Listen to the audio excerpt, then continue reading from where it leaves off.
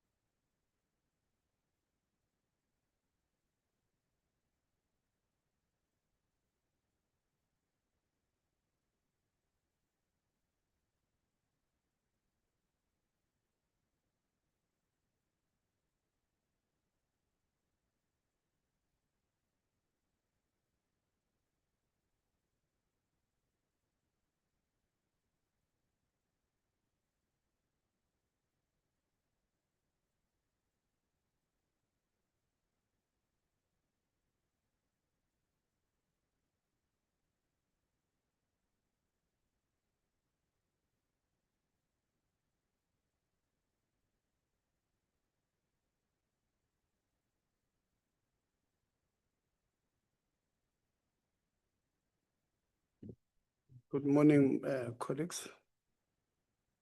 It's 9:10 now. Let's start.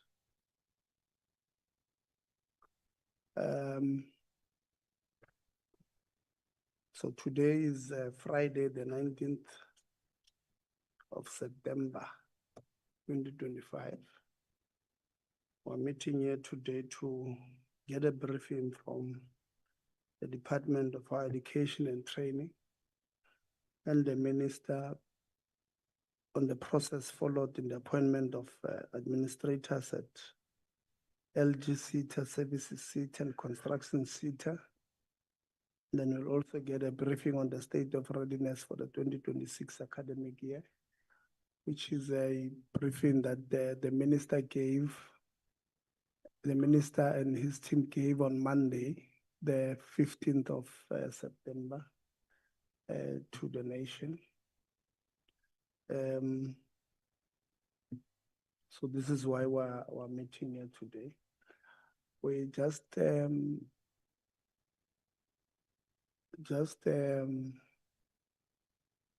announcement that Parliament's program has changed a bit and it's affecting our fourth term program.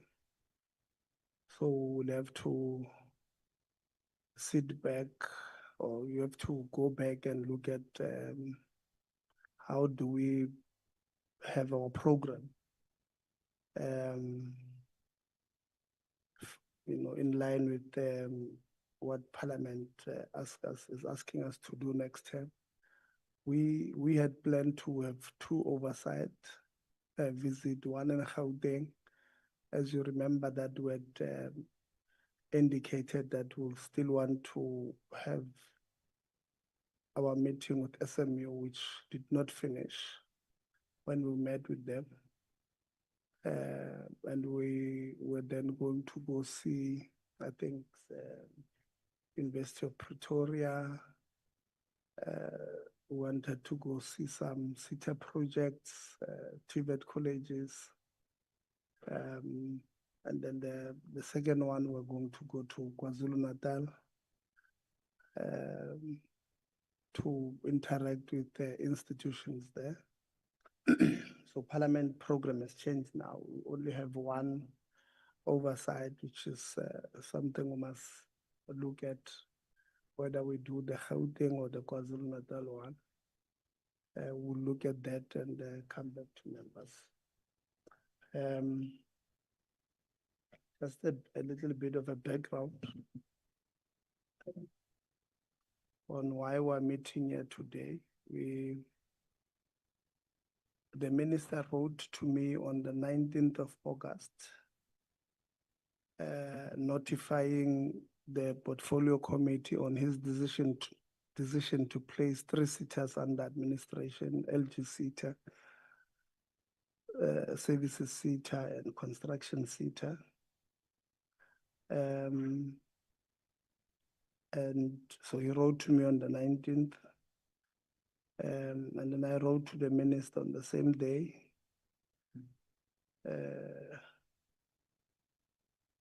indicating to the minister that we've noted the letter that he sent and asked him to, because in his letter, he had just given us a broad reasoning on why would have put 3 SETAs under administration. So we then wrote to him on the same day, indicating that we welcome the decision by the minister, but we would like him to give us reasons for placing each SETA under administration.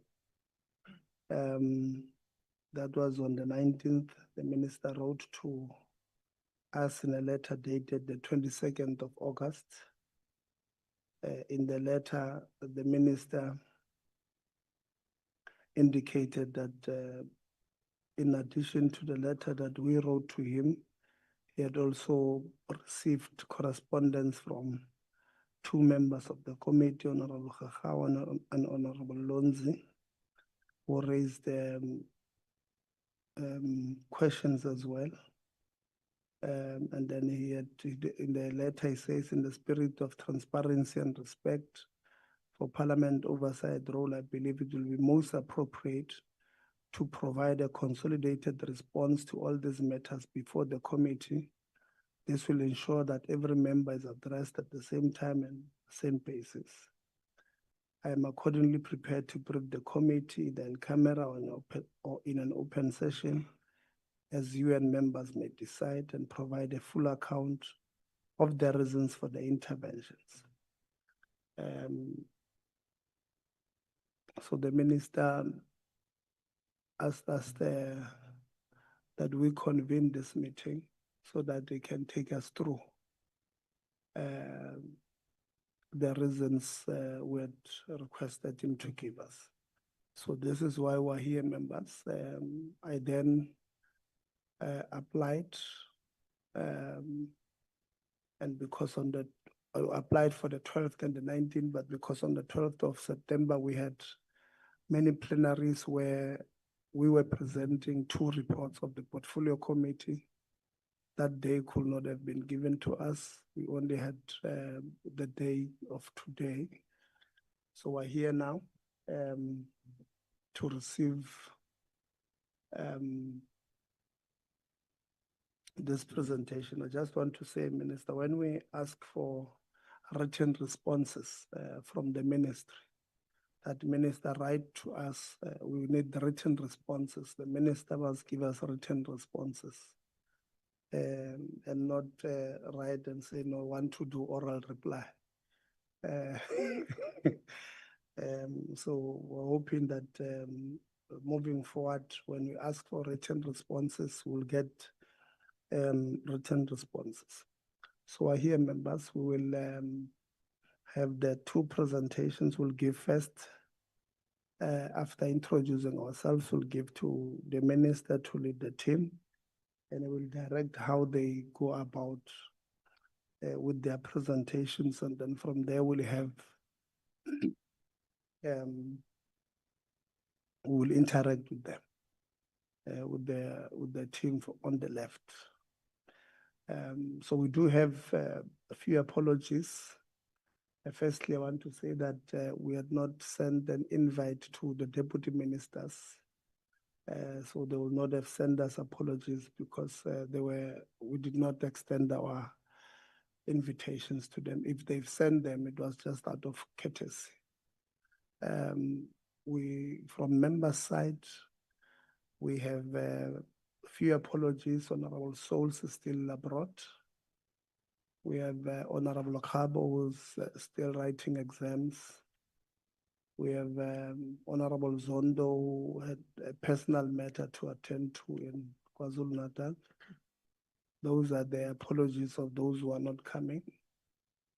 Then we have apologies of arriving late, one from Honorable Governor, who's on the way, and Honorable Lonzi, who's also on his way. So those are the only apologies we have from our side. We have not received any apology from the department. So So we're now going to introduce ourselves, those who are in the meeting, so that we know who's in the meeting. And then from there, we will then give to the minister. I've just read your apology, Honorable Governor. So the apology was noted that you are stuck in traffic of the Western Cape. So at least this is one of the things that the Western Cape is not doing well on. Honorable Khakao. So my name is Tebo Kholitsie. I'm a member of this portfolio committee and chairperson. Good morning, Chair and members. My name is Anele Kabingis. I'm the Commissioner.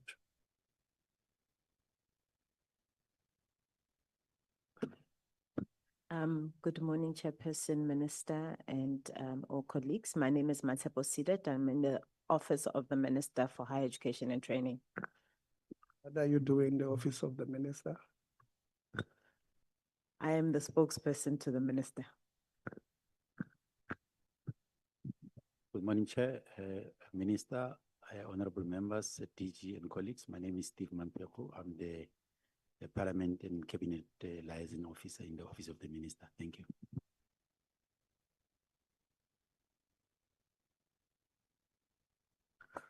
Good morning, Chairperson. Good morning, Ministers, Minister, and honorable members. My name is Kabelo Makita. I'm from the Office of the Auditor General. I'm the Stakeholder Liaison Manager.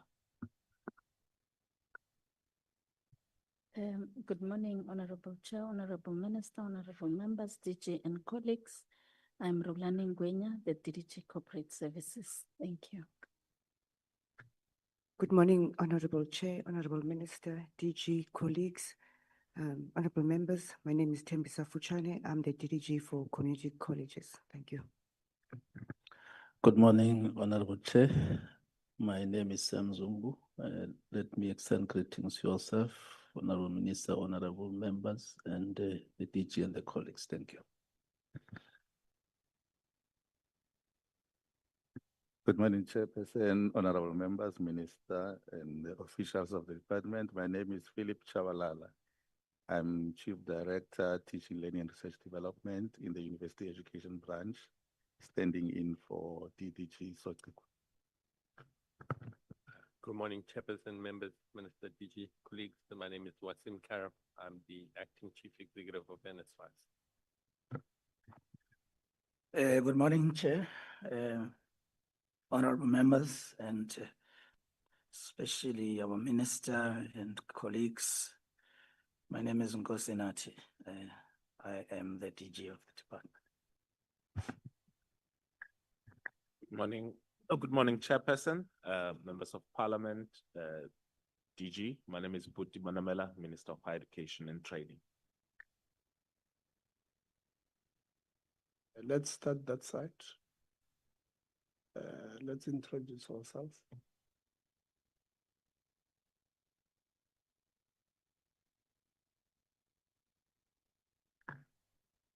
Good morning, members. Good morning, Minister and Morning Chair. My name is Musidi Silituka. I'm the PA to the Minister.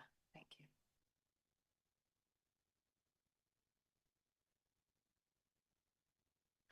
Good morning, members. My name is Anela, the Administrator in the Office of the Minister.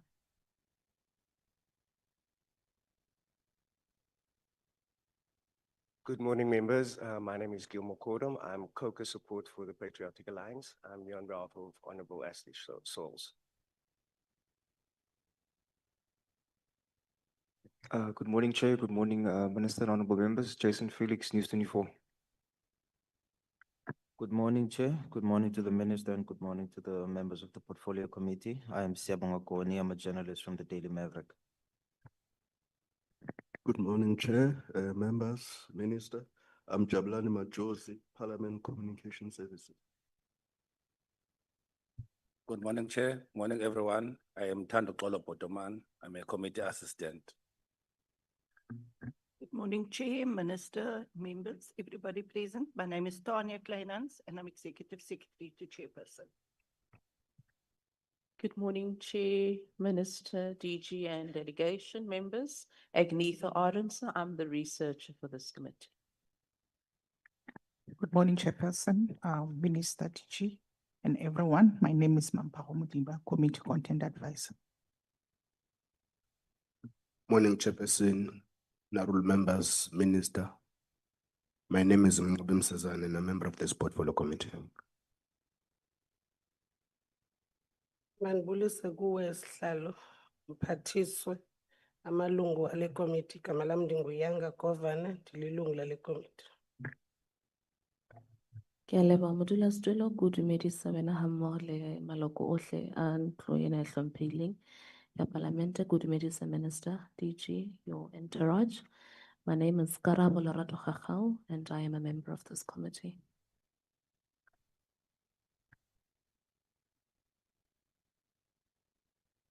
Order.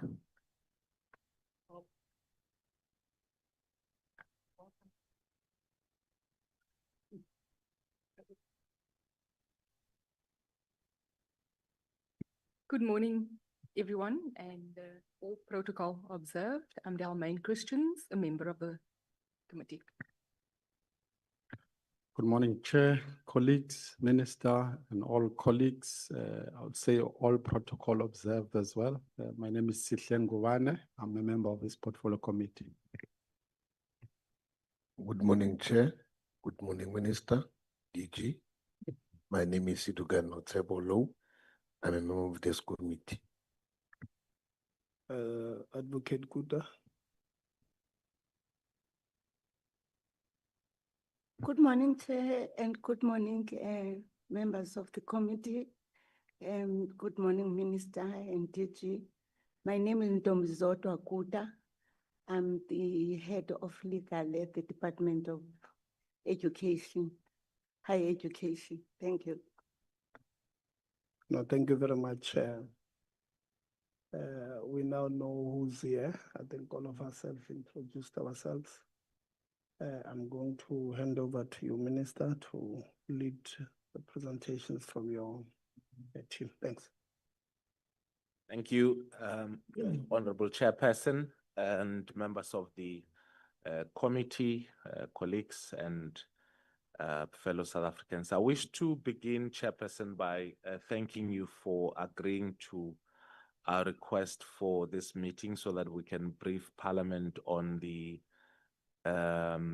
process that led to the putting of 3 SETAs under administration and also the path to reform for our sector education and training authorities, but also your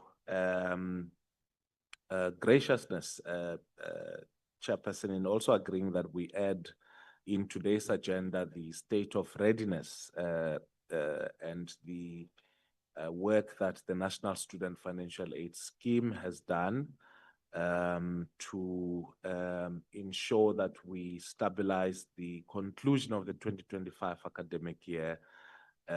So thank you very much for agreeing to this 2 agenda items to be included in today's meeting.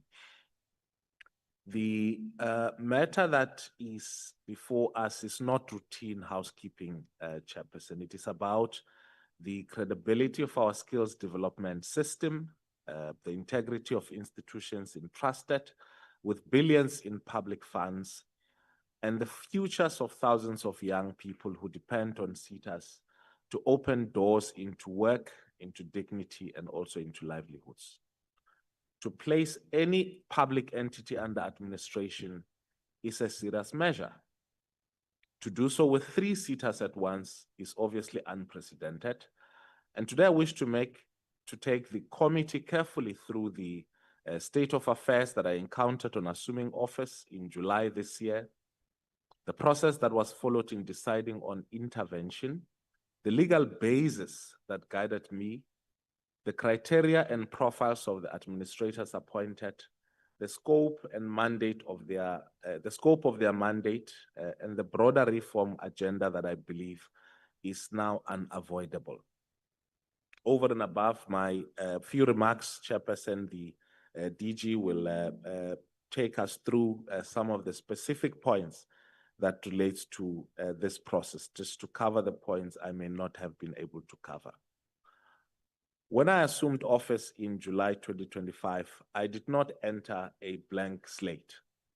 The crisis within the sector education and training landscape has been accumulating for years, in particular as it relates to these three SETAs.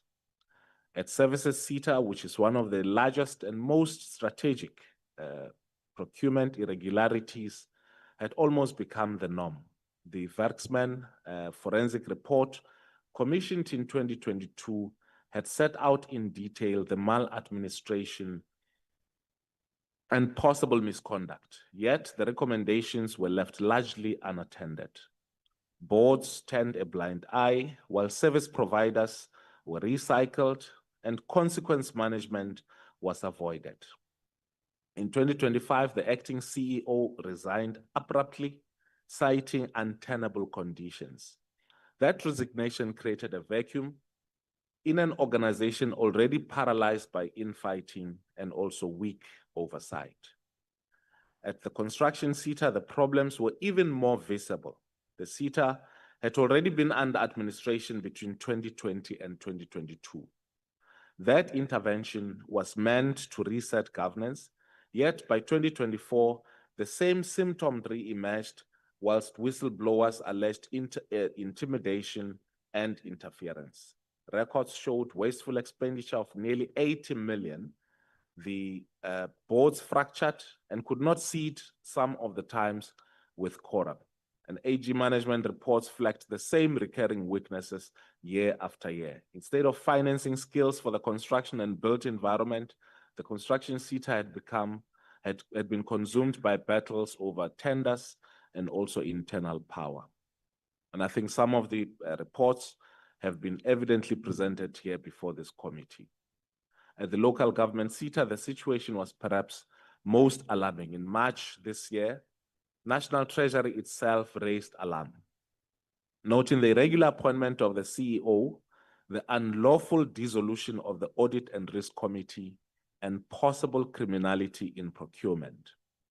Municipal projects stalled, learners were left without stipends, and millions remain frozen in reserve. Instead of strengthening the skills base in municipalities, the very institutions meant to drive service delivery, the LGSETA had become itself a site of dysfunction.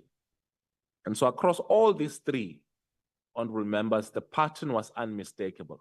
Boards unwilling or unable to discharge fiduciary duty in some of the instances, CEOs conflicted or complicit, forensic and audit findings ignored, and the people whom these SETAs exist to serve, learners, workers, and employers, were left stranded.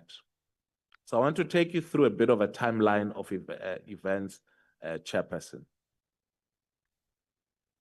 In 2020 to 2022, the construction SETA, as I've indicated, which was already under administration, but with systemic weaknesses which remained unresolved. In 2021, 2022, the Werksman forensic report at Services SETA exposed procurement irregularities, and its recommendations were shelved. The Auditor General and internal auditors again flagged recurring irregularities at Services and Construction SETA, while whistleblowers reported intimidation and maladministration. Treasury in 2024 raised red flags at the local government SETA, and the portfolio committee itself raised concerns around some of the issues that were flagged in that report. In March this year, Treasury formally questioned the legality of the LGSETA CEO's appointment and dissolution of oversight committees. In the following month, the AG's report identified wasteful expenditure and ongoing high-risk areas. At the Services SETA, in May 2025, the acting CEO, as I indicated, resigned, leaving leadership instability, and with some of the recommendations being made, some of the senior managers basically refusing to avail themselves to act, all but one.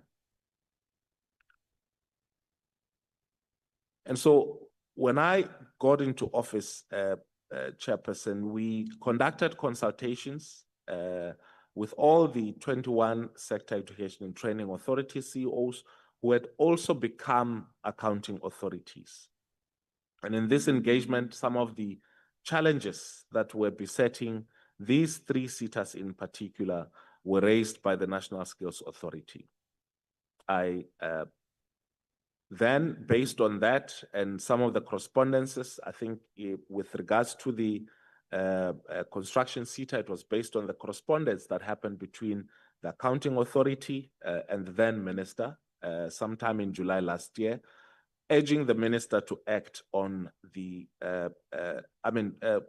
urging concurrence from the minister as it relates to what they believe was misconduct on the part of the current CEO.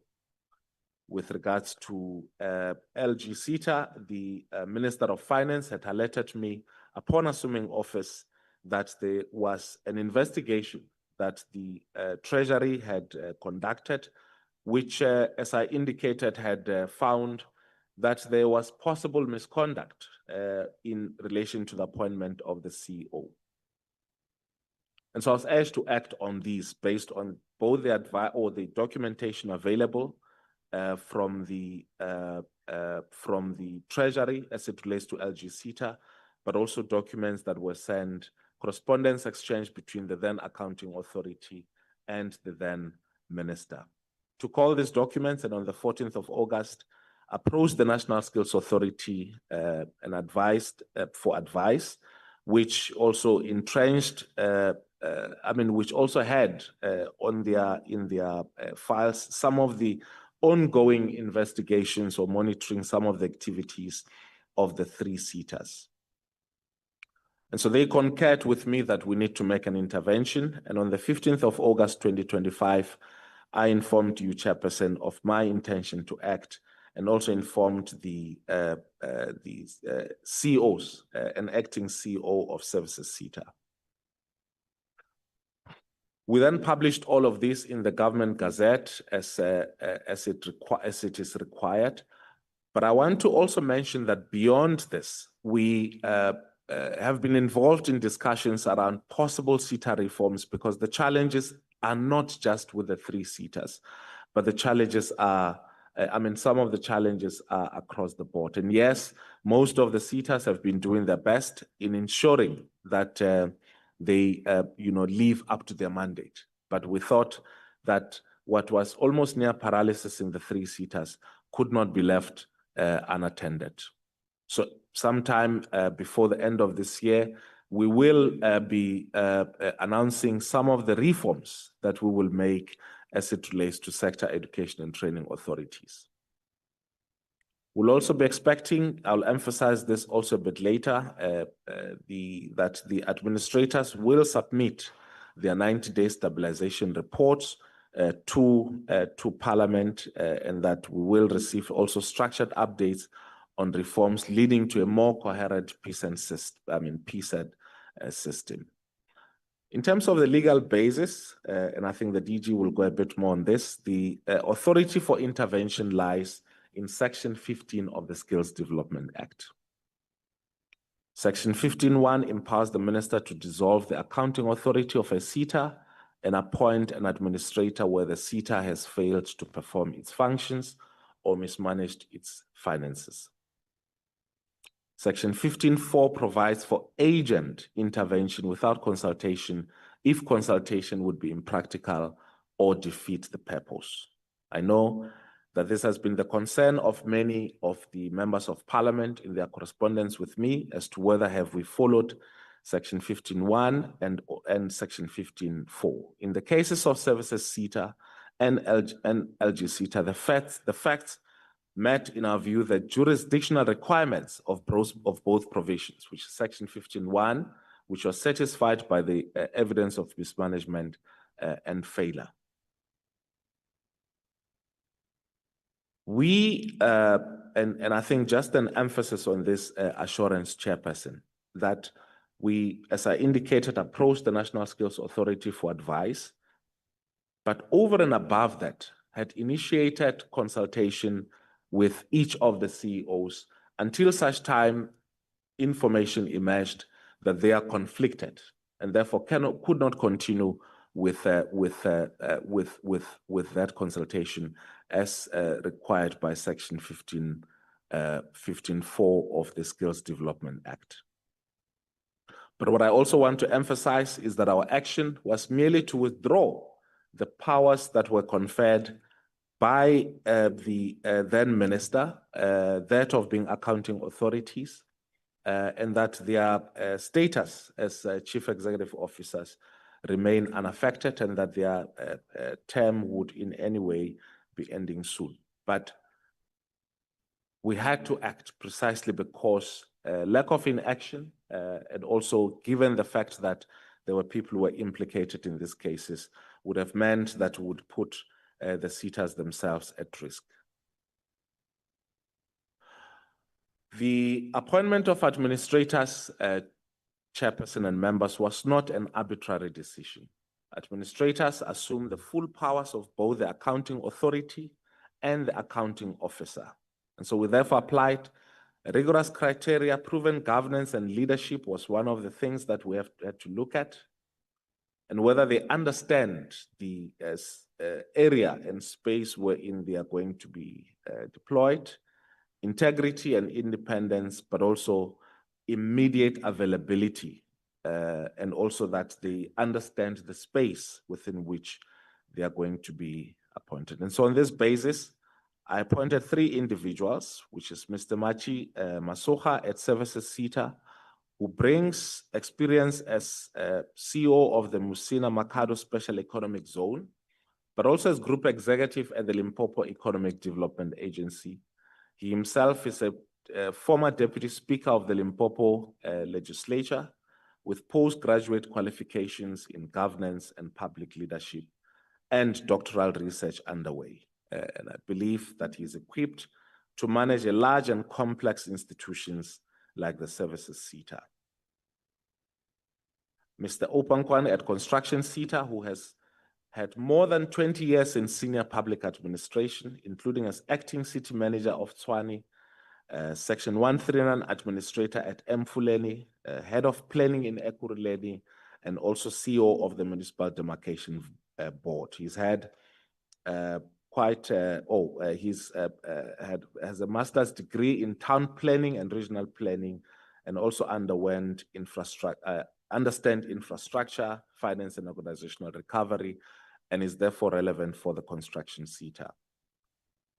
With regard to the local government SETA, Mr. Zukile Mvalo, who's the Deputy Director General for Skills Development, who has direct oversight of SETAs. Because of what we believe is the less complex of the 3 SETAs in terms of intervention, that's why we opted to second Mr. Mvalo to this SETA. We do not think that his deployment there would exceed.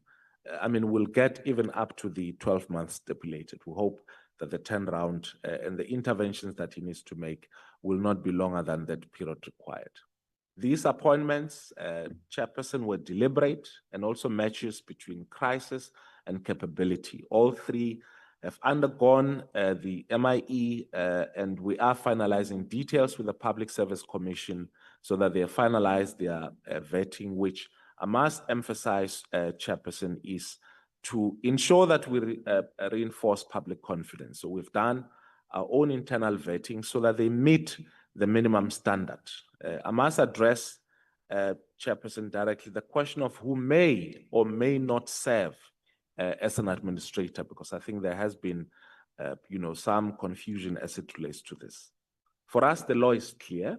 Any person who is insolvent, who has a criminal conviction for dishonesty, or who has a demonstrable conflict of interest is disqualified from holding such an office. The 3 individuals I've appointed meet these tests fully. They're not insolvent, they're not criminals, and they bring reputations of integrity and experience in government. The appointment was based on professional competence and proven ability, not on political affiliation. Political membership, including that of the ANC, as some may have raised, neither qualifies nor disqualifies anyone in this regard.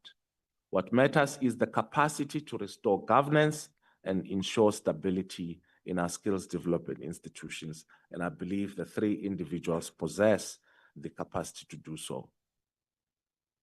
The administrators carry a mandate that is both remedial and also forward-looking. They hold full powers of boards and chief executive officers. Their responsibilities include stabilizing governance, restoring PFMA compliance, enforcing consequence management, ensuring that learner and employer programs continue without interruption, regularizing annual performance plans and reporting, and preparing the ground for new accounting authorities. They will provide monthly reports to the department through the DG and present 90-day turnaround plans, as I said, by November.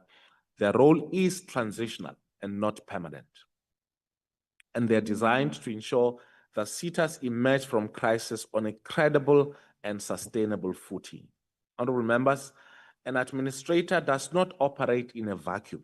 While they exercise the powers of both board and chief executive officer, they remain directly accountable to myself as the minister, and through me, they remain accountable to Parliament. To strengthen this, I've also assigned direct oversight over each of the three SETAs to the two deputy ministers. This measure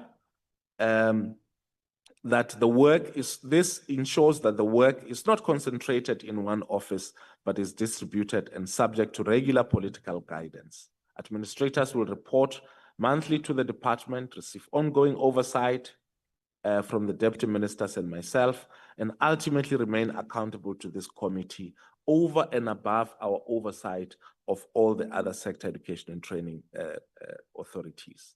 This three-tier oversight framework, which is departmental on the one hand, but which is also ministerial and parliamentary, guarantees that administration is transparent, is supervised, and is also aligned with the law.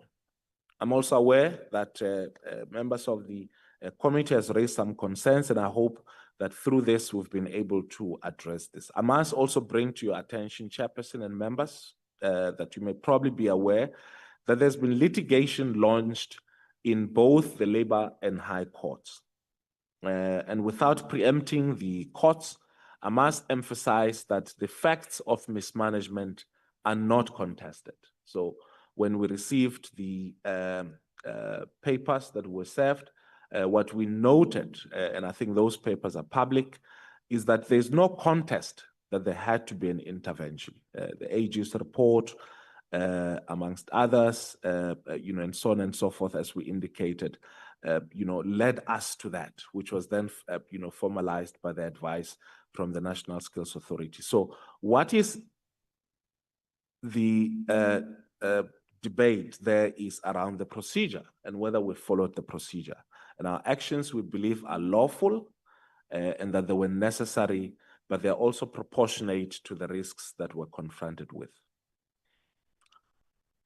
As I said earlier, administration is not the end of the matter, and that with these three SETAs, it is just the beginning. But also broadly, in terms of the rest of the other SETAs, we believe that the weaknesses are structural, and that we should be able to, deal with this. And part of the immediate, in terms of the broader interventions, part of the immediate interventions is to have close engagement with the Auditor General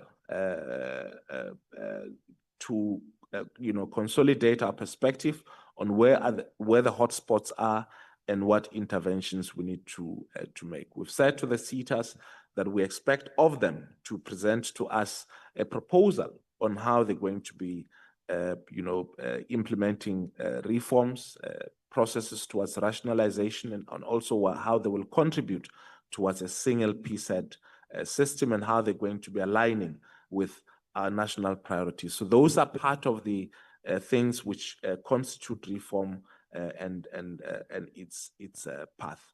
I invite you, Chairperson, to invite the administrators or the ministry through the administrators to present to you their 90-day reports and also to to indicate to you what are the things that they would have done at that time. And so thank you very much for this opportunity, Chairperson. I'd like to hand over to the DG to touch on some of the points that may be for emphasis. Thank you.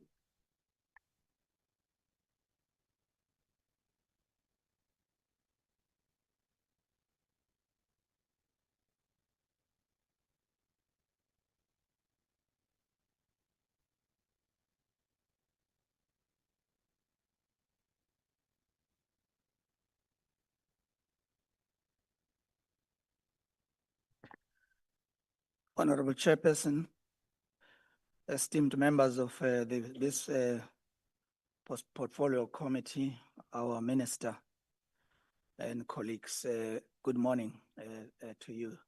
Thank you, Minister, for the report and outlining of events as they have unfolded regarding the 3 SETAs. The presentation outline covers the following areas. The legislative provisions that informs the decision, the context and current governance arrangements in the SETAs. In my mind, most important, the reasons for putting the SETAs under administration. And we articulate these in each of the 3 SETAs.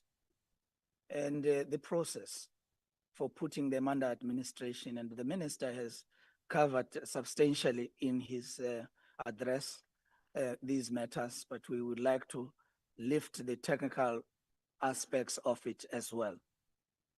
The rest follows in that order. In the main, the Skills Development Act, as amended, Section 15, provides that the minister may, after consultation with the National Skills Authority and the SETA in question, direct the Director General to appoint an administrator to take over the administration of a SETA and to perform the functions as indicated. Specifically, the Skills Development Act number 97 of 1998, Section 15(4) provides that the minister may act in terms of subsection 1 without consulting the National Skills Authority and the SETA in question if there is financial mismanagement of a SETA and the delay caused by the consultation that would have been detrimental to the SETA's capacity to perform its function. In the minister's remarks and address to Parliament this morning, the minister has indicated that the reasons are firmly on the areas of financial matters that therefore put it and entrench the reasons primarily on Section 15(4) as indicated. In the context where allegations of governance shortfalls were received, the accounting authorities were not in place. Hence, SETA chief executive officers were appointed to assume the duties of the AAs. And that was in terms of Section 49 of the Public Finance Management Act. Chair, since the executive authority is responsible and accountable for oversight and governance of entities under the department, when allegations pointing to governance failures are reported, corrective action must be taken to bring stability at the entities. Given the dual role of the CEOs, it would have been inappropriate and procedurally flawed to expect that the CEOs acting in both capacities to oversee investigations into allegations that directly implicate themselves. By the time of putting the 3 SETAs under administration, the dual role of the CEOs presented a conflict of interest that could compromise and undermine the integrity and independence required for a credible investigative process, which was required to develop corrective action intended to stabilize the governance of the entities. Allow me to zoom into the specifics regarding each of the three SETAs, starting with the construction SETA in question. Firstly, in February 2024, the CFO of this entity alleged that the CEO was giving her unlawful and illegal instructions, and that she further alleged that unethical conduct against the CEO, which made working conditions unbearable, led to her resignation. On the 24th of June, 2024, the SETA accounting authorities received a written complaint from the suspended SCM manager regarding the allegations against the CEO, interfering in recruitment processes as well as supply chain management processes. However, the accounting authority indicated that the investigation was conducted to ascertain the allegations, but there was no conclusive evidence owing to the lack of cooperation from the complainant.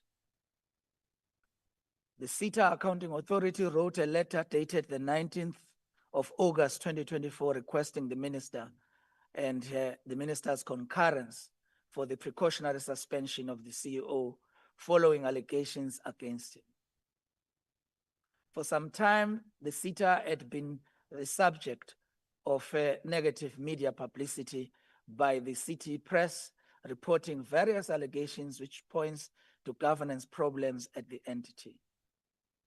A number of allegations have also been brought to the attention of the National Skills Authority's Secretariat by various sources, including the National Education, Health and Allied Workers Union, NEHAU, implicating the CEO of the construction SETA.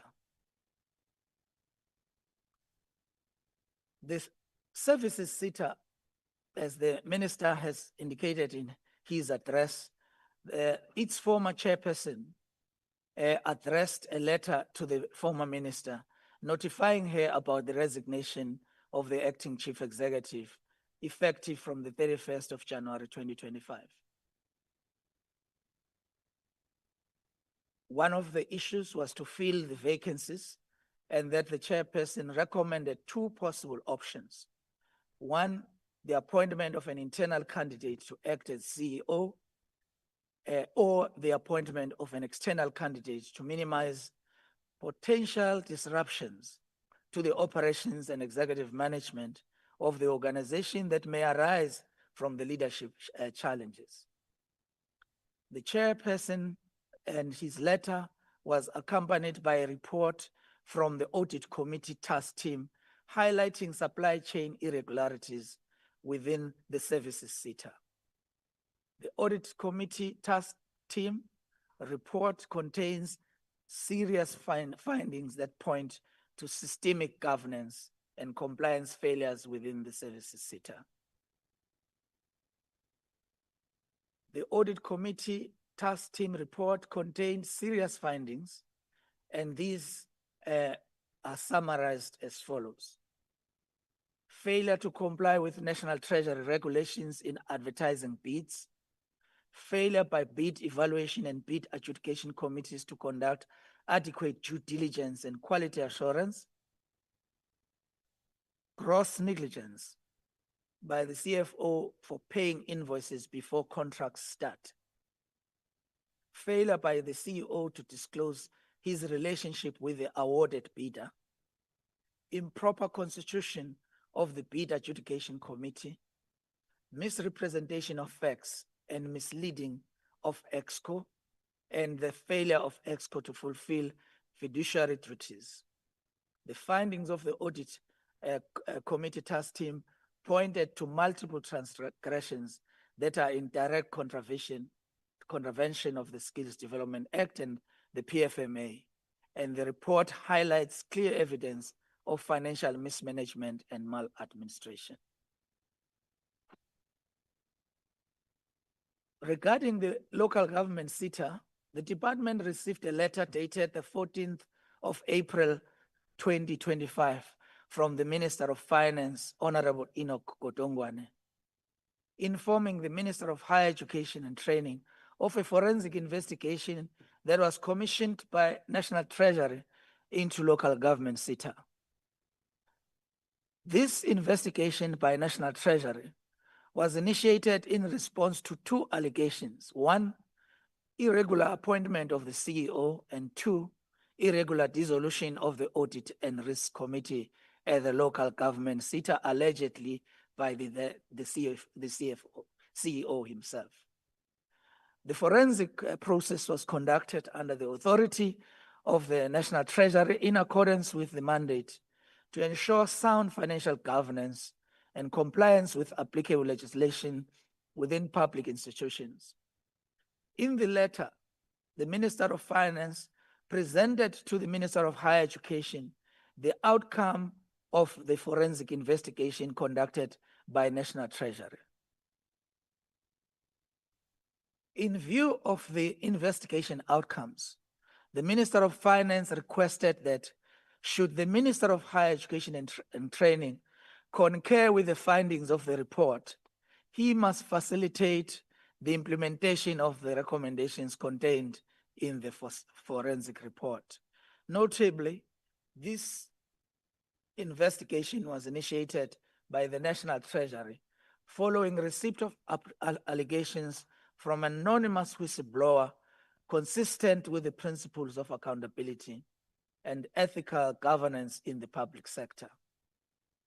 In view of the forensic investigation report and findings contained therein, the department is expected to initiate necessary processes to implement recommendations arising from the investigation.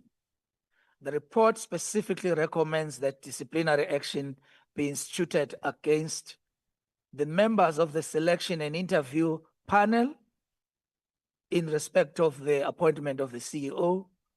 Secondly, that the chairperson of the LGSETA board have questions to answer, that the members of the LGSETA board also be part of the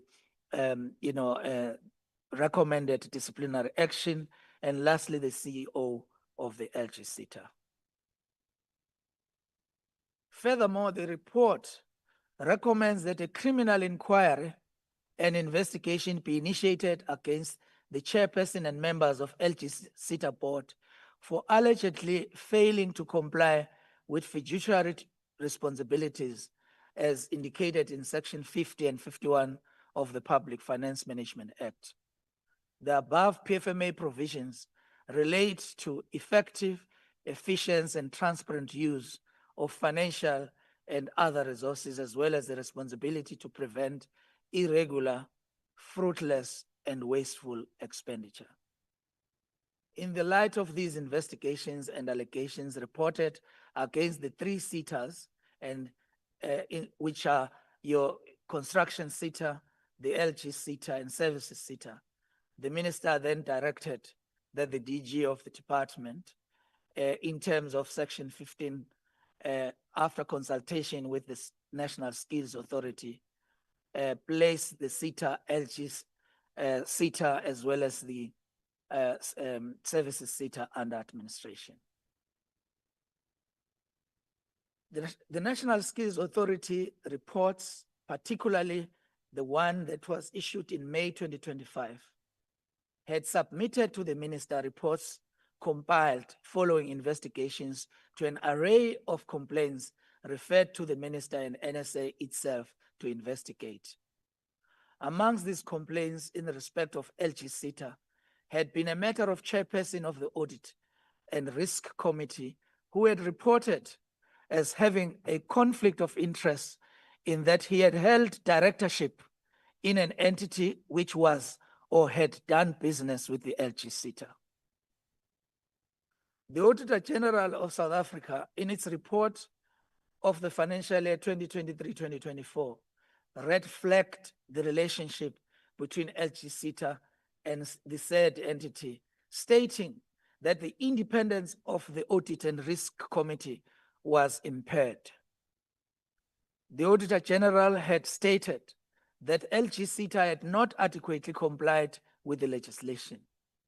However, despite the AG's findings, the LGSETA had thereafter paid the same entity an amount of 655 million, understandably for services rendered.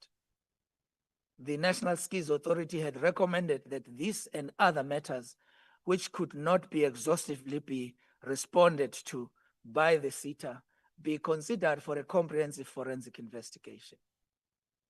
In the case of the construction SETA, the NSA had been dealing with a wide range of investigations submitted by various sources within the and outside of the SETA.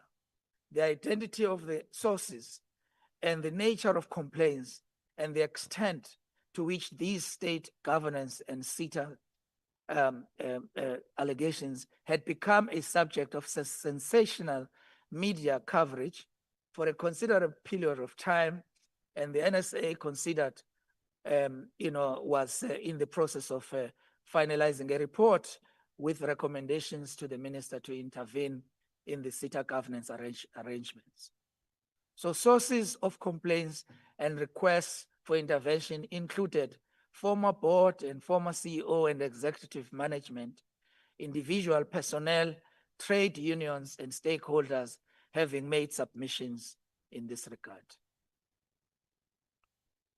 The local government's SETA had further was subjected to recommendations that a criminal inquiry and investigation be initiated against its chairperson and members for failing to comply with fiduciary responsibilities as outlined in Section 50 and 51 of the PFMA.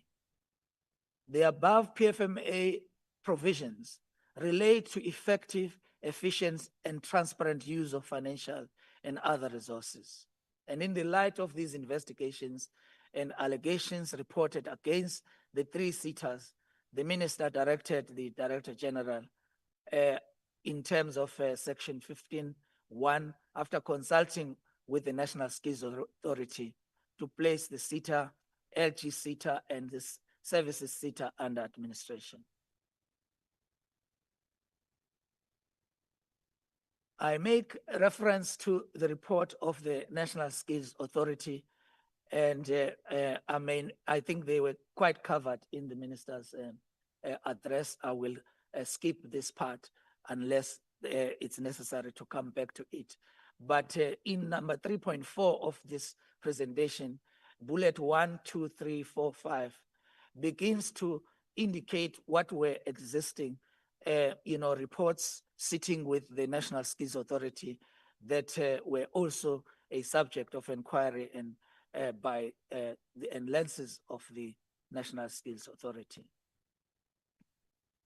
The National Skills Authority was consulted on the 7th of August, 2025. And its advice was submitted to the minister by the 14th of August, 2024. The NSA's focus was on the merits, the basis of taking over administration, and the adherence to the administrative procedures followed as prescribed by the Skills Development Act.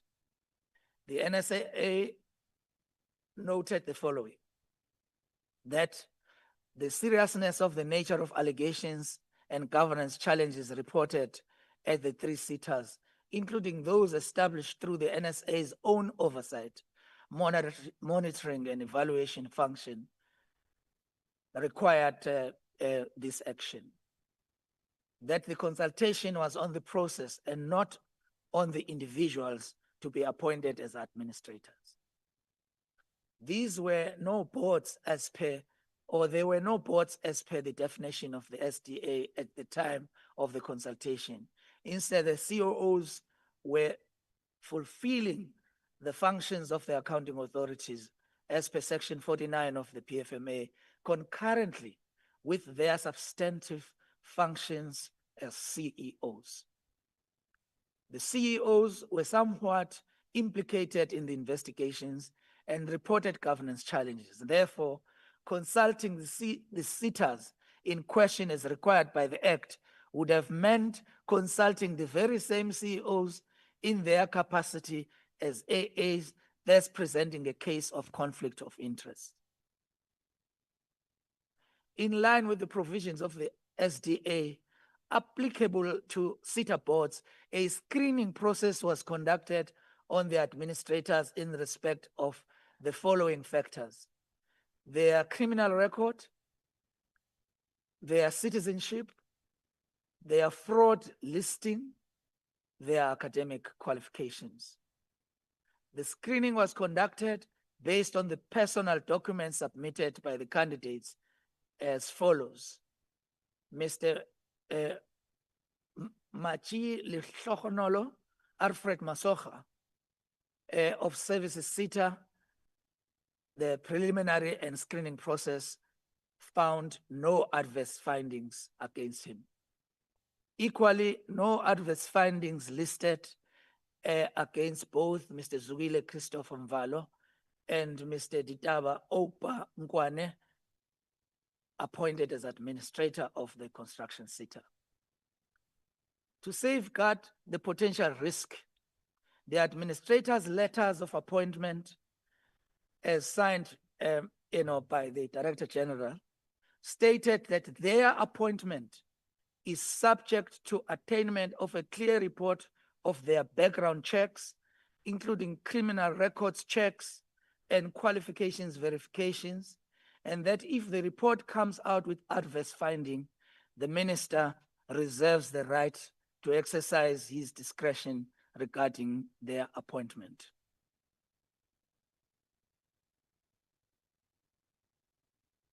The appointment, monitoring, and evaluation of the SETA administration, since it has commenced a number of due diligence activities have been conducted by the department. Since the administrators were identified through the headhunting of suitably qualified and experienced candidates in possession of experience and extensive leadership competencies and capabilities required for the administrative role, the appointment needed to make a certain of this prior to the appointment. The introduction of the SETAs by the Director General to the SETAs happened, and as they commence their duties in their entities. The service level agreements between the department and all of the administrators have been signed by the administrators. They are required to immediately conduct a diagnostic assessment that is expected to be characterized by an analysis and compilation of and submission of diagnostic assessment reports. The work plan agreements, after conducting the diagnostic assessments, will be developed and signed so that the work plan agreements and turnaround interventions with the Director Generals will allocate action plans and be reflected in their KPAs, activities, milestones, and timelines of each SETA for a period of 12 months. And they have been provided a kind of an orientation program in all of these areas, and they've been guided properly by the department relevant officials. The administration is expected to provide monthly reports, and the administrators will submit these reports, and the department will hold one-on-one performance evaluation meetings to track progress of implementation of the turnaround interventions. The induction of administrators, as I've indicated before, has been conducted, and it dealt with the following areas: governance challenges, allegations reported, forensic investigations, board's handover reports, audit outcomes, the annual performance plans, service level agreements, as well as annual reports. The department has also facilitated a session with the AG South Africa, whereby the administrators were brought and briefed jointly by both the DG of the department and the Auditor General. And this has happened and it covered the area of the audit outcomes in each SETA over the last financial year, and the audit reports and outcomes were handed over to the administrators by the DG through the Auditor General. Based on these audit reports that they have received, the administrators are expected to ensure that audit action plans are in place to address internal control deficiencies that are identified. The minister in his address has indicated that the two CEOs of LGSETA and Construction SETA have instituted legal proceedings against the minister and the department, stating that the decision to put the SETAs under administration is unlawful and prejudicial on their part. The Construction SETA's matter was scheduled to be heard by Labour Court on the 16th of September, but was removed on urgent court roll on the 15th of September, as the court did not find any urgency in their request to table this matter before it. It is also important to emphasize that putting the SETAs under administration, as the minister has observed, is a corrective action provided for in terms of Section 15.1 and Section 15.4 of the Act, not directed at the CEOs, but at identifying the governance shortfalls that can hinder the performance of the entity, and as deemed necessary, develop remedial and corrective action plans to mitigate those challenges. The LGSETA administrative update will indicate that during the meeting with the DG, the administrator and the Auditor General of South Africa and the AG informed the meeting about the performance of the SETA. The AG has expressed concern that LGSETA has incurred wasteful and fruitless expenditure of approximately 50 million rands. And this is new findings that have been tabled to LGSETA over and above the reasons for putting the SETA on administration. Further, in this meeting, AG South Africa also made a finding concerning the chairperson of the auditor or of the audit risk committee, at which the Auditor General observed that a private company conducting business with the entity was identified, and this dual relationship compromises the independence of the audit and risk committee. Chair, the administrator has already directed that upon the expiry of the current term of the audit and risk committee's term, which is in September 2025, such a practice will not be permitted in the future, as it constitutes poor governance.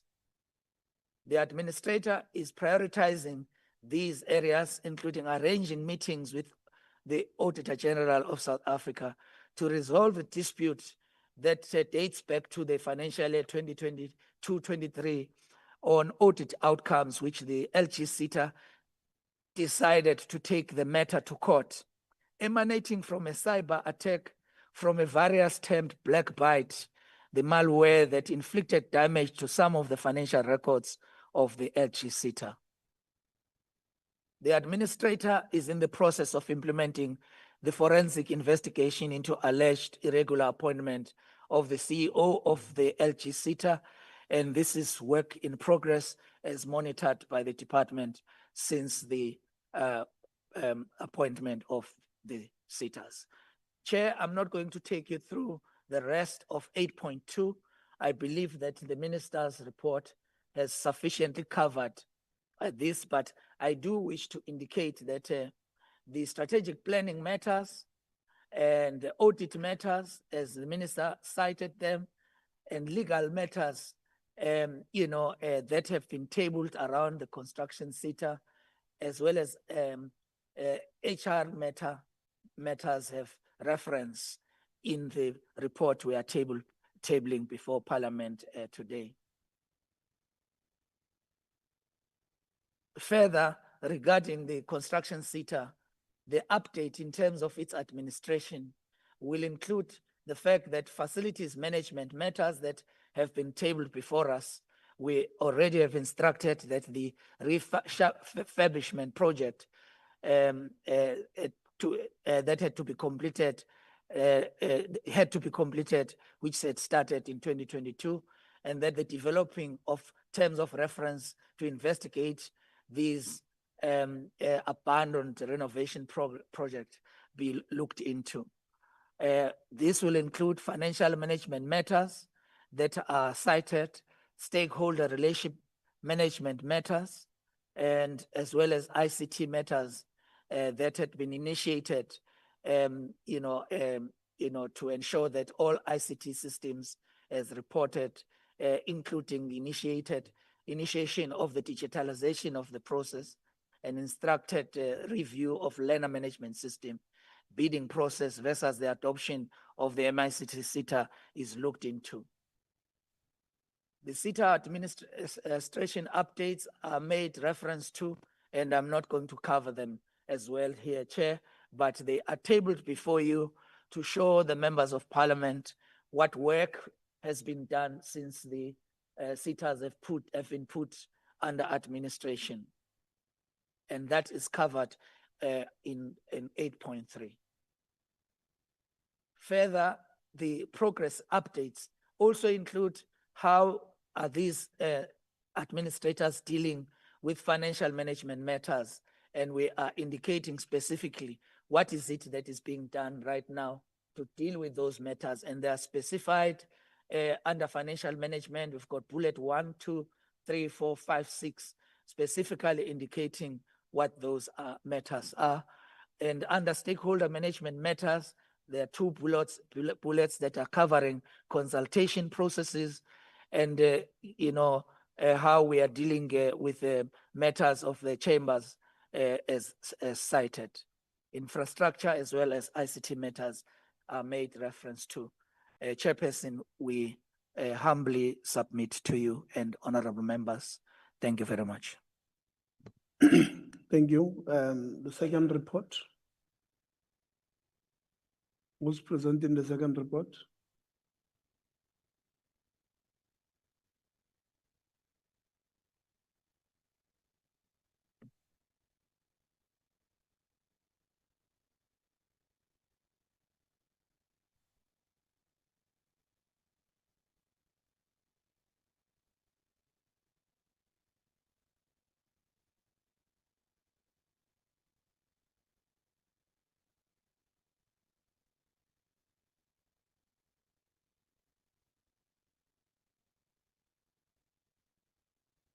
Privilege to present a part of the report. A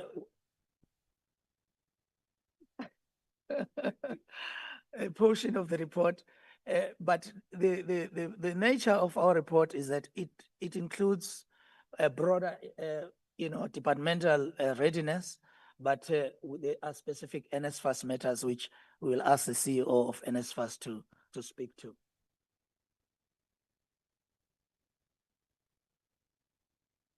Well, one of the weaknesses of our readiness reports any time in the past has always been planning in silos.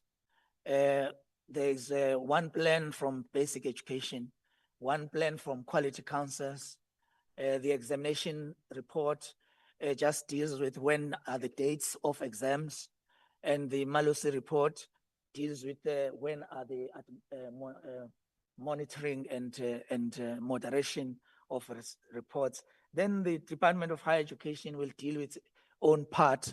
USAF will deal with how universities are doing it.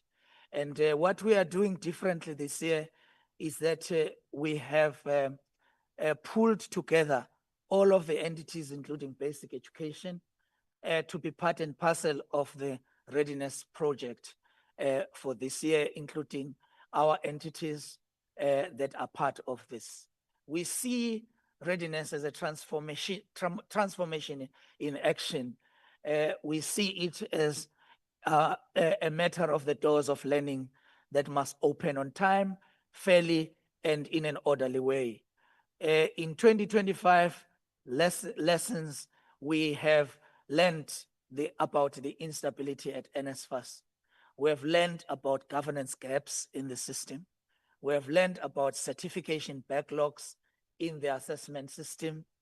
We have also noted, in terms of our commitment, issues of stability in selected institutions, including accountability and equity related matters, especially when it comes to funding regimes and how we deal with young people of South Africa who come from backgrounds where their parents are unable to support them financially.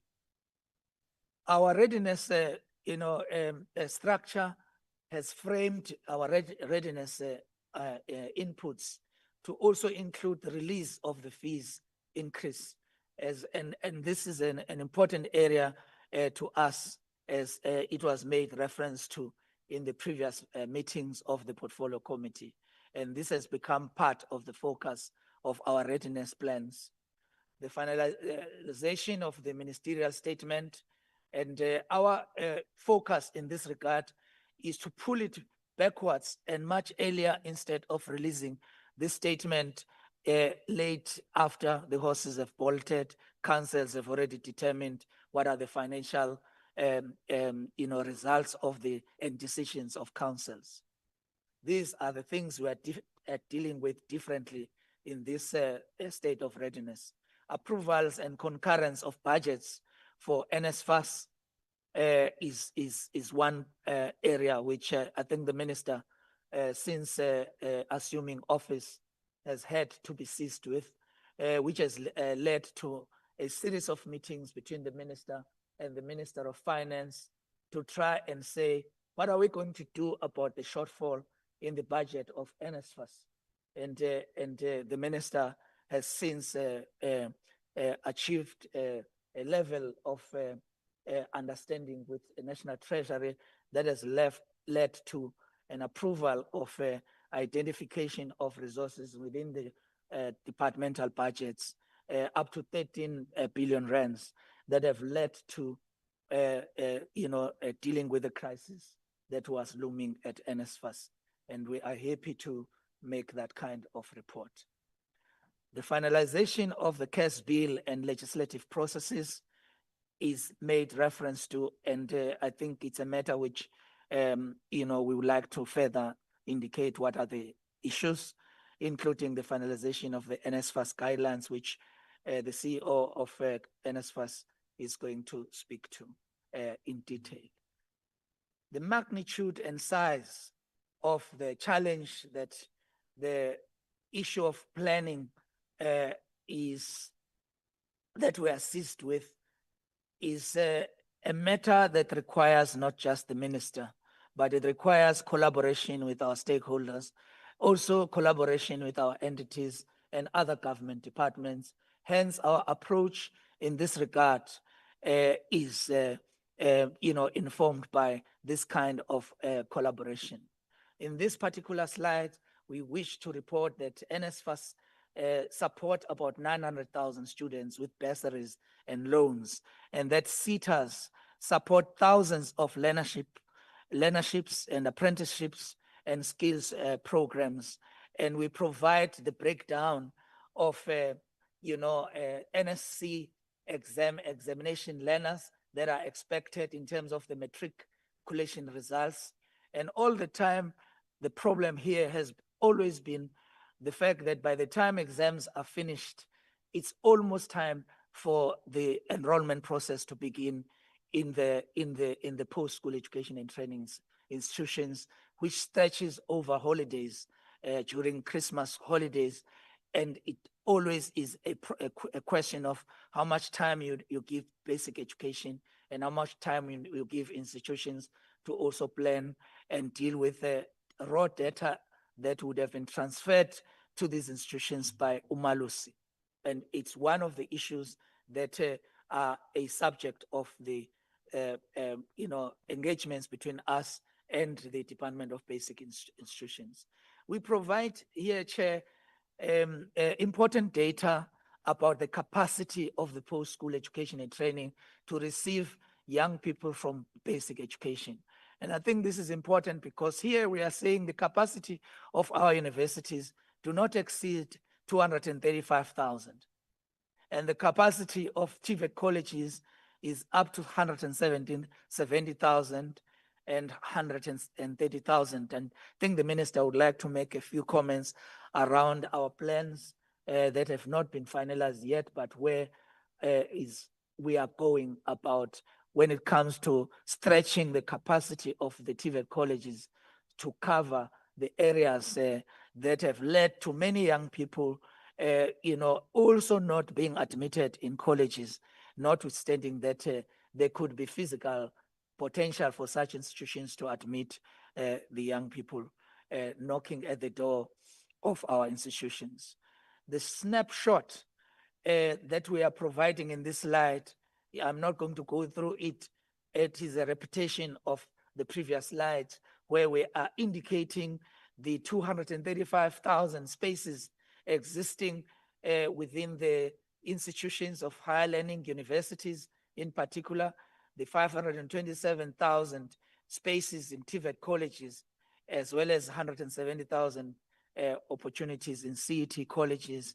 And therefore, the applications process, which has been launched in the last number of days, through the Minister's Readiness, initiative, have presented a status report on what it is that has been done so far and what are our plans going forward.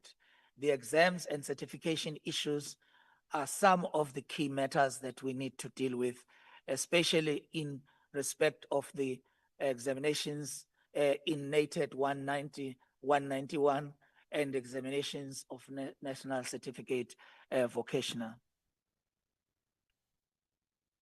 Community education is a key driver for transformation in the post-school education and training system. Our biggest driver in this regard is NSCA, and we are happy to report that the work of the ministerial task team has now been completed.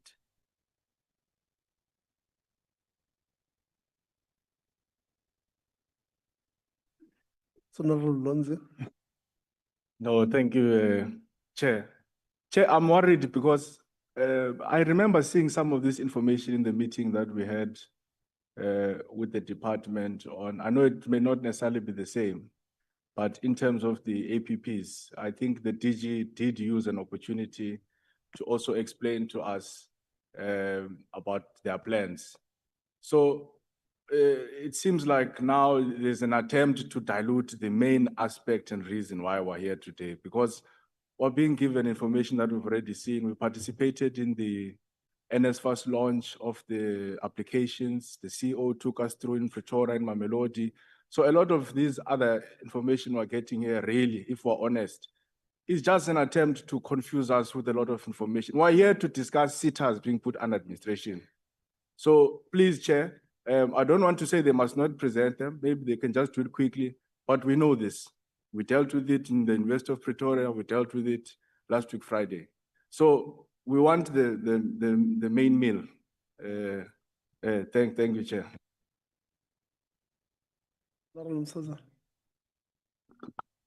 No, angibonge sihlalo. Babu Loans, Honorable Loans, before you arrived, I had also stated, and I'm inclined to agree with you 100%, to say the state of readiness is noted, because even other stakeholders are not here, including the ones that are being mentioned by the DG of USAF, the union, and all of those people. So I would agree with you 100%, as I said, Chairperson, to say I think it is an attempt really to dilute us. We have the main cause to deal with. Thank you very much. So you agree that there was no need for you to raise your hand. You could have WhatsApped Honorable Lonze and said, I agree with you.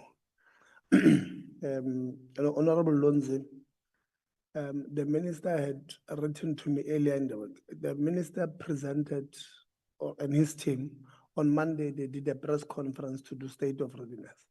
So when we spoke, we then agreed that we will ask him before Parliament rises now, we'll ask him to also brief us.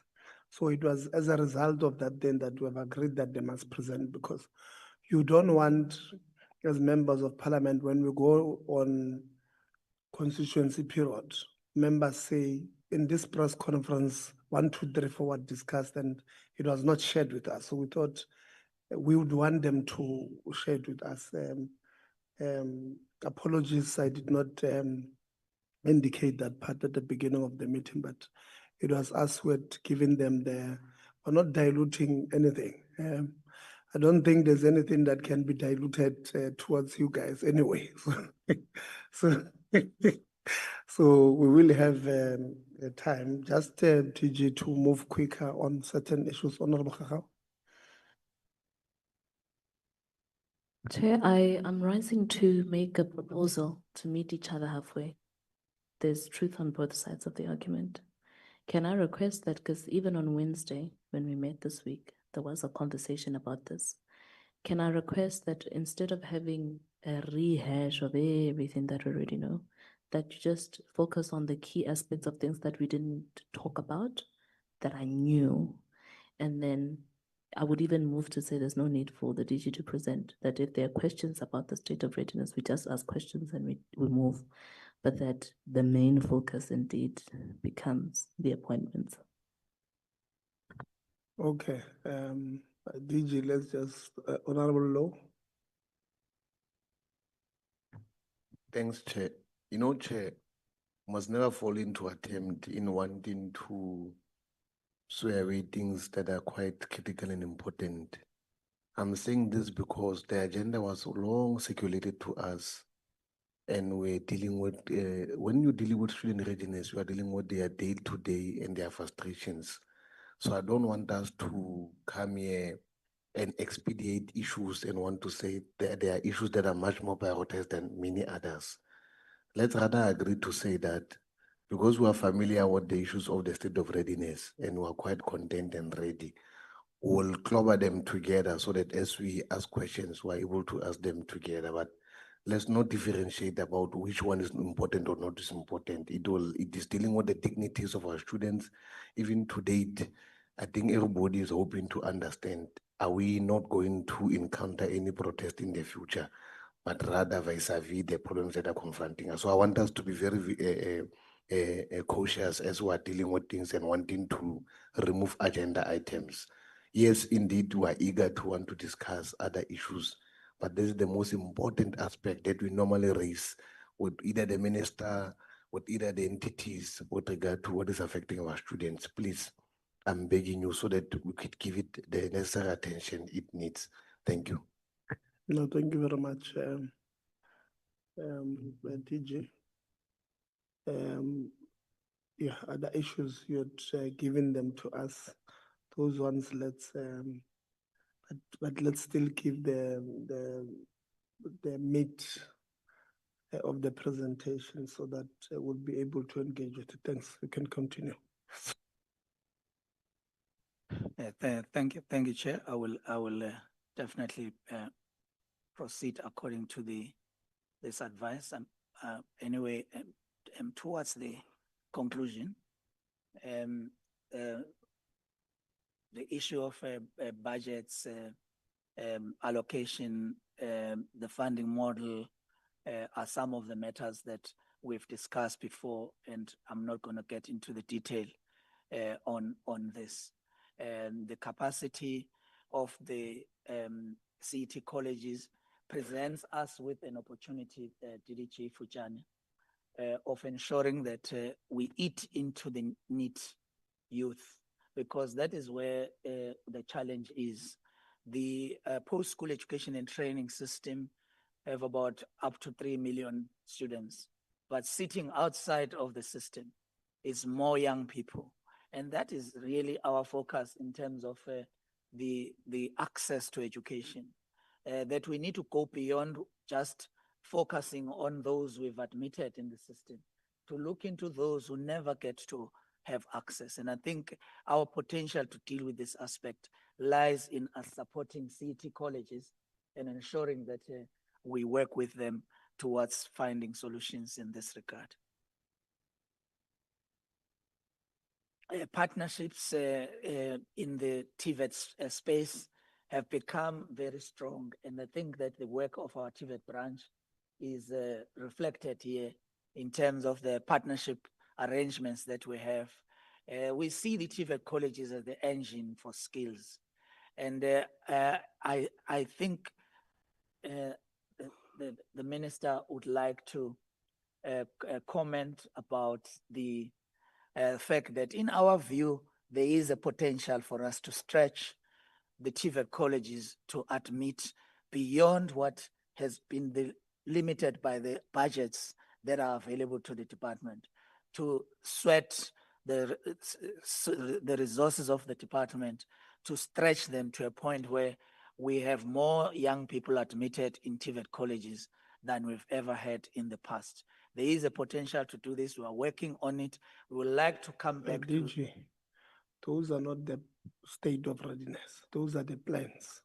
So stick to the plan, to the state of readiness. Don't tell us about future plans. Thank you. That is why they are going to call you to order, and then we're going to have a problem. Let's stick to what we're presenting today. Future plans, let's talk about them when we walk out of the meeting. Please. I will skip this slide, Chair, because it's about planning. It was important, Chair. I think provincial enrollments, I will also just flag them for you and the trends over the past years, just to demonstrate what is the point we are making about the potential of the system. The funding and planned enrollment numbers are reflected, indicating the compensation of employees, matters, the transfers, when it comes to NSFAS related matters. May I therefore take this opportunity to call upon the CEO of NSFAS to deal with the aspects of the readiness that deals with it. I'm not going to deal with the determination dates, Chair, because I think it's covered in my earlier comments around cooperation with basic education. But these are the areas, the fee framework. I think this was an issue and that we are happy to discuss, including how we are responding to the problems that relates to the fee framework in post-school education and training. Thank you very much, Chairperson, for the opportunity, and over to you. Much.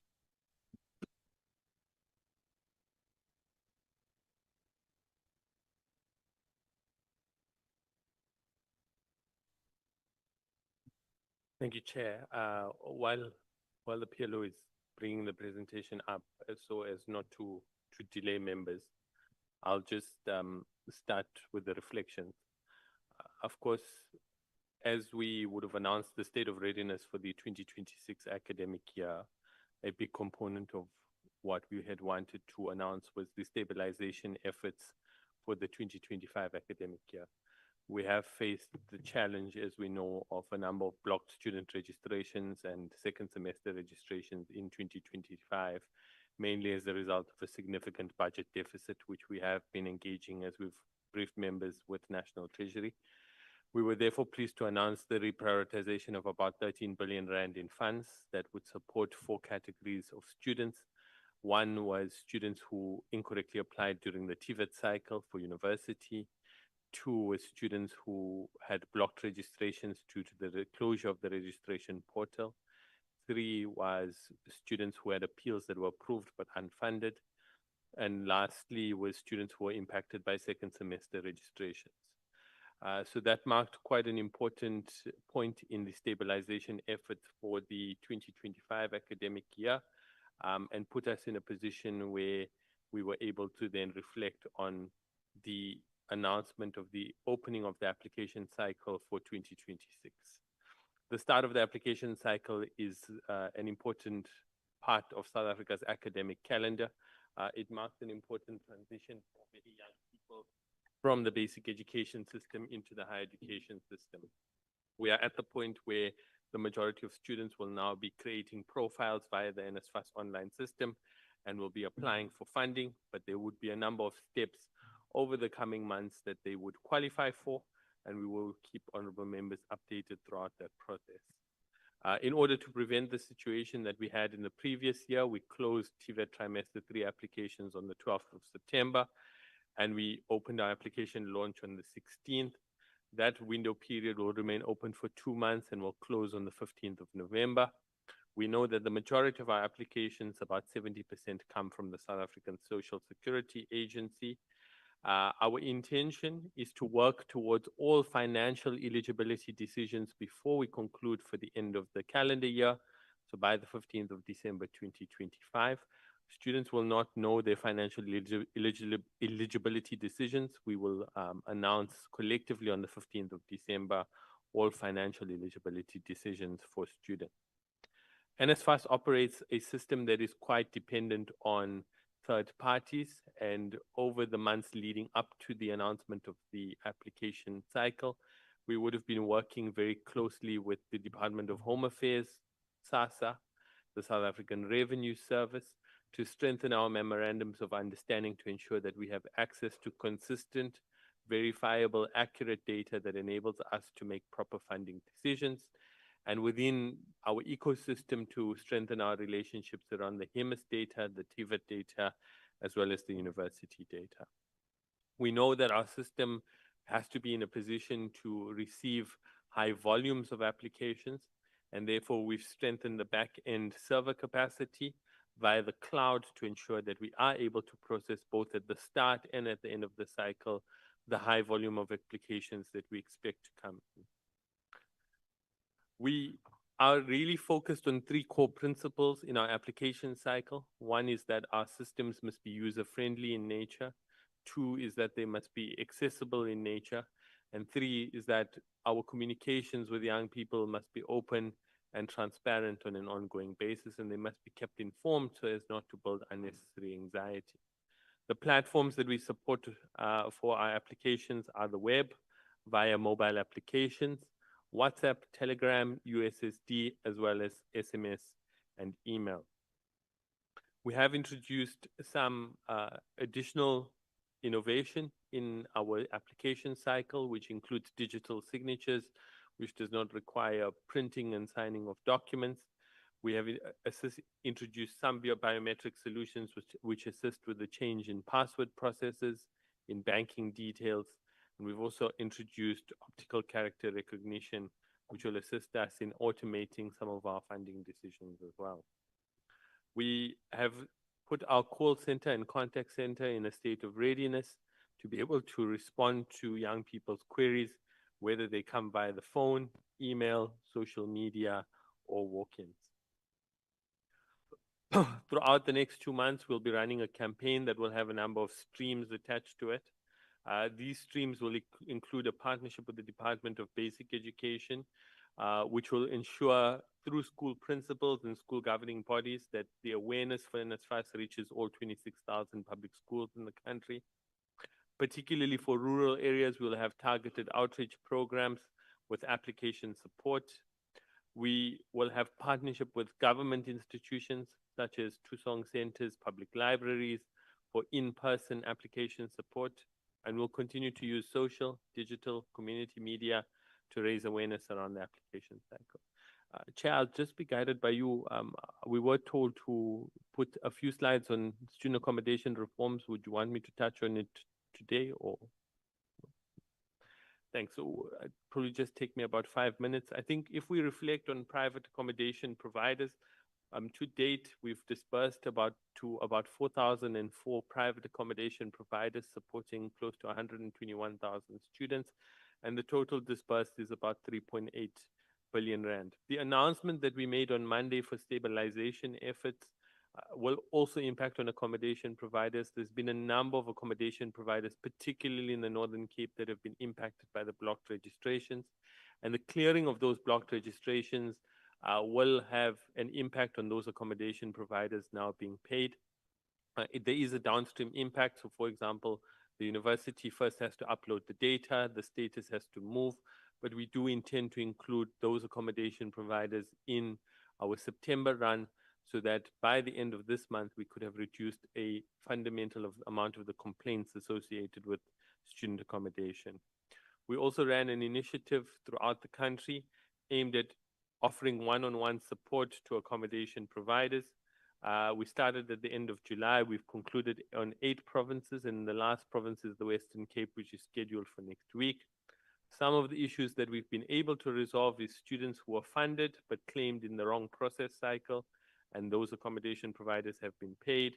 We had landlords who had not yet signed their lease agreements, and we've assisted them, assisting payment clearance. Clarity was given regarding students that are not eligible for payment. Clarity was given regarding students that are or have never applied to NSFAS but are residing in properties. And in some instances, institutions had not confirmed allowance type for their students or had provided conflicting information. Part of the financial reprioritization process also included 2024. We did request that invoices for 2024 went through a resubmission process to undergo validation and verification. We intend to finalize this process by the end of this month, and then we'll confirm payment dates to ensure transparency and provide clarity for parties that are involved. A big part of our focus, and this is consistently across the work that we do at NSFAS, is how do we stabilize 2025? How do we reform 2026? So all of these day-to-day issues that we see, how do we ensure that we prevent it from happening going into the future? And a big part is around planning, communication, and very clear onboarding guidelines for 2026. We have now released the student accommodation protocol, which we presented to the PCHET during the strategic session. That protocol has been released for public comment. It's been provided to key stakeholders such as USAF, SAPCO, SAUS, SAVETA, as well as the private housing associations. And our intention is to finalize that protocol in the early days of October so that we can issue very clear guidance to the student accommodation sector for 2026 to avoid a reoccurrence of what we've seen in previous academic years. Chairperson, I'll pause there for now and hand back to the chair.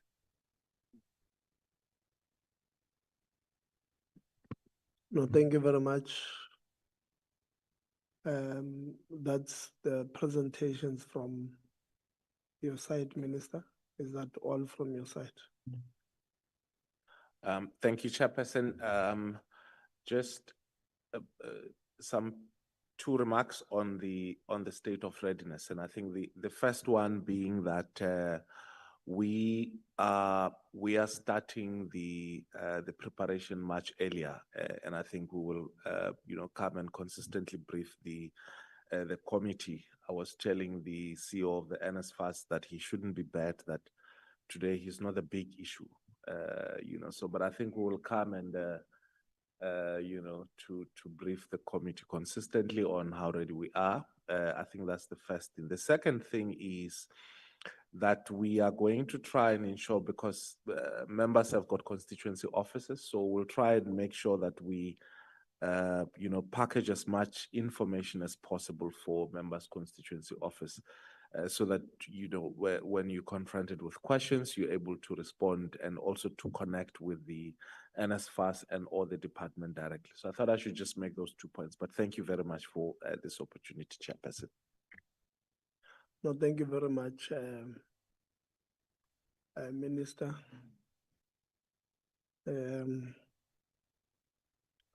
We're going to note members. I always make this remark, so sometimes I sound like a broken record when I say, when they ask you questions, you must assume they already know the answer. So be as truthful as possible. And that applies to all of those who are going to respond. When the DG was presenting, I've just received an email, Minister, from people who say they're lawyers of those who have taken you to court. So they're saying here on an email that it is not true what the DG is saying, that the matter of construction SETA was removed on an urgent basis because the court did not find it to be urgent. They're saying it's them who ask for the postponement. So when we do these things, let's know that there are people of interest who will send us, and they've sent a letter now that indicates they've written to the department, indicating this thing. So let's be truthful.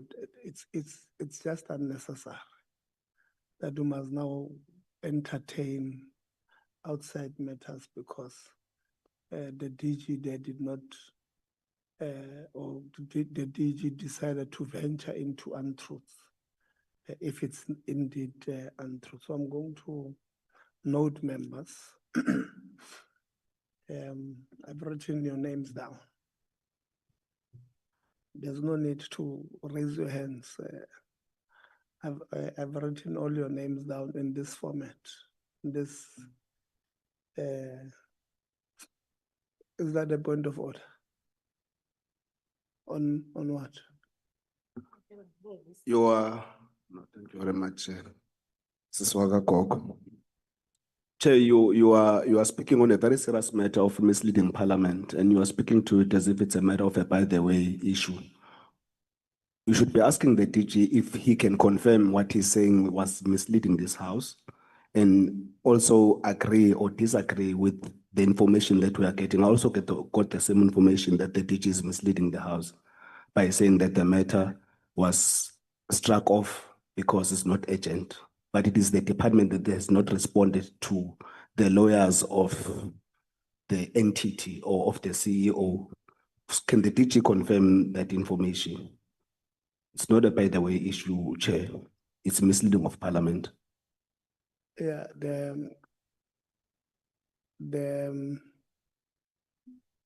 I'm trying to think. Actually, I've forwarded a message to legal to help me whether, because what you are now raising, in my view, that's why I've sent it to legal to help me.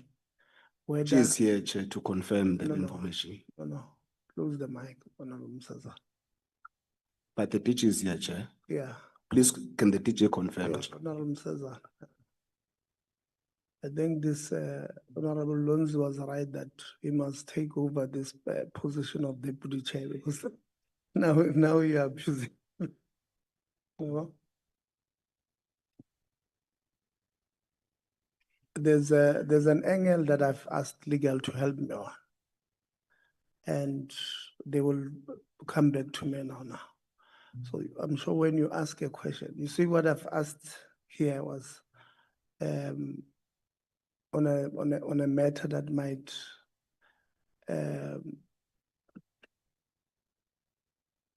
put us in a corner where we're accused of entering into the details of the court cases. So that's what I've asked legal to help me on. And I don't want us to enter into those spaces. I hear you where you're coming from about the issue of misleading, and I've raised it because it's a concern. But I'm just waiting for a response on this one so that we know how far can we go with the questioning on this matter. So I've noted yourselves. So you will be number one, Honorable Msazana. And then I will followed by Honorable Governor. Will be followed by Honorable Lonzi. Will be followed by Dr. Christians. Will be followed by Honorable Khachao. Will be followed by Honorable Ngubane. Will be followed by Honorable Law. So that will be the how I'm going to, and then on time. You don't want stories.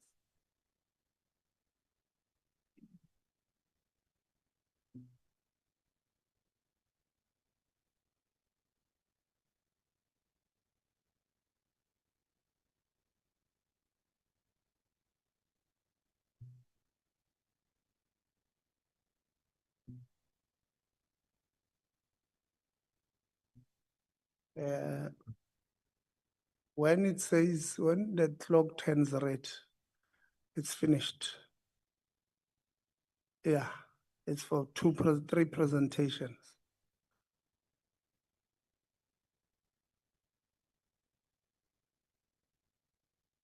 So, Honorable Msezana. Oh. No, thank you very much, Chairperson. Maybe firstly, Minister, let us welcome the interventions or the intention for intervention in these matters. But maybe before yourself, Minister, as I appreciate the presentations, let me also welcome and appreciate the intervention that you made on the issues of NSFAS as it pertained to the funded students that had their funding withheld during the course of the year.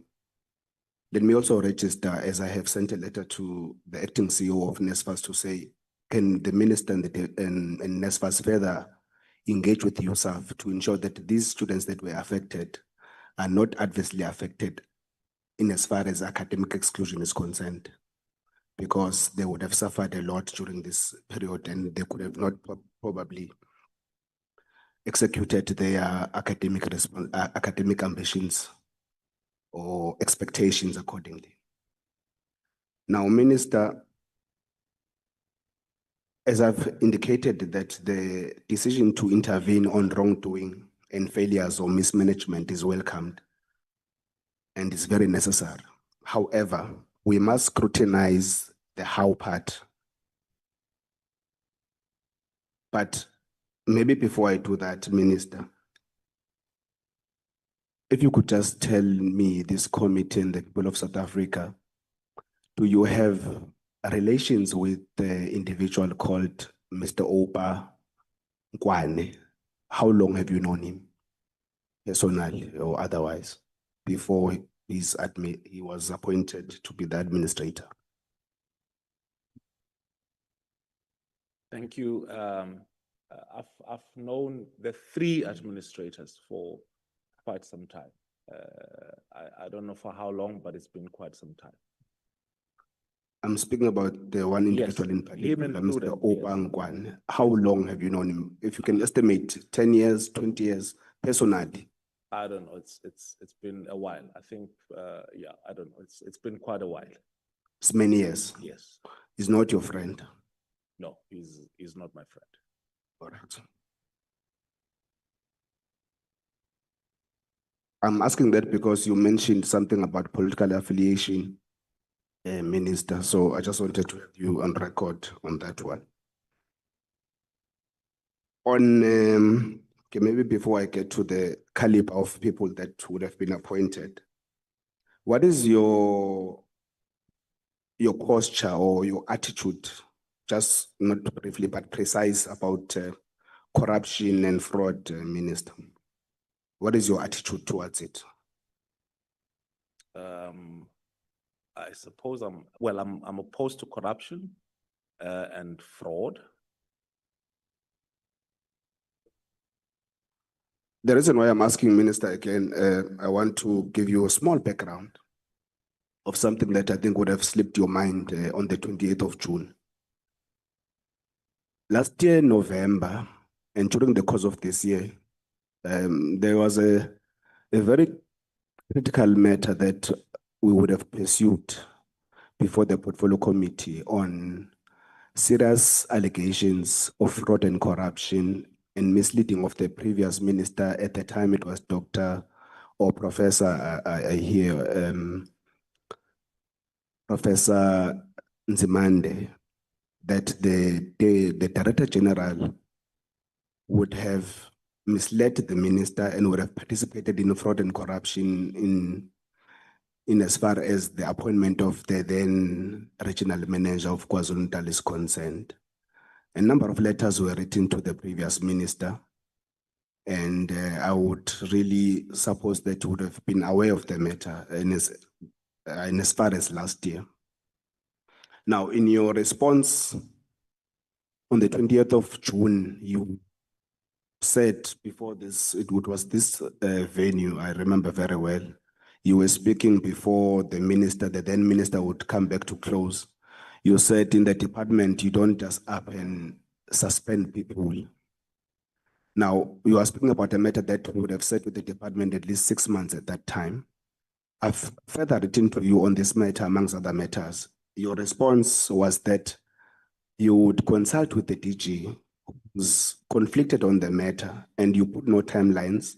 And this is serious allegations of fraud and corruption and misleading of a previous minister. It has millions of state funds or public funds, as it were. And that very individual was also alleged to have brought in walk-ins of 2 other individuals that are deputy directors in that particular office. Now, if that is your attitude towards fraud and corruption or allegations thereof, why are you not taking any agency on this matter, Minister? If you can just be very precise. Okay, I have received your letter, and I have responded to it as you've indicated. I did not say I'm going to consult with the DG. If I said that, that would have been an error. I've since asked the DG for answers as it relates to that matter. The DG has responded to me. I've indicated to the DG that I'm unsatisfied with his response on this matter, and that I would like some additional information. And I think once I get that additional information, I will take action. So that's where the matter is as it stands now. So it's not that I haven't taken any action. I have taken an action.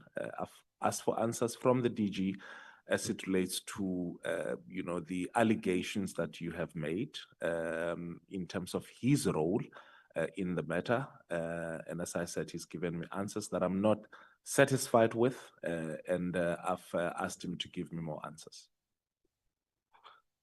Because the time is limited, Minister, I will not proceed to pursue that matter forth. I would appreciate timelines in your response as you come back. Can I just indicate that the in terms of your response, can I just indicate that I will give you a response in terms of by the end of next week, whether there is a response from the DG or not. I will give you further responses in writing. And secondly, that if the responses that we get from the DG are not satisfactory, and if we suspect that there may have been, as you suggest, misconduct as it relates to the appointment of the regional manager, action will be taken. No, thank you very much, Minister. I think we'd further pursue the matter to perhaps through the chairperson of the portfolio committee, summon the previous minister at the time, which was Prof. Nzimande, to also further give account on the matter, because it is indeed a serious matter. So we'll pursue that route as well. Minister, on the caliber of people that you, before we get to the process, the caliber of people that you opted to appoint as administrators, I asked you about the Mr. Opangwane, who allegedly is implicated in a forensic investigation. They say it was on 2017, 2018. The forensic investigation speaks to around 872 million in irregular expenditure, as it were. So it says he was implicated in that particular forensic report. I just want to find out from yourself, Minister, have you perhaps bothered to get a hold of that particular forensic report, and what was your thinking in if ever you did actually get that report, to further consider that individual to preside over, ensuring the management of the funds of SETA after being alleged to be implicated in a particular report of that nature? Just very precise, Minister. I think, as you indicate, Honorable Member, that there's an allegation. We looked at what are the requirements in terms of the Skills Development Act, And we then did our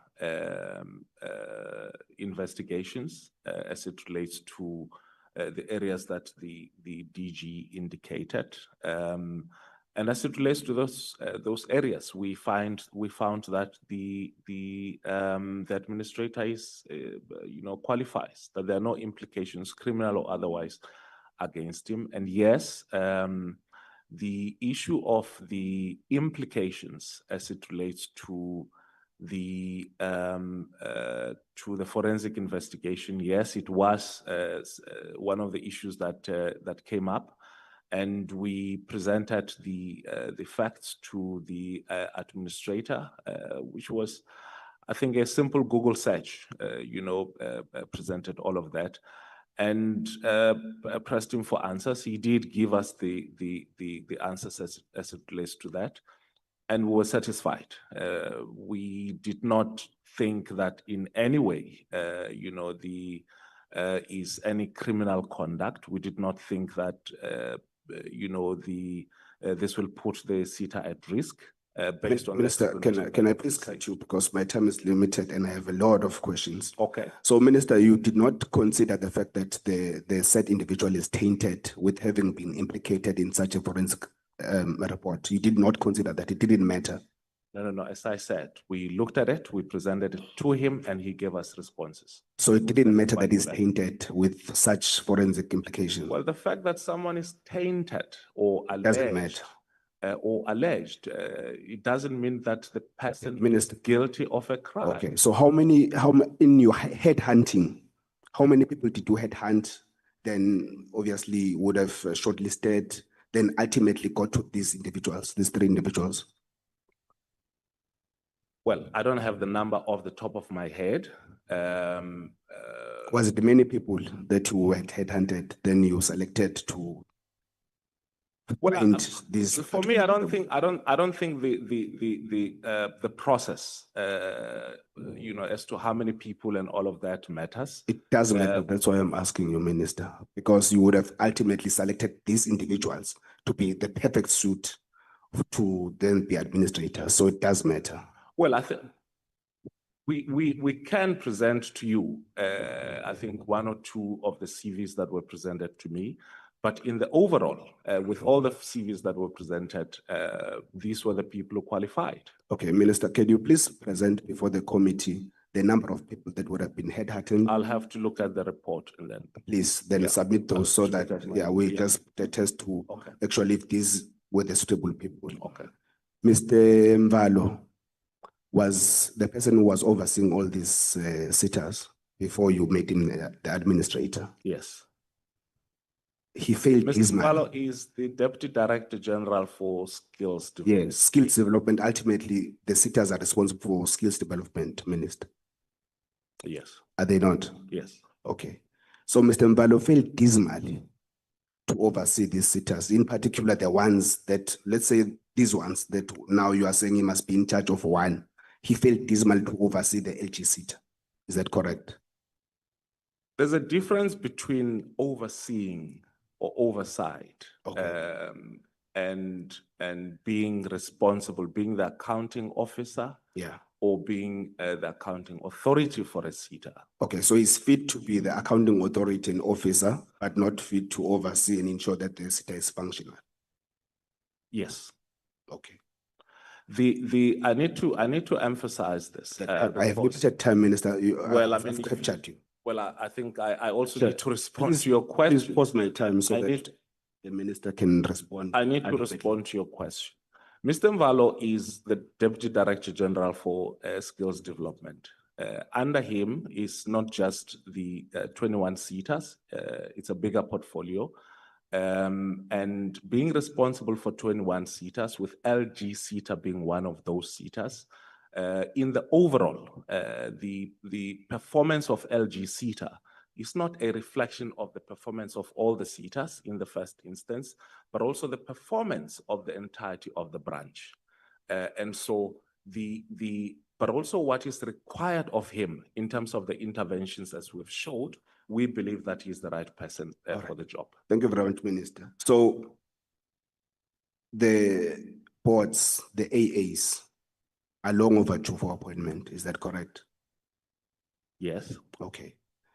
Instead of appointing boards which would ultimately play the similar role, if not better, or if the scope is not even more than this that you've highlighted here, why instead of appointing boards, you opt to put in administrators for 3 sitters, unless you want to tell this committee that these are the 3 badly performing sitters and it was so urgent that it couldn't wait.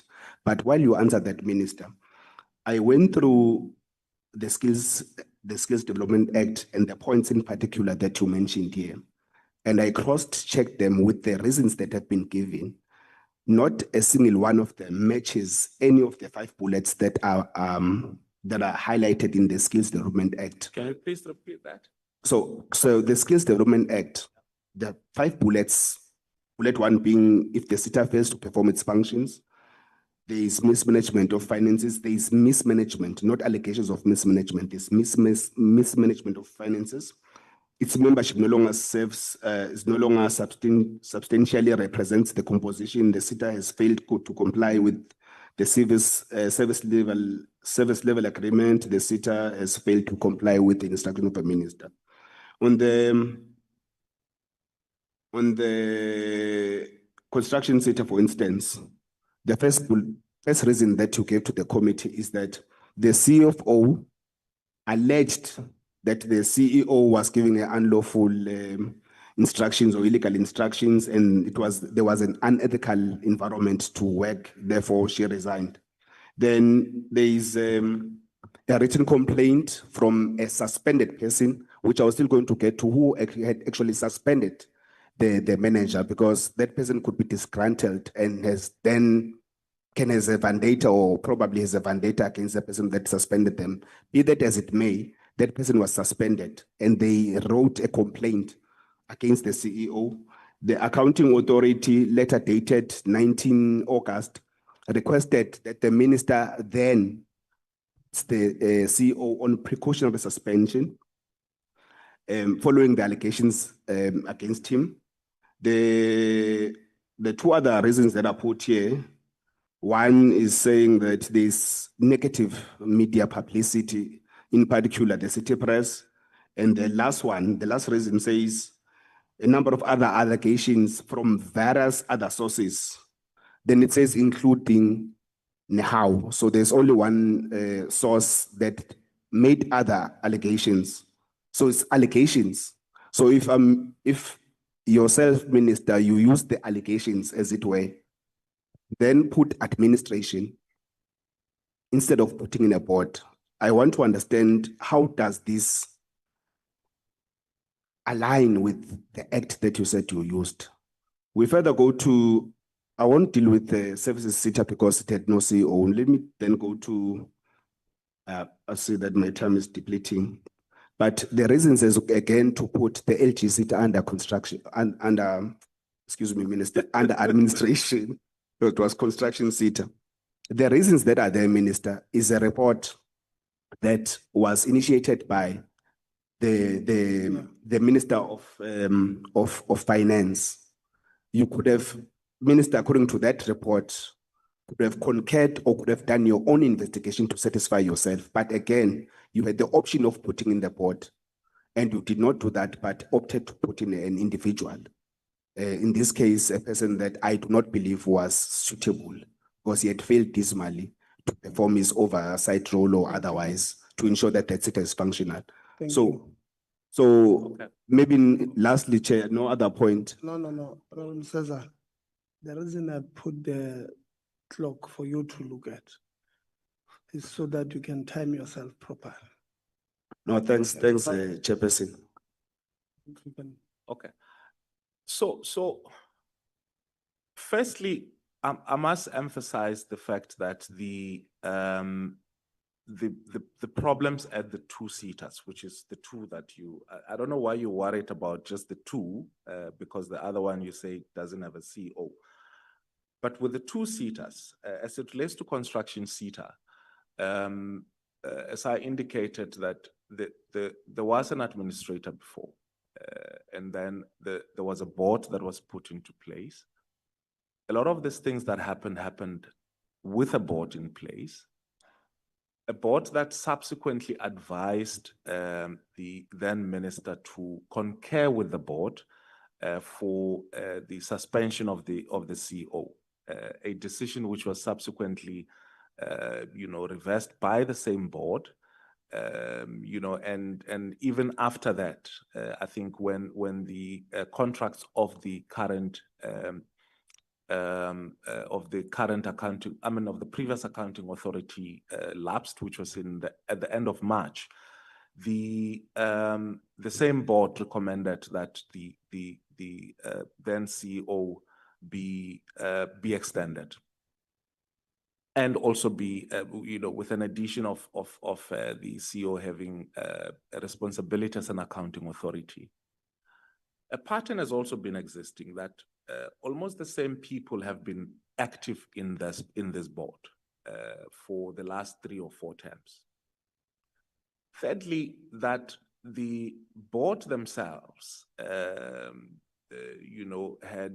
had allowed the situation to continue, and so that's why I believe that it is important that we, get this rapid and immediate intervention to hold, the problems that have been happening at the construction SETA. We could not allow the CEO to continue precisely because he's implicated. So if I ask the question, there are these allegations that the previous board had, observed about you. How do I ask that same question to the same person who's being implicated and ask him to investigate in terms of that? So that's why, there was this intervention. And I did not think that appointing the board, or the accounting authority would have been the best instrument under the circumstance. That the administrator would have been better placed because the rot went in deeper, and the rot even goes before the previous accounting authority. And I think we've illustrated the timeline. As it relates to the local government SETA, I cannot investigate an investigation that has been concluded by another organ of state. So Treasury comes to me and say, we have concluded this investigation on this entity of yours on a matter that relates to the appointment of its CEO, and also relating to the dissolution of the Audit and Risk Committee, and the fact that the chairperson of the Audit and Risk Committee was found to have been doing business with the entity itself. This implicates not just the accounting officer, it also implicates the accounting authority. And similarly, a pattern has been existing. And I think just to also, emphasize the fact that, with regards to similarly with regards to the local government SETA, it was almost improbable for us to imagine, the CEO who's being implicated in this regard by this report, to implement the recommendations of that report. And that's why we, had to put in place this intervention to resolve this issue. So that's the reason why we accelerated the process of appointing accounting authorities elsewhere. But in this regard, with regards to these 3 SETAs, we believed that, we needed to put in place administrators. Thank you.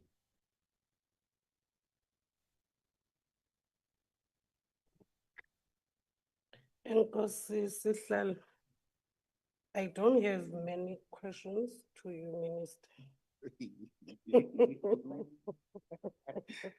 But yeah, but my 18 minutes will be just fine. Unlike you, Msezana, you wasted your time. I will not do the same. Firstly, maybe, Minister, I need to go to the narrative that has been driven around of comrades of the ANC not being eligible to be appointed or to be employed anywhere.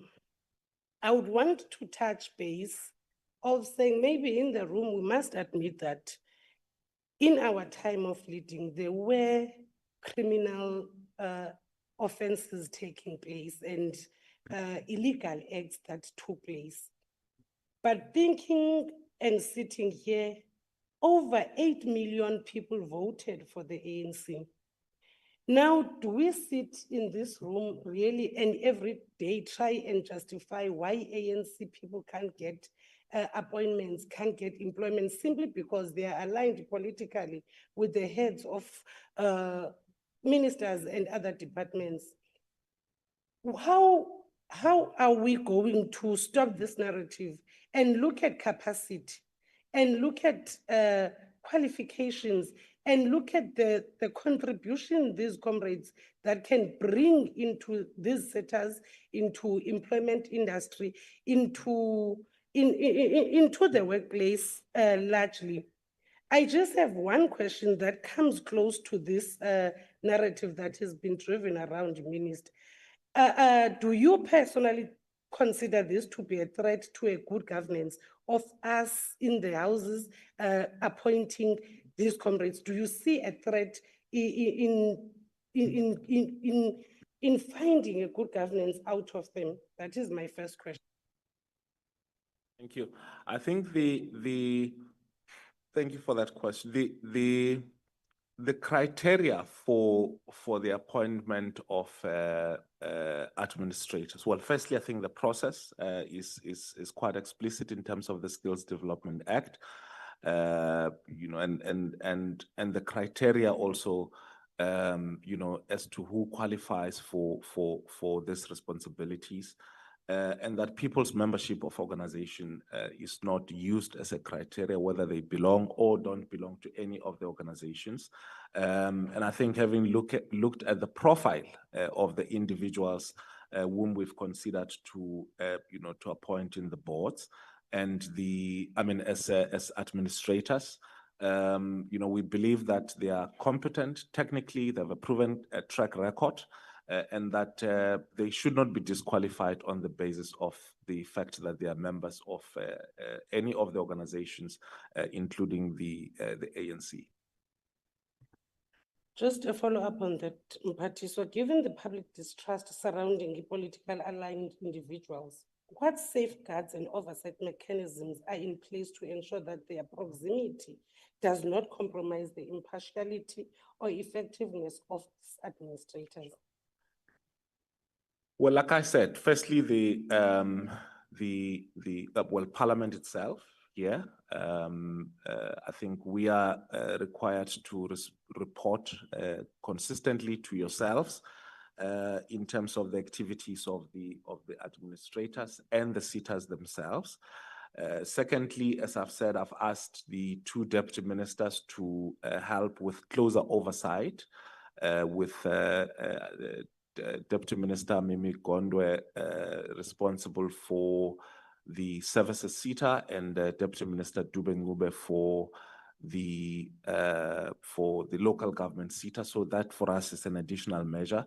And thirdly, the department itself, you know, to build, you know, to be able to monitor what is happening in those SETA. So for us, those three interventions are important. We've asked the administrators to provide us, as I said, with the turnaround strategy within 90 days. And I think there are already elements, you know, of that strategy being presented by them, and we will hold them to account. The DG has indicated that together with the skills branch, they've signed service level agreements and various performance-related agreements. So, you know, we think that those would be important landmarks in making an assessment of the work of the administration. I know that part of the concern is how long these administrators would be. It's a temporary intervention for 12 months to lay the basis and foundation, you know, for a new accounting authority within that 12 months or even less than that. Thank you. Okay. Minister, when does the department intend to finalize the appointment of SETA boards, and what timelines can stakeholders expect because we need to move away from this and make sure that we have stable board members. What timelines can you give in confidence that these are our timelines? This is when we are going to finalize appointment of boards. Can you please give us time frames? So we have, as I said, 21 SETAs. Three, with regards to the SETAs under discussion today, the administrators are going to lay the basis for the appointment of the accounting authorities. As it relates to the 18 other SETAs, I have finalized the accounting authorities for appointment. All the people who have been formally appointed will be notified upon us concluding the vetting process. So we had expected that vetting process, which is an external service, would have been concluded, but it hasn't been. But I think on our side, we're ready to inform those who are to be appointed of the appointment to the different SETAs upon the conclusion of the vetting process. This is quite important, honorable members, to say, because it helps to to build that stability in the rest of the other SETAs. And so it's something that I'm looking at quite closely. We are currently shortlisting the nominations for chairpersons. We wanted to finalize the accounting authorities, but we're now looking at shortlisting in terms of the nominations of chairpersons. And we have received about, I think, 450 names for the 21 chairs roles. I think it may be more. And so we're sifting through those, and we will finalize, hopefully, as promised, the appointment of the chairs by end of October.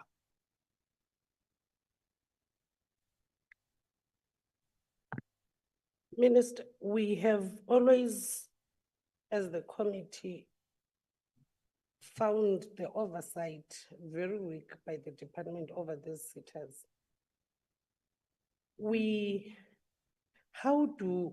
What plans do we have in place to ensure that oversight will be played thoroughly by the department? Because we have always noted that it is mostly now our duty as portfolio to try and fill the gap that is in between the department and these SETAs. Do you have any measures in place to ensure that oversight is taken seriously by the department? Because that's where we have lacked, that's where we have seen that we lack, because these SETAs are not guided. These SETAs are running at their own pace, their own thing. They are not monitored. So do we have any measures in place to monitor and to make sure that they account for the funds and the money that they are given, so that we realize the dream that was initiated when we had these SETAs? Thank you. We have to strengthen oversight. I fully agree with you of the SETAs. And strengthening oversight means that we will have to closely monitor expenditure patterns in the SETAs. It also means that we will have to work closely with the Auditor General of South Africa in taking serious the reports that comes from the Auditor General. But it also means that we have to ensure that there are consequences, not just for the for the accounting officers, but also for the accounting authorities, if we suspect that there may be misconduct. And I think swift and urgent action has to be introduced. So part of the SETA reforms that we're looking at is basically how do we make sure that not only do we have good financial governance, but we also have delivery. We also have impact in terms of performance. So monitoring levels will also include that. As I said in the opening statement, we are looking quite closely at the SETA reforms in terms of what needs to happen. So part of those will include SETAs, or should include SETAs, collaborating not only in terms of learner management systems, but also collaborating in terms of, finances, human resource, labor relations, and so on and so forth. So those, I believe, will help us, with better oversight of SETAs. Okay. In your opening remarks in the presentation that was given to the House today, Mphathiswa, you were very confident that you followed right procedures in appointing these administrators. Since two have already taken you to court, are you confident that you will not be found guilty or out of law in the courts of law, because that is the only space that will actually say that you did things in accordance, because they really believe that you took an unlawful decision. So are you confident that you are going to walk out free in that court? Thank you. Firstly, I think if we take decisions on the basis of either fear or lack of confidence of what the courts will, or how the courts will prevail, I think that will basically paralyze us. Secondly, we have made sure that we, tick all the boxes that needs to be ticked in terms of, the requirements of the Skills Development Act. So we did that to, to the best of our ability. We also ensured that when we got legally challenged, we, present our case as best as we can. And I think it's about, we don't have to preempt the outcomes of the court. One or two people have asked me this question: are we confident that we're going to win the case? I don't think there's anybody who can go around saying they're not confident in, in winning a case. We think that it's not just about winning the case. I think it was, we believe the right decision to take, but a right decision is not enough if it, if it does not follow the process. So we made sure that we follow the process, and that we apply our mind, and that it happens rationally. So that's in terms of the putting the organizations under administration. So we're quite confident that it will happen. I said to some people that, when Kaiser Chiefs plays with our favorite new kid on the block, Orbit TVET College, and they ask the coach of Orbit TVET College if they'll beat Kaiser Chiefs, he will confidently say we'll win. So let's not let it descend into that route. No, the coach of Thank you. The coach of Orbit will be right against Chiefs. You're hitting the tight chair.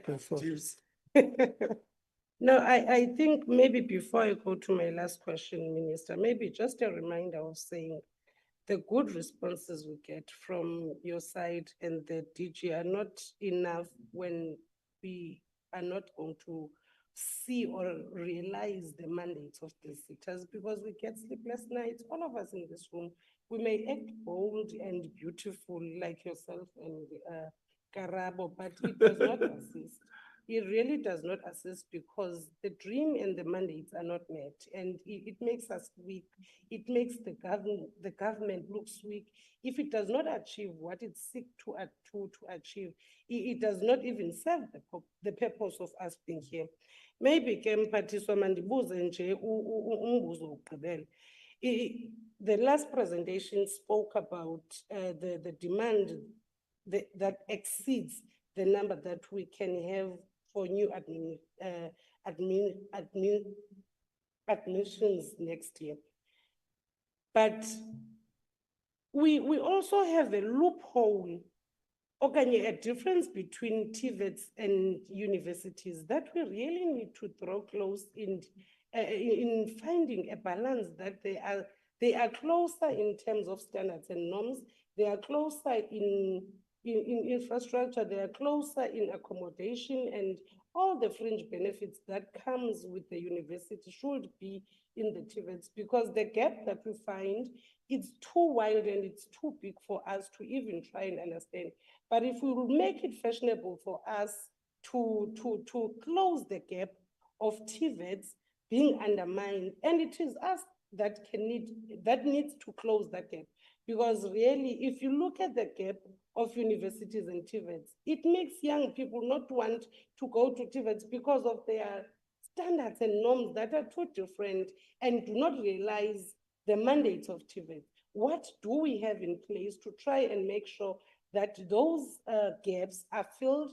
And also, what do we have in plan in trying and meeting the numbers that will not be accommodated in universities and TVET? What is it that we are doing to make sure those learners will not go on the streets, those learners will not be on the streets and doing nothing?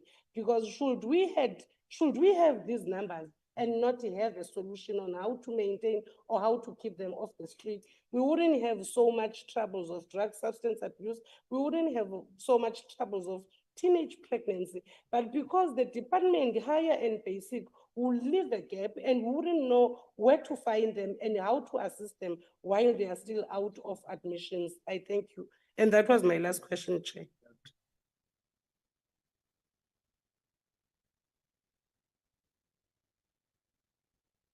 Minister. Thank you. Firstly, I must say I agree with you, Honorable Member. I think we need to think hard about the, I think, almost 190,000 surplus students. I've said to the DG and DDGs, especially DDG for TVET and DDG for community colleges, that we will have to work around the clock so that by the end of November, we find a way of, of making proposals that will help us up or redirect the traffic towards TVETs and also towards community colleges. We've also put the same challenge on the doorstep of the NSFAS to look at how we can, redirect some of the funding towards students who go to TVET colleges. So it's something that we are looking at quite strongly. We're also looking at collaborations, with some of the state-owned enterprises, looking at the role of private higher education, looking at, also the training spaces that sector education and training authorities, can provide. So some of those points around what needs to be done are contained in the presentation that that members have read. But we have to relook at the size and shape of higher education and entice young people about the diversity of the offerings that we have and the fact that it's not just universities and that we have TVET colleges, we have community colleges, we also have SETAs that are providing training. So hopefully by November, we will know what we will do with the surplus number of students and avert whatever challenges.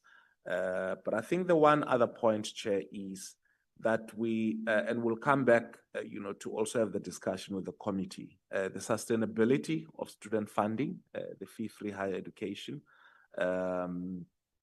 I think it's important in the long term for us to think about alternative solutions, or how do we strengthen the fund, student funding, and stabilize it.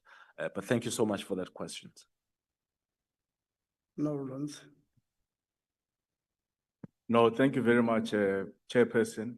Maybe before I ask my questions, we do want to make this point because I think perhaps we sound like we're tiptoeing around it.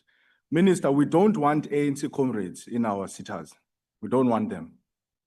So I don't want us to, that's our view. I don't want us to create an impression now that we're having this halapalu, because we're in this mess because of those very comrades. Because the fact of the matter is that their loyalty lies with the party, not the young people and the youth of this country. We've got many commissions, you're an organization of commissions that have pointed to the fact that at the center of maladministration, at the center of bad governance, at the center of corruption and stealing in our state institutions it's the very comrades who use those funds and channel them back to their political organizations. There are so many competent Black technocrats, so many men, women, many of them in South Africa who have gone to school. They don't sit in ANC meetings. They don't sit in meetings of the South African Communist Party, but they are competent, patriotic men and women who have got the necessary skill to come and steer this country into the right direction. Already as ANC, you are the political leaders. You are there to give the political guidance. You are a minister, you are South African Communist Party, you are ANC. It's okay, you're already there. But now you even want to come and politicize administration and officials. So I want us to make that clear, because I heard that previously Honorable Govani was trying to make us feel bad for saying we don't want ANC comrades in our SETAs. We want those SETAs to work for the people of South Africa, not to work for political parties. So it's not a question, Minister. Please don't, you don't have to respond to it.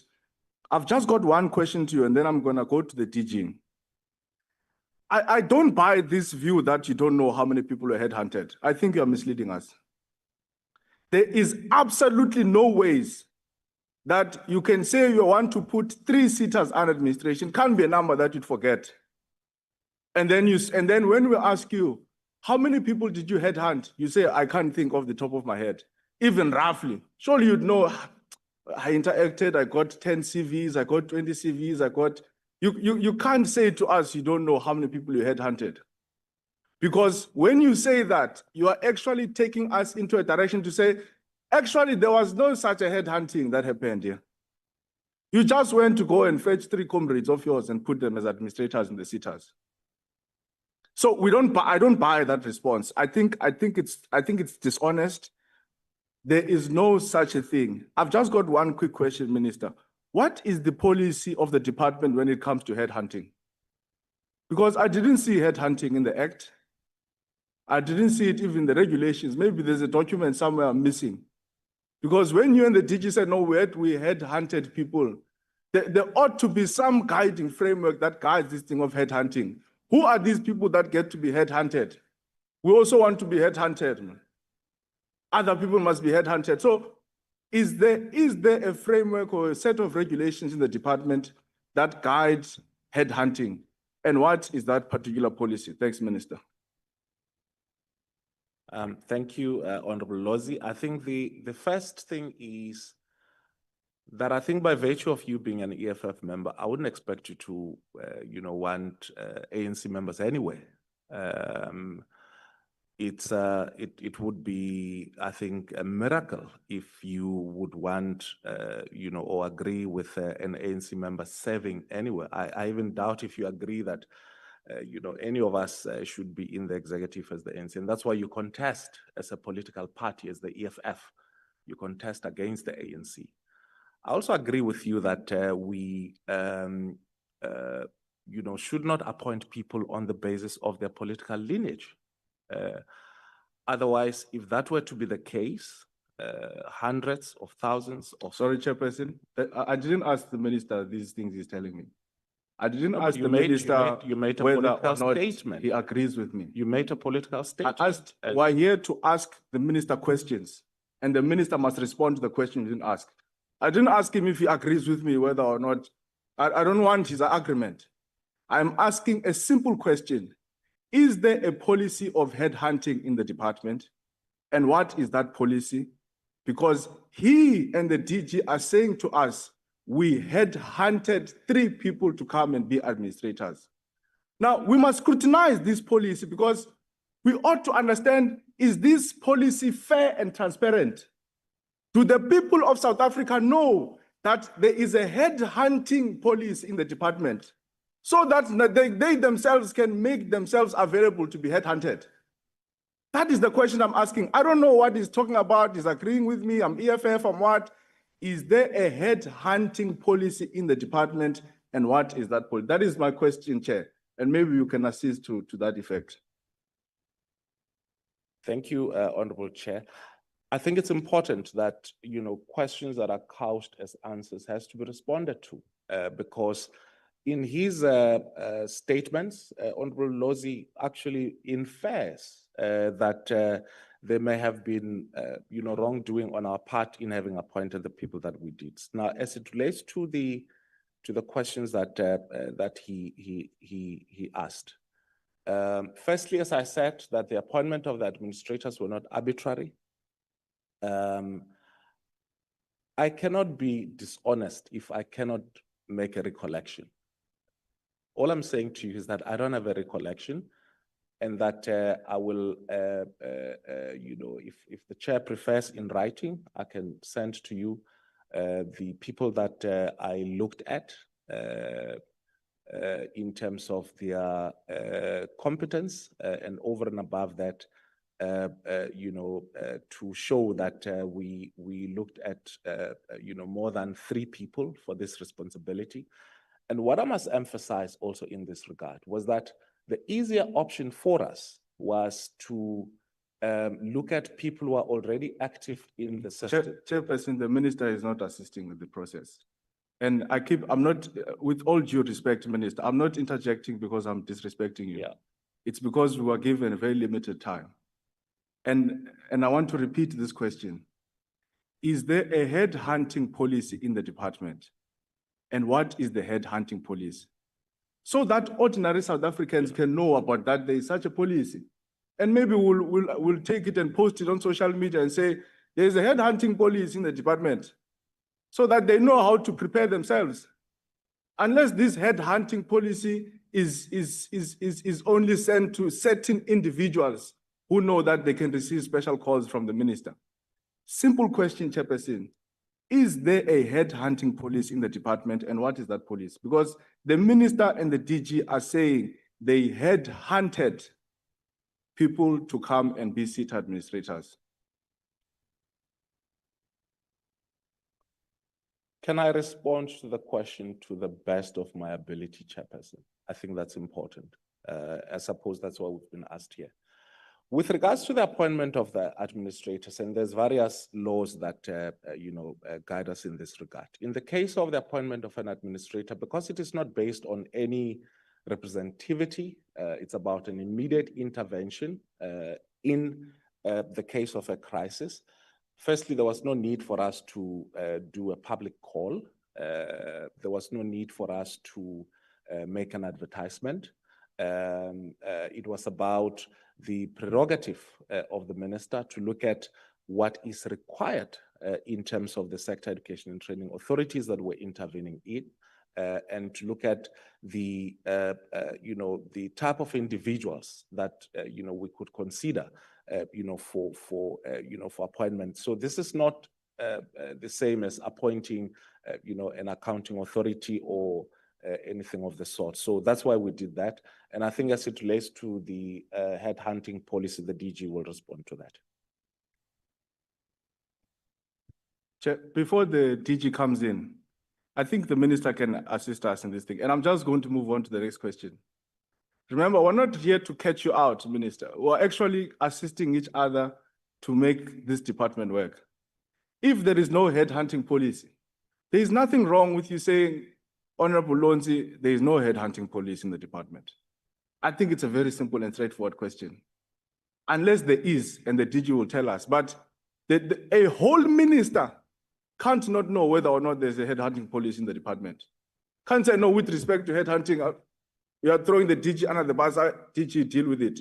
You should know, you should say, yes, there is a head hunting policy, the DG will explain it. Or no, there is no head hunting policy. Then we move on to the next question.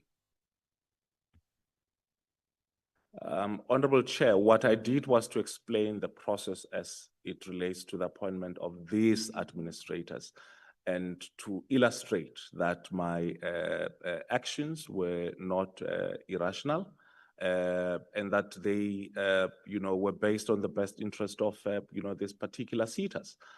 When I say that the DG will respond to the question, I'm not throwing the DG under the bus. That's his role as the accounting officer. Thank you. DG. Very much. In this regard, there is no head hunting policy, and I think that's the specific response. No, But- thank you, DG. I think that's all I wanted. Took us about 10 minutes to just understand whether or not there's a headhunting policy in the department. I'm not asking whether or not the minister took a rational decision. I'm still coming there. You are the ones who came before us. We've never used the word headhunting, by the way. In the letters we wrote to you, in the submissions we made today, not once did we make any reference to headhunting. You came to us and say you headhunted. So we're saying if you headhunted in the spirit of fairness and transparency, then we ought to know what does it mean to headhunt? Do you stand outside shop and loud hail? Do you go to ANC meeting and choose comrades? Do you send WhatsApp? Do you call? That's all we had wanted. And the fact that there is no headhunting policy, as the DG suggests, yet the department found 3 names through headhunting, I think it's extremely problematic. But we'll deal with it. DG, since the minister has thrown questions to you, maybe now let me come to you. Maybe you'll answer directly. Was there a formal written instruction in terms of Section 14A, which was issued to the 3 SETAs prior to their dissolution and placement under administration?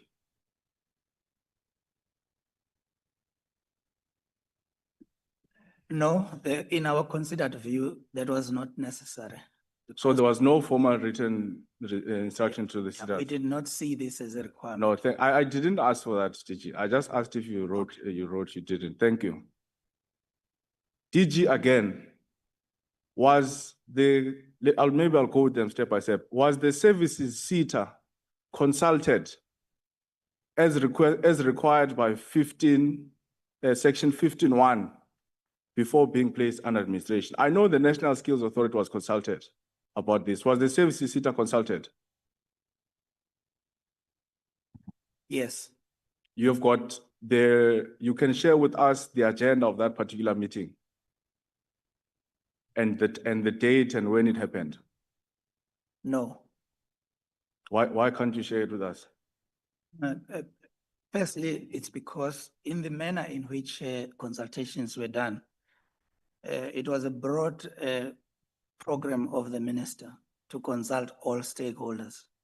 And on the occasion of the consultation with SETA chairpersons, we used that meeting to then meet the 3 responsible SETAs. And that is when So there was no meeting with services SETA? there was a meeting. No, with services SETA, because you're saying you had a broad meeting that included all SETAs. And I think that's one of the arguments that the SETAs are making.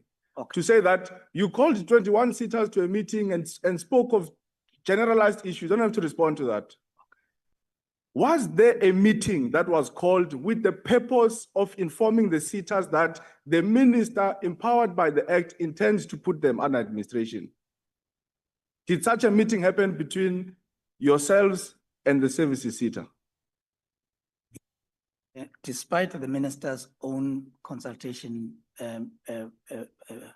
programs, I was even present in a meeting in which, after the meeting in which we had all SETAs present, we convened a special meeting with the services with the SETA? 3 SETAs. With the 3 SETAs. Yes. And you informed them that the minister intends to place them under administration? Firstly, we provided them with the reports, at our disposal. For example, in construction SETA, we had issued a Section 14A to them, and in which there was a Section 14 response. You see, now there's a problem here, Chair. Because my first question to the DG was there a written instruction to the SETAs? I even said Section 14A. The DG says there was none. He even goes further and says something I didn't ask him. He says we didn't see the need to submit that 14A. Then when I'm asking him, hey, did you consult with the SETAs? He says we issued a Section 14A. Am I misunderstanding him, Chair, or what is happening? No, you heard him right. And I did say, colleagues, when we're asking you questions, let's not be creative. Let's assume the questions that we ask you, we know the answer to.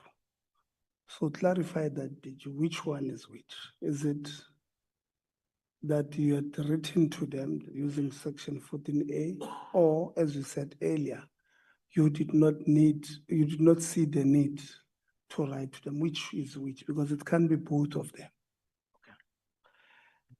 Firstly, I have, and I'm going to repeat, there was a consultation meeting with the 3 sitters, all 3 of them.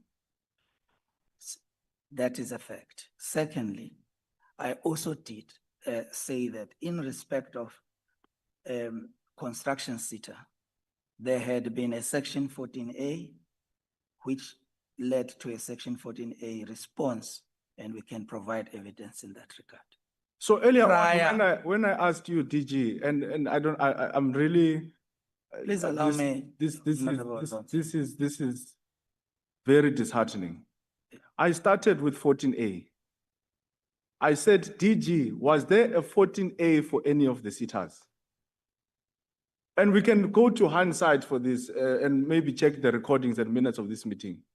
And the DG said there was no 14A. He even said we didn't see it necessary. Now he's saying there's a 14A. DG, he also asked if you have, can you provide the minutes of that day, and you said no. Yes, that's correct. Please allow me to explain myself. Firstly, the question was there consultation? And I said, yes, there was consultation. And I indicated when that consultation happened. The second question was then about written correspondence. I said there wasn't. We did not see a need for it.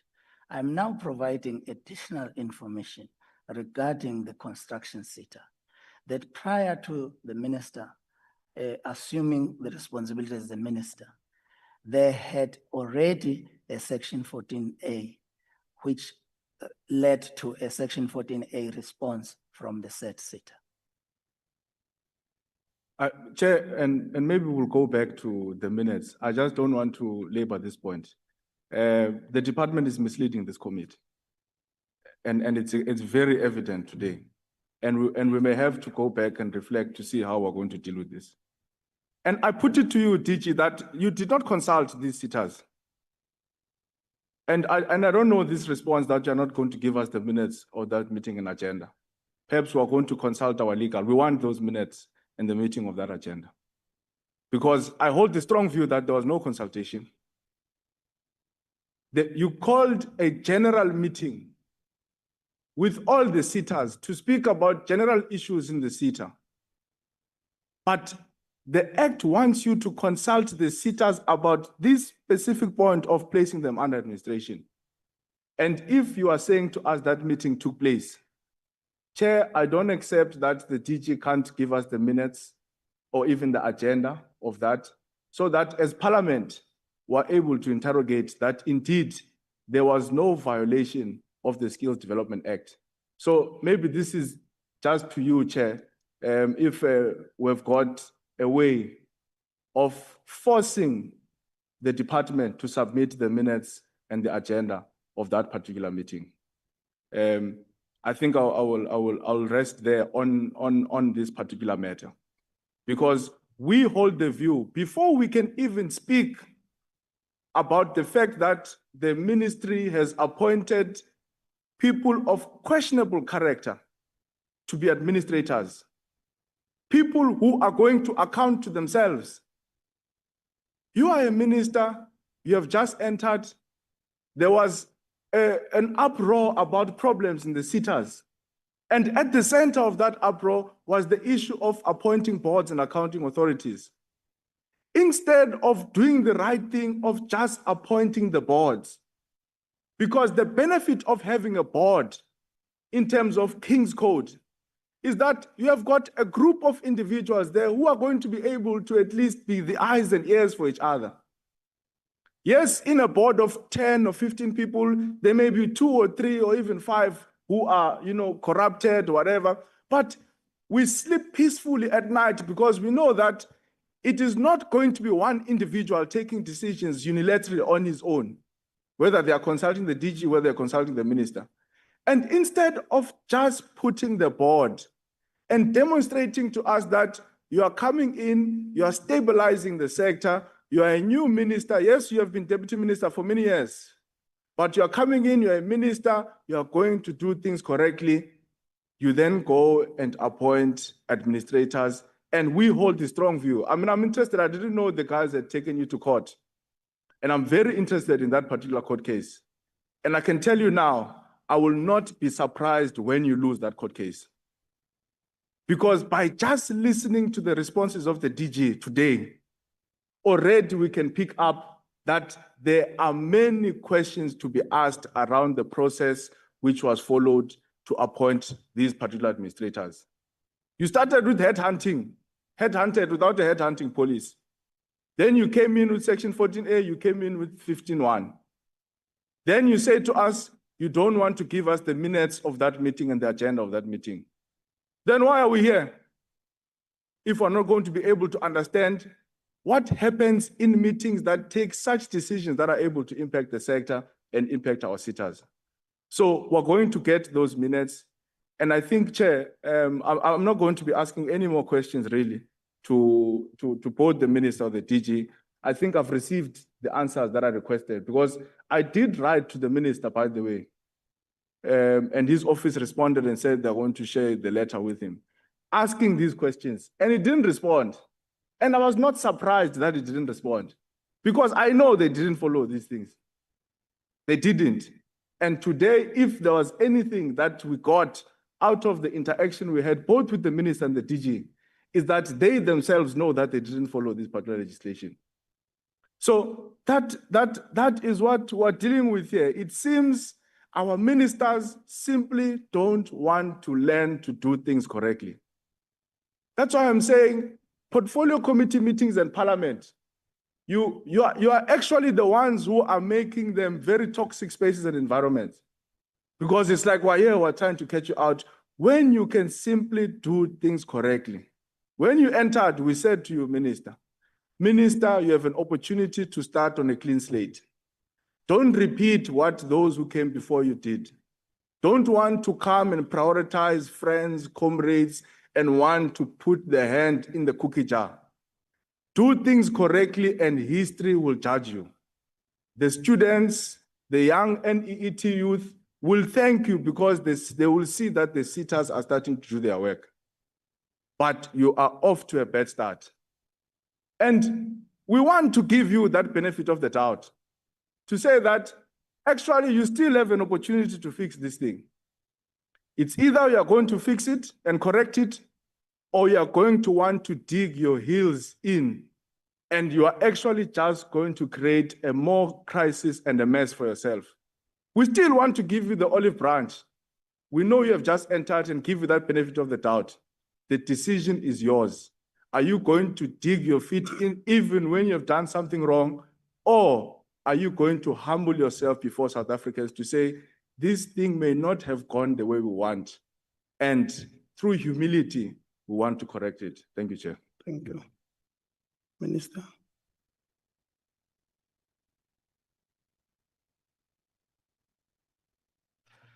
Chairperson, I think I need to make 2 remarks. Hopefully they will assist. Firstly, the decision to put the 3 SETAs under administration was under Section 15.4. And I think it is there for us to read. Secondly, it is correct that we do not have a headhunting policy, but headhunting in government. Apology, Chair, just a point of order on the DG. Because if you read 15.4, you know, the more the DG speaks, the more it's just going to create more problems for the minister and the department. If you read 15.4, 15.4 actually says, empowers the minister to not follow 15.1. And had the department come to us and said, we used 15.4, we probably wouldn't have even had this long discussion because the minister is empowered by the act to do that. Now, the DG was at pains to explain to us that he used 15.1 through consultation. Now the DG is saying, no, actually the decision was taken in terms of 15.4. Which is which? Because 15.4 says you don't have to follow 15.1. So, Chair, you can refer to our presentation in which we clarify this very point. It is there in the presentation. The last point, I said there are 2 points. The last point, the minister indicated or made reference to headhunting. And the first thing we have done is to respond by saying there is no specific policy on headhunting. But as government, we are guided by public service regulations regarding any kind of headhunting that may have happened. And may I refer you to Public Service Regulations 2016 Regulation 65.7 that allows the filling of posts without advertising, and PSA Section 3.7 that empowers the executive authority to determine recruitment processes in line with regulations. And in this regard, it says the minister may, but also it indicates that there is a discretion that the minister has. Those are guidelines in the public service as a whole.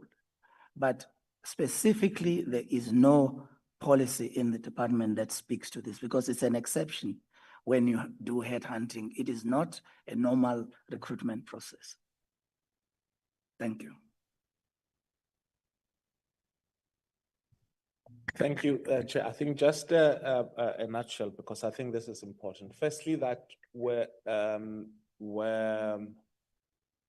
subsequent to to my appointment, I convened a meeting with the National Skills Authority and all the 21 SETAs.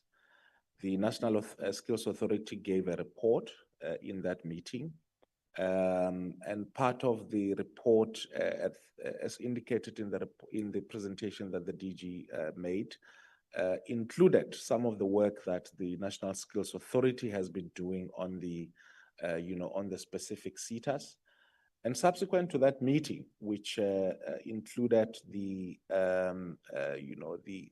the issues surrounding the 3 SETAs, we had a meeting with the separately.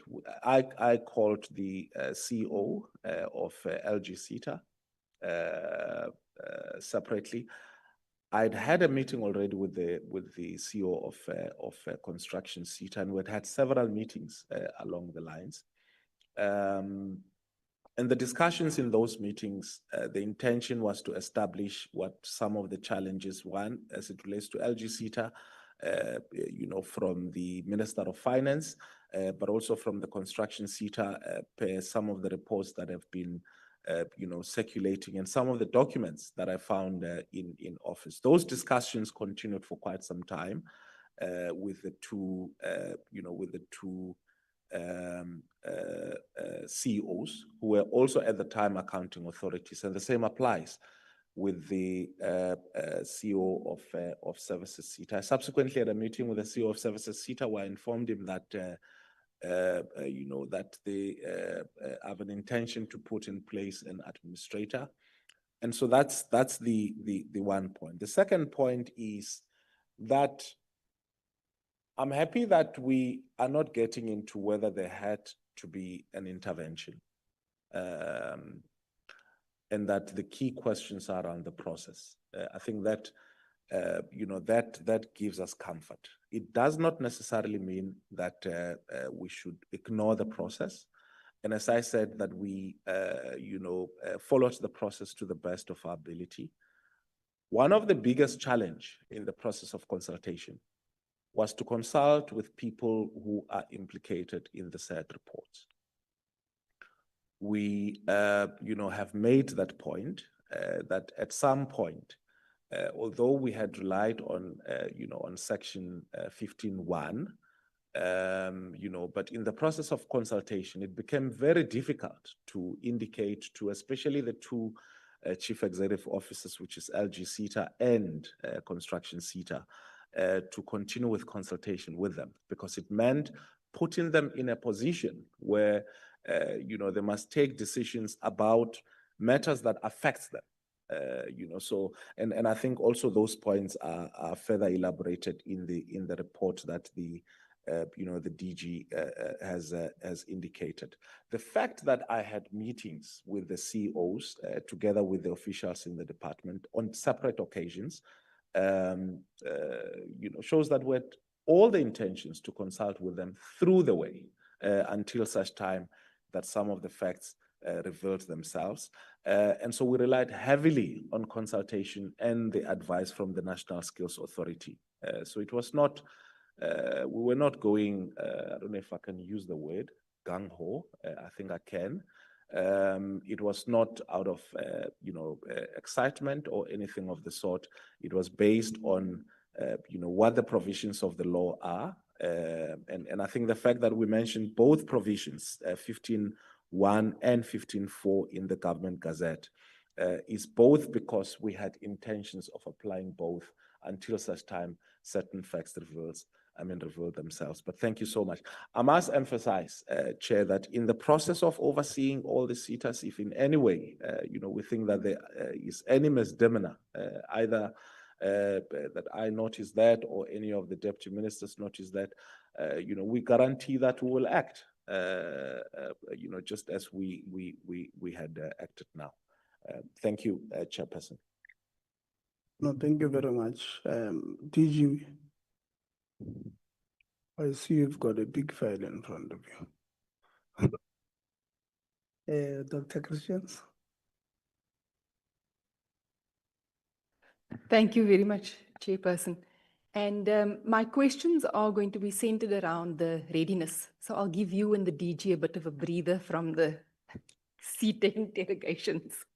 We are ready. So in terms of readiness for 2026, Minister, I am really concerned around one aspect, and that is NSFAS. It remains a concern, and I will get to the CEO as well, because I have quite a few questions for the CEO. I'm concerned about the stability of NSFAS. I've seen videos recently of the staff members, the unions outside the buildings at NSFAS, expressing deep concerns, even though the CEO has come to the portfolio committee in the past and said that there has been consultation with staff members and, many other things that they've mentioned that clearly has not taken place, considering what was said yesterday or the day before at these briefings outside of NSFAS and the concerns that the staff members had. But to you, Minister, first of all, you've acknowledged that there's a 13.3 billion rand to cover for 2025 or 2026 to stop systems from collapsing, so to speak. And, but just recently in the Northern Cape, and I've heard the CEO speak particularly about the Northern Cape, but the Northern Cape has been, and there's been an historical problem in the Northern Cape with regard to bursary payments. I come from that sector. So NSFAS has always had problems in the Northern Cape, and I don't see them being solved soon. So Solplaatje has a huge problem with payout for accommodation, so does the Northern Cape Urban TVET College. Students are left hungry, they are being evicted, and there has been promises of payments to those particular landlords. We haven't seen them. Students have spoken to us.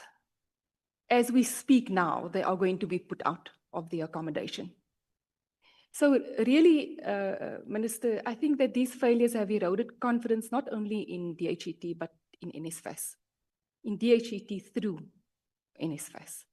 And this has happened almost every single year. And as other members, as we have spoken to each other, the problem is not isolated to the Northern Cape, it's throughout the country. So in terms of that, what specific binding safeguards do you have in place to ensure that in 2026, but especially also now, that students can complete their studies this year that NSFAS allowances are paid on time without any technical or contractual collapse, particularly for our students in rural provinces. And I know it's not only the Northern Cape urban, but also the Northern Cape rural colleges that are affected by these late payments. So my question really is, are they going to be paid this year? Is it going to be on time? And next year, will we be faced with the same thing again, considering that NSFAS is planning this grand scale movement and clearly their plans are not in place? So perhaps you can answer that one first. Thank you.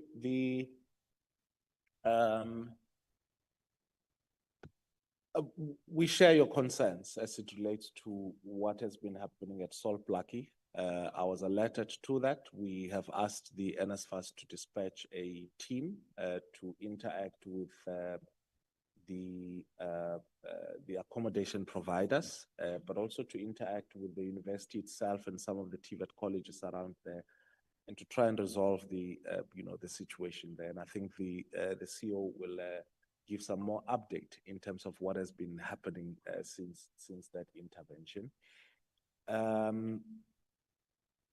Secondly, that the union now has approached me, indicating that there are disputes between themselves and the NSFAS. I've gotten a report from the NSFAS, and I've encouraged both NAHAU and the NSFAS to resolve the issue as speedily as possible. It has to do with wages, it has to do with bonuses that have not been paid, and so on and so forth. And we're aware that it affects it may affect the application process. But what I've been assured is that in as much as there are workers who are on protest, students have been able to apply since the online applications are open. And then the 13.3, 13.5 billion.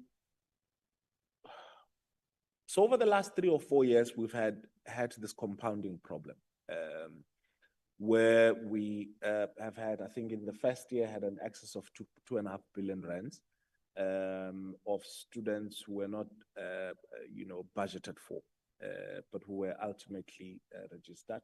The following year, it increased to about 5 billion rands, and this year, this is what we are faced with. We've put this discussion in government, but we think it's a discussion that we should all have, in terms of how can we have, what sort of reforms do we need to put in place in order to ensure that there's sustainable student funding and that NSFAS does not in any way get affected. Our priority remains, students from working class and poor families, so that those we can guarantee their funding for. We still have in place the NSFAS loan, which is for students whose household income exceeds 350,000 up to 600,000. So that stopgap is still there. But as things stand, we have to, as a country, decide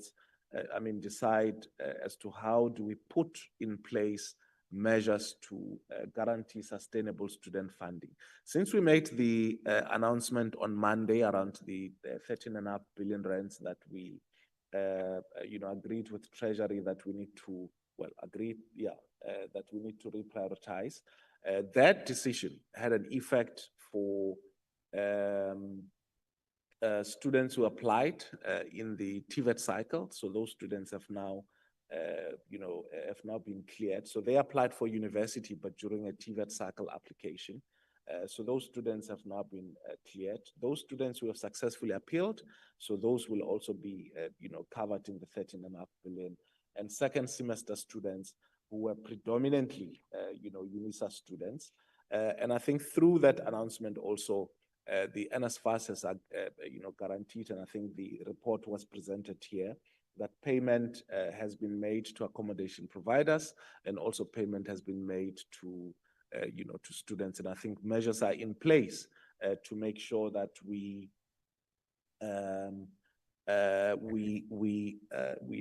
sort out the rest. For next year, I've said to the department that we need to look at what are the crisis points, and similarly the NSFAS crisis points. And I think the usual one, which most members of parliament are aware of, is CPUT, just down the road, where we've had repeated challenges. So it's one of the institutions we'll look into together with I think various other institutions. So the crisis point would essentially be around student accommodation. And that's why we're making proposals on how we can handle the question of student accommodation. So we're planning, because we're aware of these problems, and our intention is to make sure that by the time we reopen next year, we have minimized and almost dealt with any potential for risk. Thank you, Minister. I think it's just important, Minister, that you come back to the portfolio committee and that you give us a breakdown of the 13.3 billion. I think it's very important for us to understand that reprioritization that you're speaking about. And, because you haven't given us a clear plan as to how you will close the gap. And also, I think what we will need are really firm dates as to how you will address the arrear payments. So I think, Chair, that we will request that in the future. Minister, I will come back to you, but in case I'm running out of time, I just want to get to the CEO of NSFAS. So, CEO, I didn't get your surname. Karim. Okay. Apologies. Okay. So, as you know, there are credible reports in the media. The unions have spoken out quite adamantly now. Outer has also spoken out. So we know that the staff at the moment at NSFAS are deeply unhappy because there are reports that you have not sat down with them and consulted with them sufficiently about specifically relocation, and as the minister has said, their a payment for work done, their increases, etc. So this relocation to Tshwane, many find that it is going to be disruptive on their lives. So my first question is, what kind of consultation have you done with the NSFAS staff? There are reports that some staff have even ceased to show up regularly. And with that, can you tell us about your IT department? Apparently, your entire IT department doesn't come to work at all anymore. What are they doing? Are they sitting at home and working? And how will that influence the decentralization move then? Are they impacted in the decentralization move? Are they going to be part of the decentralization move? And who of the other staff are now not coming to the office anymore? Because I believe that your office is also emptying because of the current disruptions there. That is my first question. Thanks, Honorable Doctor. And I think it's important that we start with a little bit of context. When I was appointed at NSFAS in February, I found an organization where labor relations were extremely toxic in nature. And I'd set both the majority and the minority union down, and I'd said to them that we will reestablish the structures that enable management and labor to have dialogue with one another, that being a bargaining forum and a consultative forum. And I'm pleased to say that those meetings have sat on an ongoing basis, and there's been opportunities for us to engage with one another. Yeah. So let's deal with the two issues separately. And I want to say that, a lot has been made of NSFAS's challenges. And a lot of the times we focus on the politics of NSFAS, we focus on the boards, we focus on management. Not much focus has been placed on labor in the organization and what role labor plays either in the success or failure of the institution. And I can sit here and say that There are elements within labor that do not want NSFAS to succeed. And the board and myself will not be deterred by those elements. They must be rooted out because NSFAS needs to be a success for young people in this country.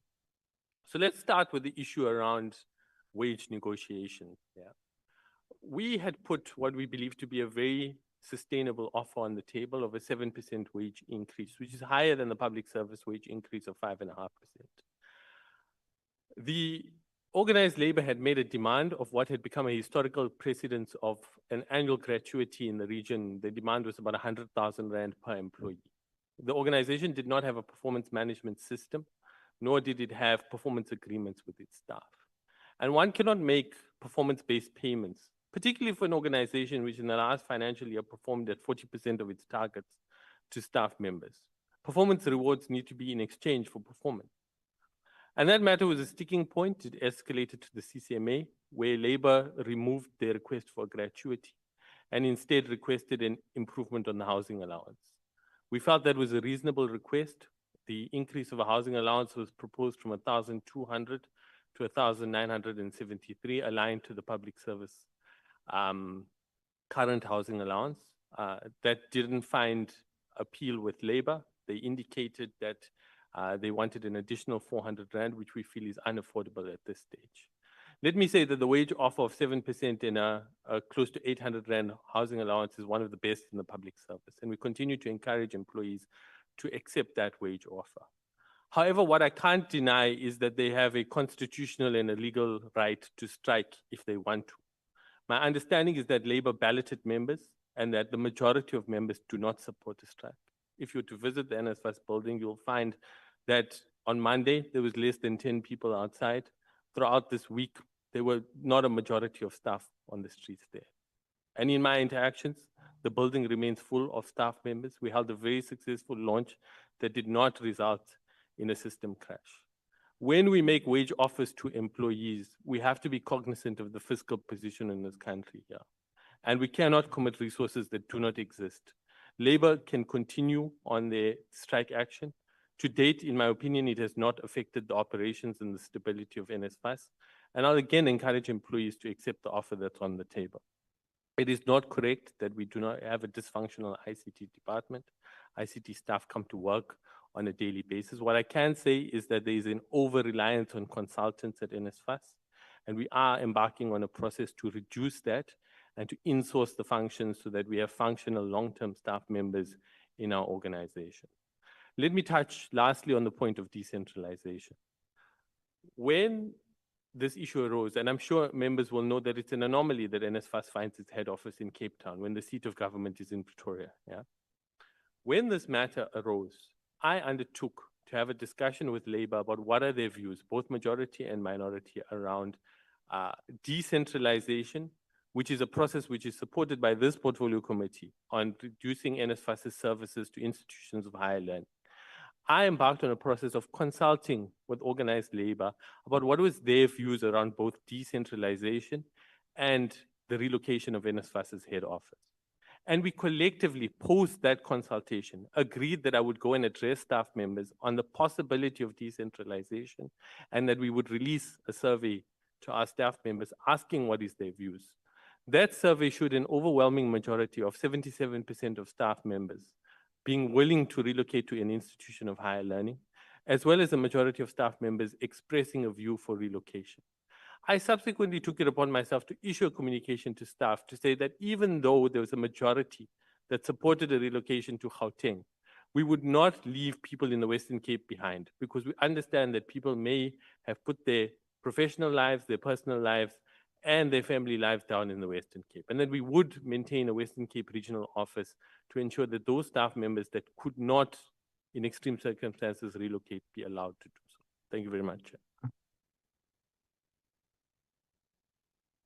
Just a few follow-up questions quickly because I see my time is running out. So, do you have a relocation policy?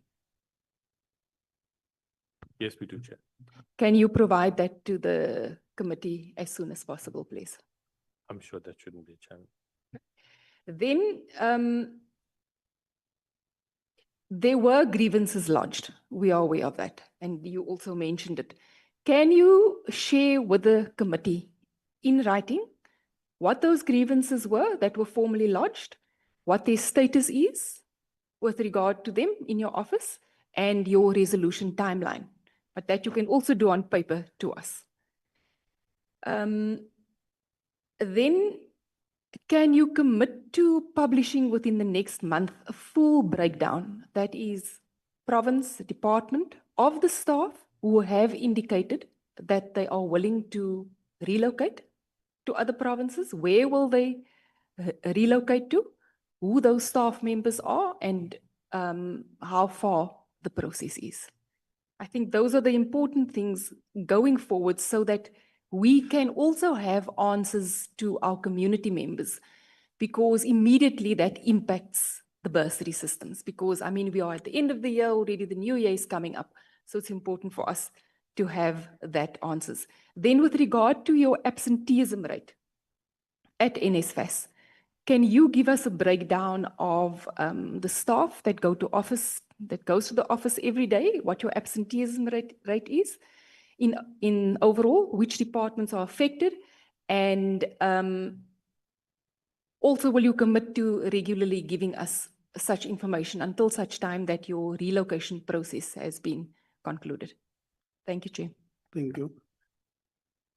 Yeah, I think Chairperson, I don't think that should be an issue. Of course, we work within the confines of protection of personal information. So, staff member names and things like that there. But within the confines of the regulations, we are very happy to provide whatever information might be required to this portfolio committee.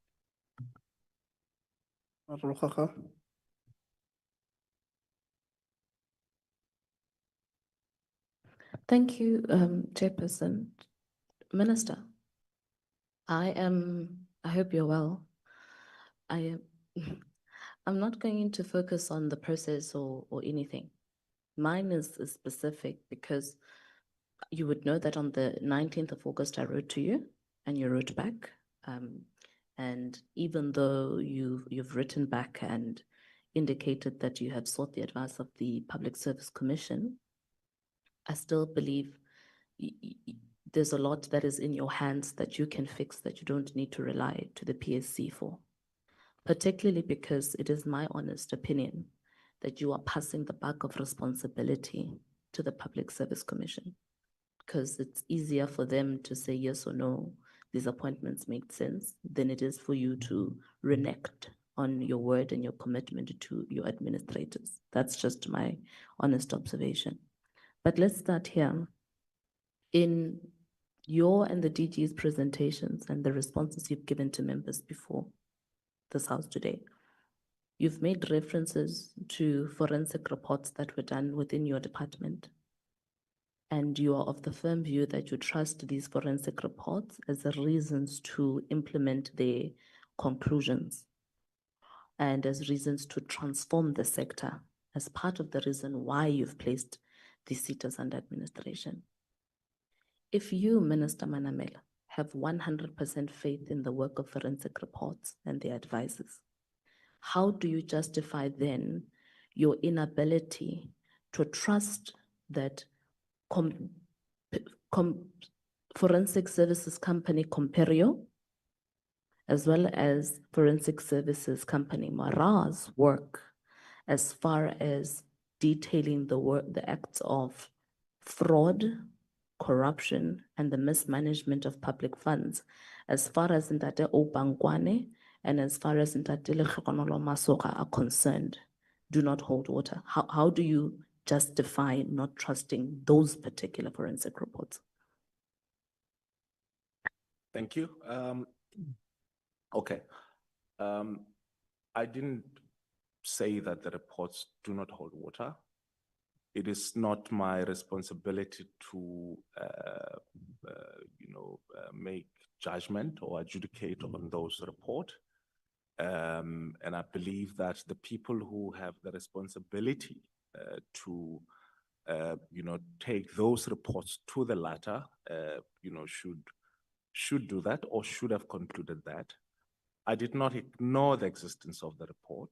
As I said, I presented them to the administrators, and they've given their account. And I think if they are free to do so, to give their account to, in public, I think they're free to do so. And I think on the basis of those reports, are satisfied that the existence of the report will not interfere with their work as administrators in the SETA. So that's the first thing. The second thing is that the existence of forensic reports that we relied on to act is not absolute. So I'm not suggesting that because Treasury has conducted an investigation, therefore, the CEO of LGSETA is guilty of, whatever is being alleged, and or the members of the board. I don't think it is in my place to pass judgment as it relates to that. And I believe that the appointment of administrators, the intention is to facilitate the conclusion of the work that the forensic investigators have done, and so I think they need to be taken in that context.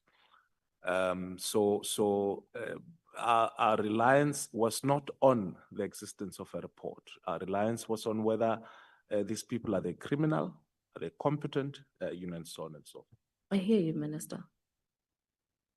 I'm poking a hole in the premise of your argument because I believe that there's reasonable doubt on whether your argument is sound or it makes sense or it's logical. The reason why I would beg that your submission is fallacious is because in your argument to say you have put SETAs under administration, you've pointed to multiple forensic reports. You've pointed out to Auditor General outcomes, which in their nature are also forensic to a certain extent. And you have pointed out to your observation or the ministry's observation of performance over a period of time. And therefore, in combination, you have judged that there is reason enough to want to intervene and correct what's wrong, which I don't have a problem with, fundamentally. However, if you are, in all honesty, going to sit before any human being or even this house and say that part of the reasons that have given you strength to put them under administration as part of your argument, then you are admitting that there is power in a forensic report. Because here's what you're saying. There's a forensic report that was done somewhere else in another sphere of government in two different other provinces, Limpopo and Gauteng. Just because the MECs of those respective departments that oversee the Makado Mosina Special Economic Zone in the sense of Ntate Masoga and the Kokta MEC of Gauteng in respect to Ntate Nkwane's work at Mfuleni, just because they haven't acted on those reports, you are saying it is not your responsibility to consider those forensic reports as alarming enough to deter you from appointing headhunted specifically individuals who are listed in these forensic reports. So for me, it makes absolutely no sense, Minister. You can't say there was weak oversight within the SETAs when Ndade Mvalo has been the DDG responsible for the oversight of those SETAs since 2017. And in trying to fix the problem, you appoint him as an administrator. That just makes absolutely no sense. Number two, you can't say there were irregular procurements generally within these SETAs, that it was normal for people to award contracts without following due processes within the SETAs, and that there were tender battles with the possibility of irregularity in procurements again, and say that millions of South Africans' rands were unaccounted for, and that there were forensic and audit findings that point out to a culture of mismanagement of public funds and administration, and also continue to say these administrators who too are listed in forensic reports that detail the irregular procurement you're talking about, that detail already the mismanagement of millions of rands that are unaccounted for, that you have already identified to be a problem where you want to take them, and still maintain that these administrators bring the necessary capacity and integrity, in your words, to hold these positions. So for me, Minister, because we could go on and you're going to exhaust all your reasons, my plea still remains. It still remains, Minister. If indeed your number one goal is to make sure that you clean house and you rid the sector of corruption, fraud, and all acts of maladministration and the mismanagement of public funds, as part of your oath of office and your commitment to upholding your oath to maintain public trust, withdraw these appointments. Withdraw them. Because now this is my earnest advice to you, because the Public Service and Commission is going to come back and say, yeah, these people have had enough years of experience within the sector. Yeah, these people hold the necessary qualifications within the sector, but it's still not going to deal with the fact of, yes, they're not in jail. Yes, they're not in court. But forensic reports still say. That is my absolute advice to you. Do you take that advice? Do you not? Thank you, Honorable Member. I think the suggestion you're making is basically akin to the fact that putting in place accounting authorities is a punitive action, and that we are basically punishing the CEOs who are in the office. Yes, because so I have in receipt a report that was commissioned by Treasury, and on the basis of that report, action is taken not to punish the CEO of local government SETA, for instance, but to put in place measures that will help us, correct the situation. So the action is not punitive. It's not based on an individual, because you equating one process with another. You saying that we acted on the basis of forensic reports at the LGSETA, actions which are not necessarily punitive on the one hand, but on the other hand, you are suggesting that we should exclude people from being considered as administrators when there's not been any judicial finding against them. I would deem that to be, quite unfair, and I think getting that from, someone who belongs to the Democratic Alliance, a liberal political party, to suggest that we should not consider anybody on the basis that there are allegations against them.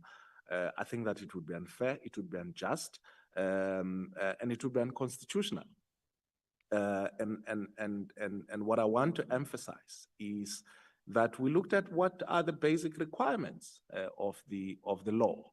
We looked at what are the requirements of the specific SETAs, and we looked at the competences of the individuals at play. And we're quite confident that given their abilities, they have been able to, they will be able to turn around the situation. And I, would implore the committee and yourself, to make an assessment of the individual on the basis of the work that they've done. I also suppose the question of whether they are the right people for the job or not is not just merely about their confidence, but it's about how, public opinion sees them. Hear you. Thank you. Minister, I submit to you again. Yes, you're correct that we're supposed to judge are they the right person for the job, the right people. I put it to you that they're not the right people for this job. That's your opinion. And so, and I hear you. And I'm just gonna make one last submission in favor of this argument. Because I'm aware that you don't want to take it, and it's a shame. For me, it's unfortunate that you are being stubborn, for a lack of a better expression, on just that convincing of this idea. When you look at chapter 10 of the South African Constitution, section 195, subsections 1A and B, they speak specifically to public administration. A says that there are principles that are and values that are supposed to be followed, right? That principle A is that there must be a high standard of professional ethics that must be promoted and maintained by people who work in the public service and administration. Number two, it says that there must be an efficient, economic, and effective use of resources that must be promoted. That's chapter 10. And in line with that, the regulations of the PSC, particularly section 14F, make specific reference to say that these people must be honest and accountable in dealing with public funds and use the state's property and other resources effectively, efficiently, and for authorized official purposes. It is on the basis of these provisions and all other logical sense that prevails that I argue to you, Minister, that people who are implicated in forensic reports that are of the same nature of the forensic reports that your own department have conducted and are using as reasons to either fire, either charge, or even put SETAs under administrations, that those people are in direct conflict with the provisions of this Constitution of the Republic of South Africa and the regulations that stem from it. And that I would rather have a case where the forensic report is challenged in court and nullified, and only then can we as a republic have faith that Ndate Masokga and Ndate Nkwane are not fit to hold office. And it is only after that we would also have faith that Ndate Mvalo, having presided over the mess that has culminated over the years that is the SETA space, would be fit to hold office. So it's on the basis of that that I am pleading with you. The reason why the final submission I want to make is the reason why I still don't buy your argument is if indeed, as you put it, forensic reports are not absolute and should just be taken as mere documents that exist for consideration, then your own department, you, DG, wouldn't be sitting with the 3 thick files in front of you right now. The 3 thick files that exist in front of you right now are there because they are detailing what forensic reports in your department have told you about what's happening in the LGSETA services SETA and the construction SETA. And that is the guiding principle of what you are trying, of how you are trying to fix the system. So I'm never going to be under any circumstance be convinced, Minister, of any argument that says after you put the forensic report in front of them, you had your own cross-examination session to ask, is the forensic report true or not? Because anybody who's implicated in a forensic report is going to say, no, I'm not guilty, or no, the forensic report is lying, as is the case with the people who are implicated in forensic reports that you have in front of you that you are using as part of what to correct. So for me, it's unfortunate, Minister, because for the first time, I would imagine I don't have a problem with your decision to put them under administration. As for the process, I'm neither here nor there. I'm focused specifically on the caliber of the people. You are wasting time of your office having to answer weird questions and unnecessary questions such as this, simply because of your choice to headhunt people. It's even worse. These people didn't go apply, Minister.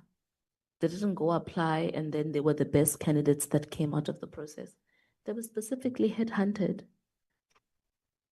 Yet they're implicated. So I don't even know what to say to you because I was hoping you would reason and reasonably understand why there's a fundamental problem with this. But I'm done, Chair. Thank you. Thank you, Honourable Member. Thank you, Chairperson. Firstly, let me firstly indicate that the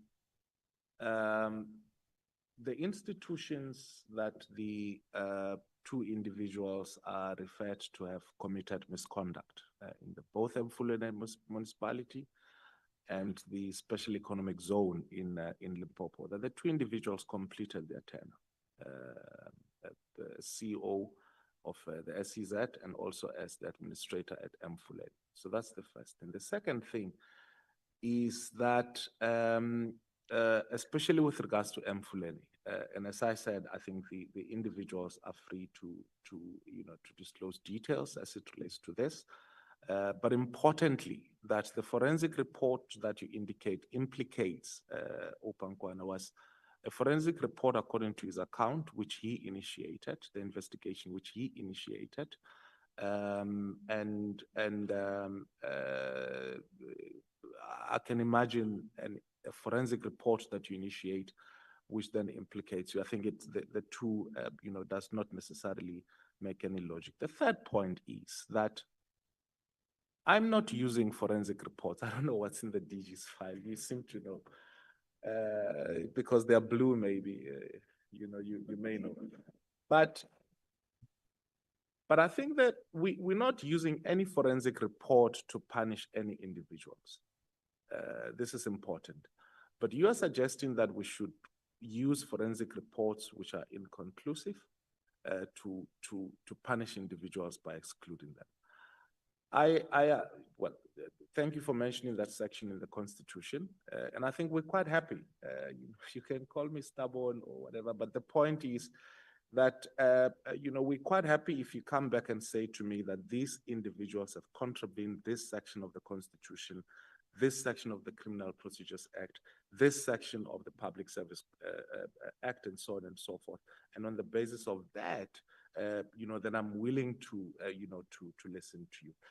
And I'm quite, it's not stubbornness. If I believe that the facts that you're presenting are not persuasive enough for us to reconsider our decision.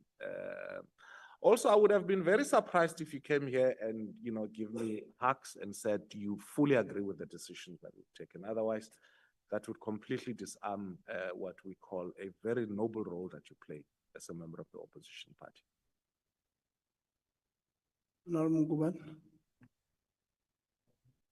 Thank you very much, Chair. Look, from my side, Chair, first and foremost, Chair, I would have loved to have the views of the AG and the legal department of the DHED, especially on putting these three sitters on administration. Did they have their view as well? Legally speaking, what was their opinion in terms of this matter? If I can get that, that's the first one. And then the second one, it's clear that we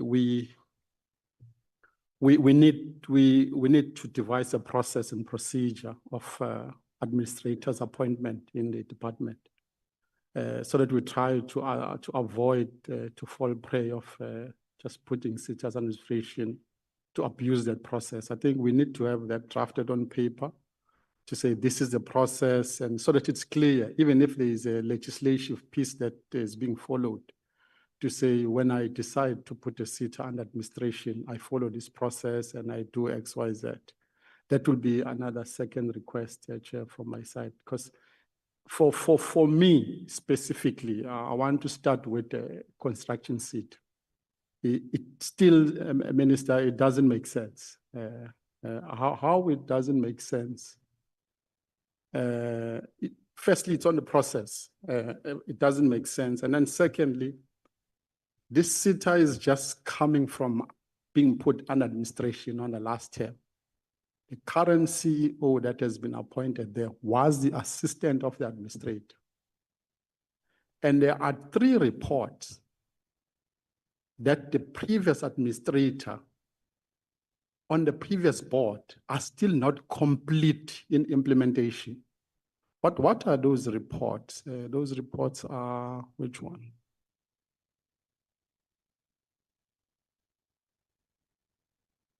One is Duja report. The other one is Gobodo report. And there's a third one, but there's 3 reports, forensic report. All this report points to what needs to be fixed that has been done, which was a recommendation by the previous administrator. Until today, all those recommendations there haven't been implemented.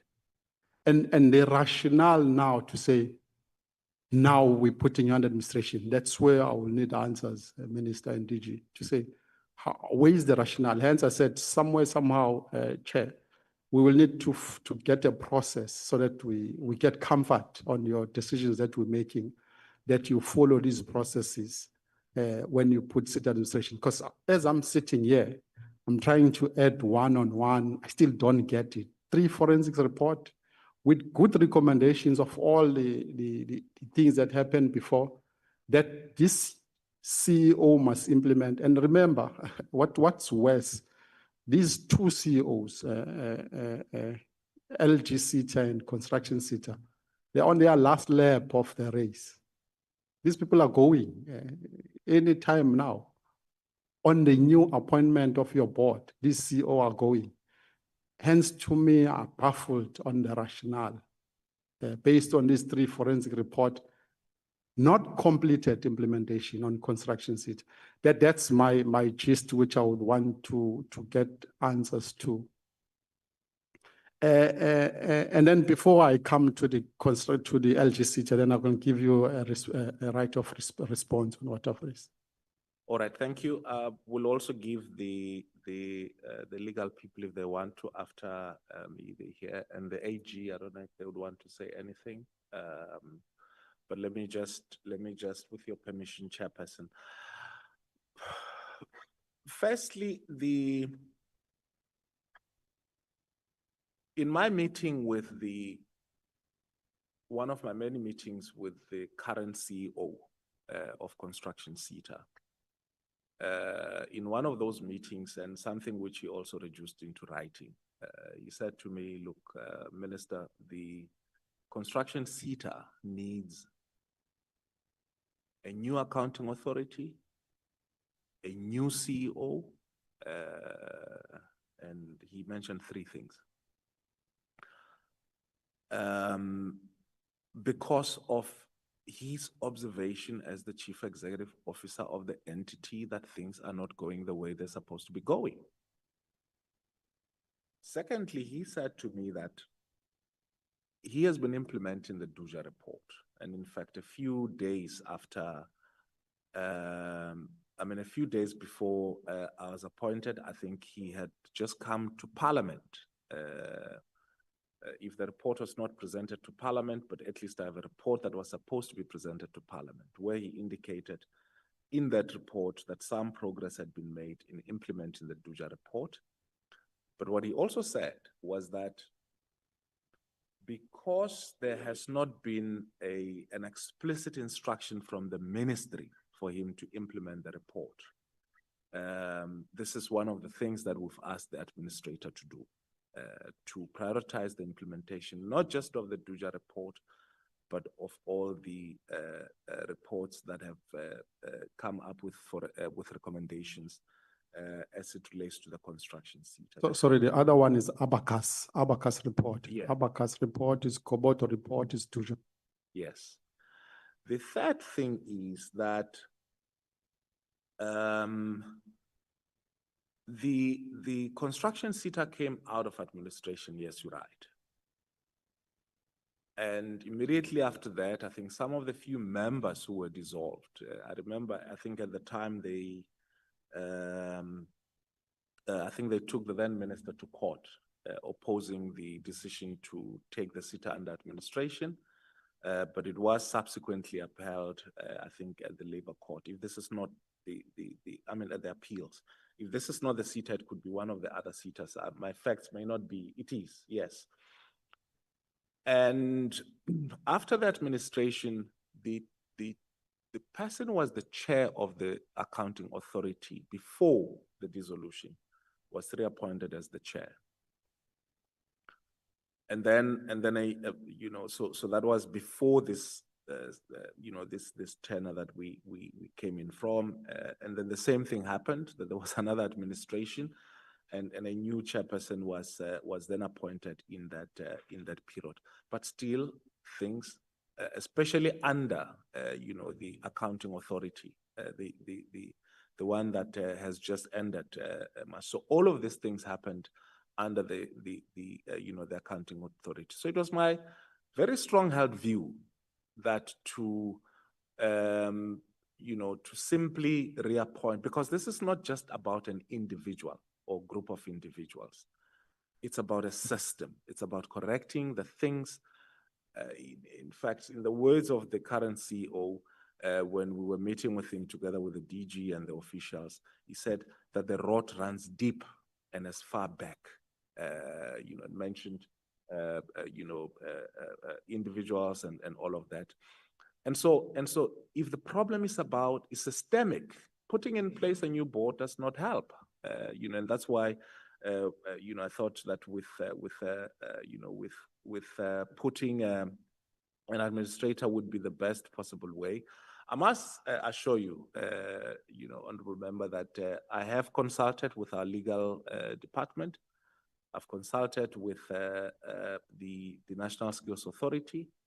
I've read through some of the recommendations of the Auditor General over time. And I must say that even the reports I did not even consider at coming to this conclusion, meaning that the newer reports from the AGSA are actually much more damning, I think, as the DG indicated briefly in the report. So the problems are so systemic that putting in place a board, which we've done before, would not help. And so that's why, with regards to the current administration, there are clear and specific service level agreements and mandates that they've been given. We're going to inspect their plan, their stabilization plan, and make sure that that stabilization plan's intention is to fix the challenges at the construction SETA and at all the three SETAs. I must say that having put an administrator in the construction SETA is not in any way, and it's not in my place to do that, to pass judgment on the role that the previous accounting authority have played. And I think at some point they themselves recommended to the then minister that they think action needs to be taken, even though that that request for concurrence was withdrawn. So I think the problems are systemic, but I also think that it's not problems that are insurmountable. With the right people in place, I think we can be able to fix construction SETA and all the other SETAs. I don't know if yes.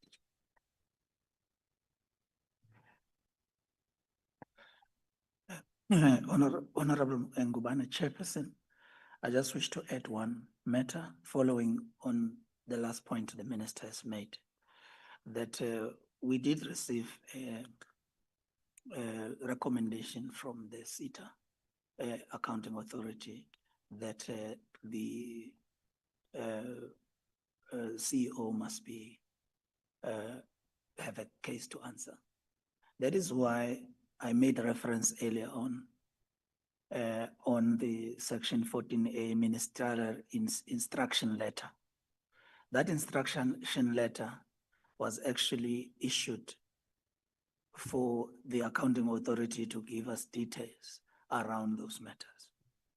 Now, what surprised us was that when the response was provided to us, it went against their own recommendation. That's why the minister says it was like a withdrawal of their earlier assertion that there needed to be action against the CEO.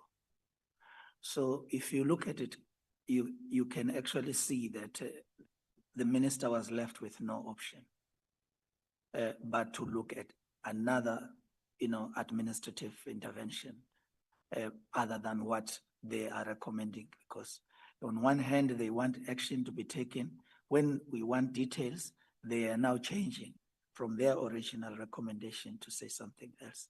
And I've got copies of all of that here. Hold on.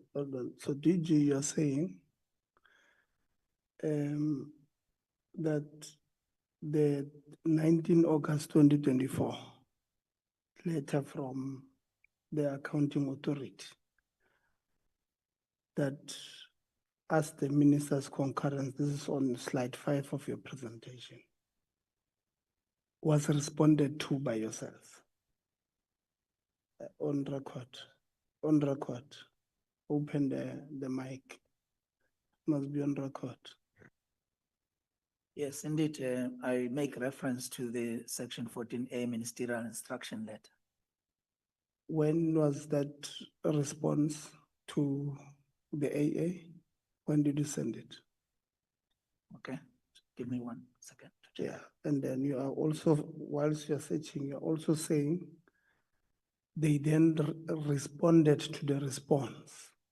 Yeah, the response letter is here as well. Yeah, then you'll also give us the dates of that thing of those letters. Have you found it? What does it say? Okay. Okay. Honorable Ngubane can continue. I just wanted to get that. Thanks, Chair. As well, Minister, I want to emphasize as well, just as a courtesy, not all the time putting institution and administration as a solution. Why I'm saying that, the previous administrator of construction SETA is the one who put construction SETA in a mess. If maybe you've been to this department for ages, I'm sure probably you know that. The previous administrator, instead of being the administrator, he put this construction SETA into a total chaos. So as a courtesy, not all the time putting administrator is a solution. Hence, the issue of my colleagues scrutinizing the type of administrator you're putting is so crucial. It's so crucial. I don't know how many times post officers to put under administration, it never came back. It's all about the caliber of a person, the type of the person, the level of interest to clean up the institution. That as well count. The Duja report has not been made in public and it has not been asked to be made in public or implemented. Why hasn't been that announced to say the Duja report is the public document? These are the issues that must be implemented. What's holding that report to be made public and be a public document that can be implemented? Whoever needs to challenge it, challenge it. Yes. Yeah, I don't know why the Duja report has not been made public. I commit that it is something that I will look into. The current CEO of Construction SETA has, at pains asked me to look as to why has the report not been made public, because for some reason he suggests that the fact that the report has not been made public or has not been officially handed over to them as an entity has hindered their implementation of it. But also in the same vein, he also gave me a report on the progress of the implementation of the Duja report, including actions on some of the individuals who were implicated. So it's something I'll have to look at. This is a report which was put together using public money. And I think if the public needs to know, they should be. So I'll look at it and then take a decision on that first. Secondly, I agree with you that some administration does not work, but there are also administrations which work, and so But I also am aware of the fact that at the end of the day, as the ministry and as the department, we have to be accountable. And so we're going to strengthen oversight over these two SETAs. And I fully agree that, just as members are concerned about the kind of people that we've put into these institutions, we, will also obviously be keeping a check on them. And that's why I've said there will be periodic reporting on a quarterly basis, and so on. It's in our interest that they succeed. And so we're going to give them that support. And of course, Parliament with its oversight role will also, help us to make sure that, these are dealt with. DG, why is the DG report not yet public?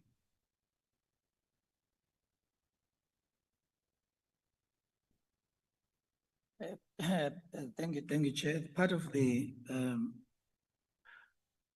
areas of the tasks of the administrator is the DUJA report.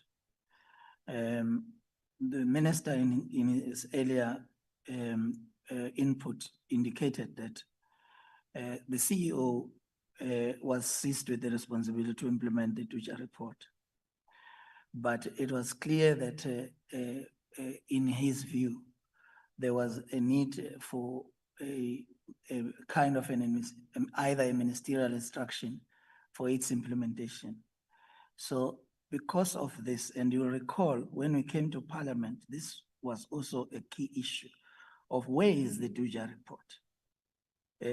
Why is it not being implemented? So we have decided that in the terms of reference for the administrator, this become one of the key areas. This does not exclude other reports as well.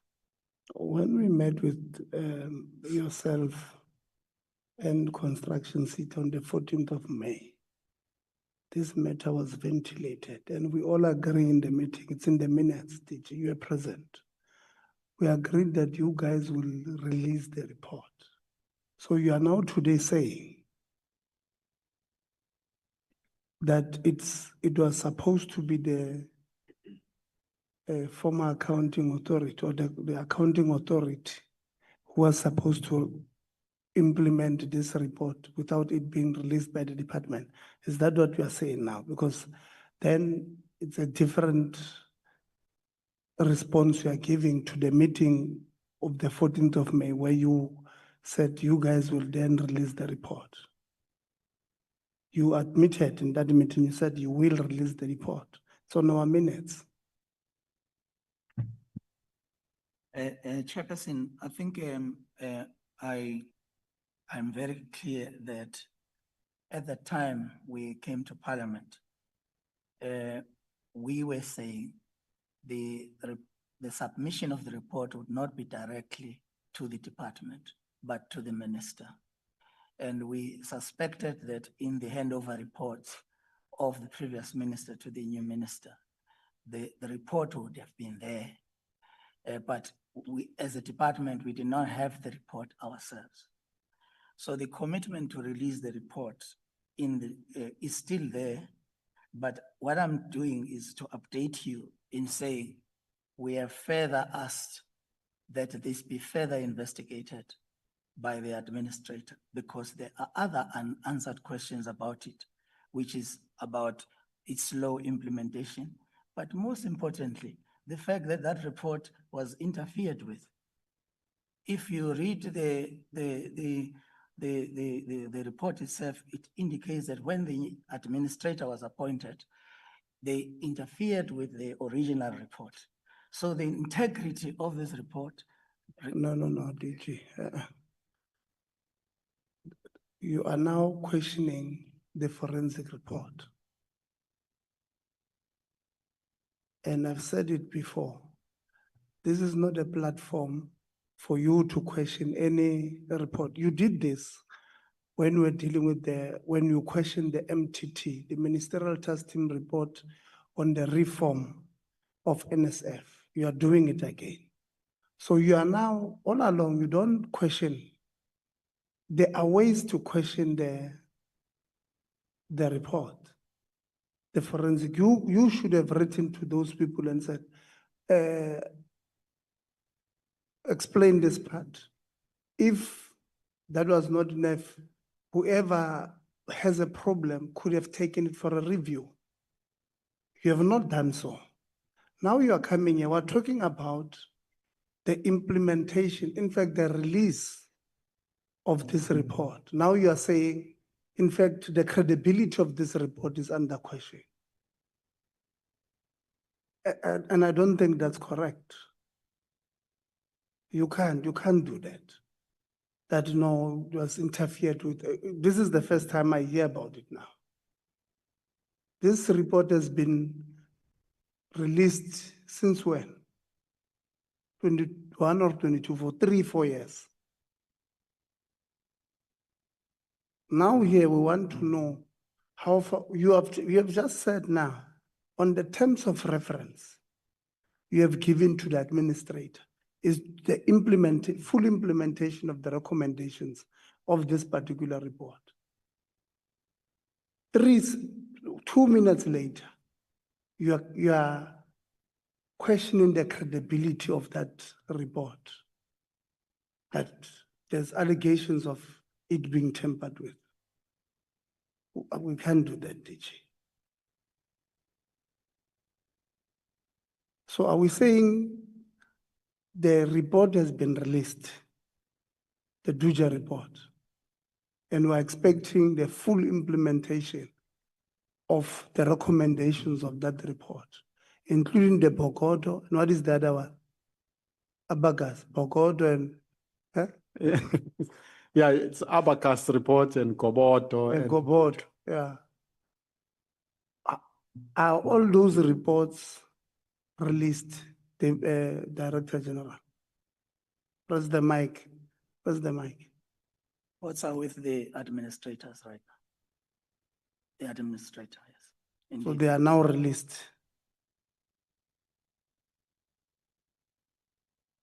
Because in the meeting of the 14th, DJ, when release the minutes, we agreed that the reports were not released. So they are now released. They are public. So if I can go, where do I find, where can I find this forensic reports if they're publicly now available? Where can I find them? Chair, I think you will advise how you assist in getting the results that you want. I have just indicated to you that as a department, we never had the Duja report. And we made it clear to us when we were here, we didn't have it. But once the minister had put them under administration, we have prioritized this report and ensured that it is part of the investigation and implementation by the administrator. But if I sound like I am doubting the integrity of that report, I think I will correct that, because I'm not doubting it. But I feel that if there was interference with it, it still must be a subject of an investigation, because those who have done it must be held to account. Honorable Law. Chair, thank you very much. I think I'm interjecting by virtue of saying that I was present in the meeting when the DG was giving us a progress report. And what is giving us is misleading and is not what he said to us. The DG said, despite the challenges reported that the SETA had made meaningful progress implementing the recommendations of the Duja report, governance reforms were underway to clarify lines of accountability. Procurement systems were being reviewed to ensure compliance with supply chain management and legislation. And we'll make sure that these recommendations are being made. We work hand in glove with the construction SETA to implement these particular recommendations. I don't know if he says this now and he has said this, because this is on record. I'm citing what he assured us, because we had a long debate about this thing, about the Duja report. So I'm putting it to you that the DG is not telling the truth, he's misleading this but Parliament, because he assured us that they will align And it also made a commitment to work with the SETA to tie and make sure that they work together. So I don't understand if he does not know about the report or not. Yeah. Minister, we'll have a problem with sorry, Honorable Ngubane, we just need to, before we leave this part, so we have something called PMG, Minister. PMG is a Parliamentary Monitoring Group, where all our meetings, all the recordings of our meetings are. On the meeting of the 14th, this is what the DG said. And I want you to listen and listen to what he's saying now. The DG says to us in that meeting, the department had appointed a legal team to work with the construction SETA on drafting an implementation plan for the report. During that time, the construction SETA had challenged some of the report findings. In November 2022, the SETA board had engaged with the legal firm to examine all forensic records. As this matter had entered the legal process, it was no longer discussed during regular meetings and could not be addressed until the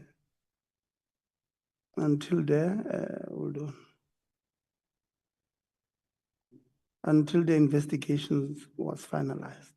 Once completed, the report was submitted to the minister, who had not yet released it. The DG explained that the decision to release the report rested with the minister. The former minister would have handed the report to the current minister, who will determine the next step regarding its release. In that same meeting, DG, Honorable Khabo, who's not here, expressed dismay about 18.9 million that we've spent on this Tuja report. Just to remind you that when we ask you questions, and I've said it before, it's not, we're not populating. So what we are now saying to us, it's either you must decide which one was a lie. Is it the one that we are giving today or the one of the 14th? But both of them can't be true. Because you can't say here that the department had no, the report was never with the department. You committed there that there's a program that you are busy with the LGSETA on the implementation of these things. You said it on the 14th of May. We were at M46, the room. Chair, I think. You can't speak when you're speaking. Are you calling order? No, I think I object to being referred to as someone who's lying. I think that is unfair. So you are telling the truth on both sides, on both times? I have never told a lie in Parliament. So you are telling the truth that you don't know that this thing, the department does not have this report? What I did was to provide additional information regarding what No, it can be additional if it's contradicting the other one. It can be additional. In my opinion, there hasn't been any contradiction in what I've said. Okay, Honorable Govan. Maybe one would need to contentious UDG on the issue of misleading the House continuously, because he keeps on doing it and he keeps on going back to his words and they contra in our view. Maybe at some point you will really need to articulate in a language that you can't dismiss, because this foreign language is very confusing in the House. You'll say one thing and you say the other thing. You need to refrain from misleading the House, and you need to stop, because it looks as if the department is not in accountants when you start doing these misleading acts of yours. DG, you need to really find yourself, and you really need to find your words correctly, because it's your words that contradict what you say and what you will say the next time. And DG, Minister, in that meeting of the 14th of May, Mr. Mbalo was present. He said, the department received the report in July 2023. It's on record, right? DG says, no, we've never received that report, right? He was present in that meeting himself. Mr. Mvalo said that the report was still being processed by the department and therefore had not been released. The DG says that is a lie, because the department has never received this Tuja report. It was with the ministry, and not with the department, right? Honorable Khabo asked Mr. Mvalo in that meeting.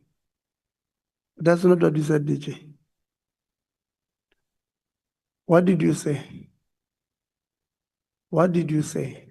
Mvalo said, you are yourself saying that was what the report was there. How does the department operate? Mvalo is the DDG for skills.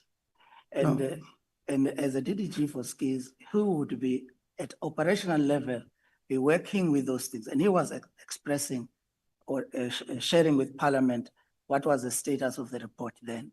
I'm speaking about the official receipt of the report from the minister, which I made it on record that at that time, the report had not been released because the report was still being handled by the office of the minister and not through the DG.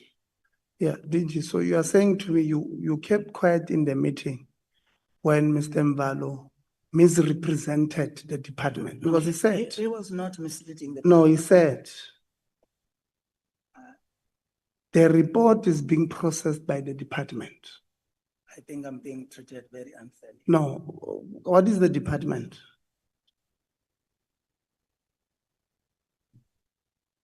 Honorable Governor. I'm calling an order on you, Chairperson. The DG keeps on speaking without being noted and you do nothing about it. It is disrespect in front of our eyes and it needs to be reprimanded. No, I had allowed him to speak. So, no, DG.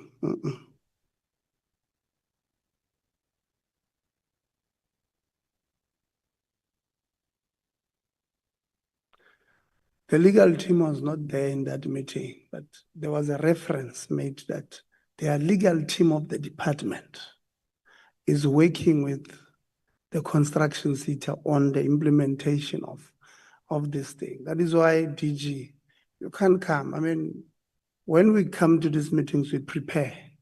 We go to meetings that have set on these particular issues, we prepare. So you can't come and say, this report has never come to the department. Now, that's what you've just said today.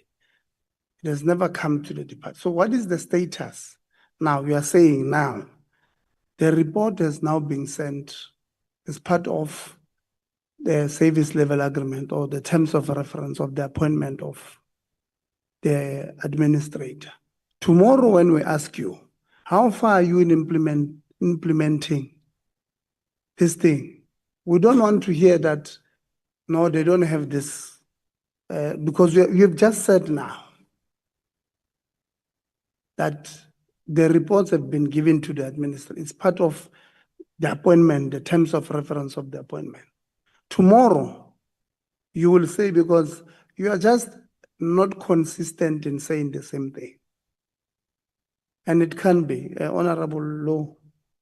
Chair, I'm still saying the DG is misled. He did indicate in that meeting that despite the challenges reported, the SETA had made meaningful progress in implementing the recommendations of the Tuja report.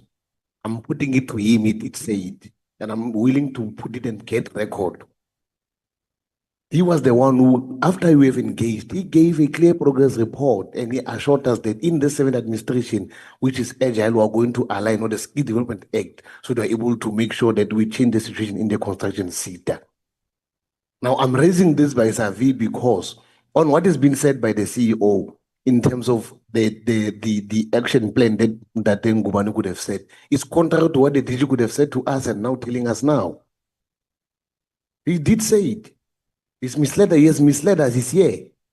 I'm confident with that. DG, you want to respond? I want us to go back to Honorable Nguban. You are raising your hand, DG. I insist that I've never told anything but the truth to Parliament, and I'll continue to do so. And I'm determined to help those who might not have shared my view on the matter to clarify it further. And it is really untrue that there has been any intention on my part to mislead. What I did, I am the one who took an initiative to speak after the minister. And the reason I wanted to speak was to provide an update of where is the matter right now. In the light of the SETA being under administration, what is the issue around this matter? Because it was discussed before in Parliament. And if this is now understood to be, I'm attempting to mislead, I beg to differ that that's my intention. No, it's fine. We will refer to the matter to our legal team to look at it with what was said on the meeting of the 14th and what would have been said today. Yeah, so we'll take it like that. Honorable Nguban. Yeah, thanks, Chair. Minister, on concluding specifically on the construction SETA, if we can get that rationale advice from the legal of the department and the IAG as well, because as I'm sitting here, I really, according to me, I don't see the rationality of putting construction SETA under administration. 3 reports. If you can go on a probability of scale of weighing the rod of a 5-year board and a 5-year CO with these 3 reports of the previous boards and CO, and then make a decisions based on that to say, when do I put this institution under administration? There's been 3 reports of the previous regime that has been saying there's been rot all along. Boom, under 5-year, I must implement all these 3 reports. And now you're saying based on this 5-year as well, there is a rationale to put it. To me, it still doesn't hold water. That's just from my side. Then coming to the next one, the construction, the LGSETA. Does the irregular appointment of the CO at LGSETA warrants that he be left the whole 5 years to be the CEO? Then after again, right toward his end of his contract, the reasoning of putting the city under construction be that of Treasury to say there was a 5-year irregular appointment. That's the first one. And the second one, the reasoning is audit and risk committee dissolution. There was wrongly appointment on that. Remember, these institutions have been, these 2 reasoning have been going on for the whole 5 years. Wasn't there an advice from the Treasury to say there was an irregular appointment, regularize it, or put whoever irregular appointed the CO in their table or in their plate? So again, on LGSETA alone, if those are the main reasoning, remember this is a SETA that has got clean audit as well, classed amongst others that performed. But based on these 2 reasoning that the Treasury said CEO was appointed irregular, whose fault was that? Who has been taken to account for that irregular appointment of the CEO? So now when you come and present, Minister, and you said it's one of those 2 reasons, again, to me, the rationale and the reasoning seems to be not bringing me to your thinking.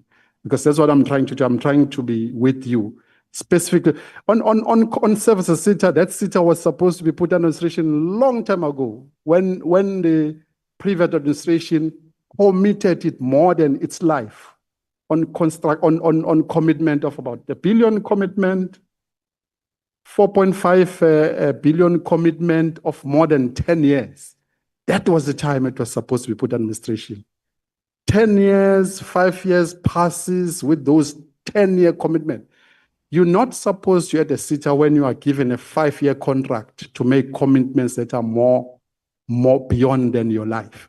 Based on that, I'll put you on administration.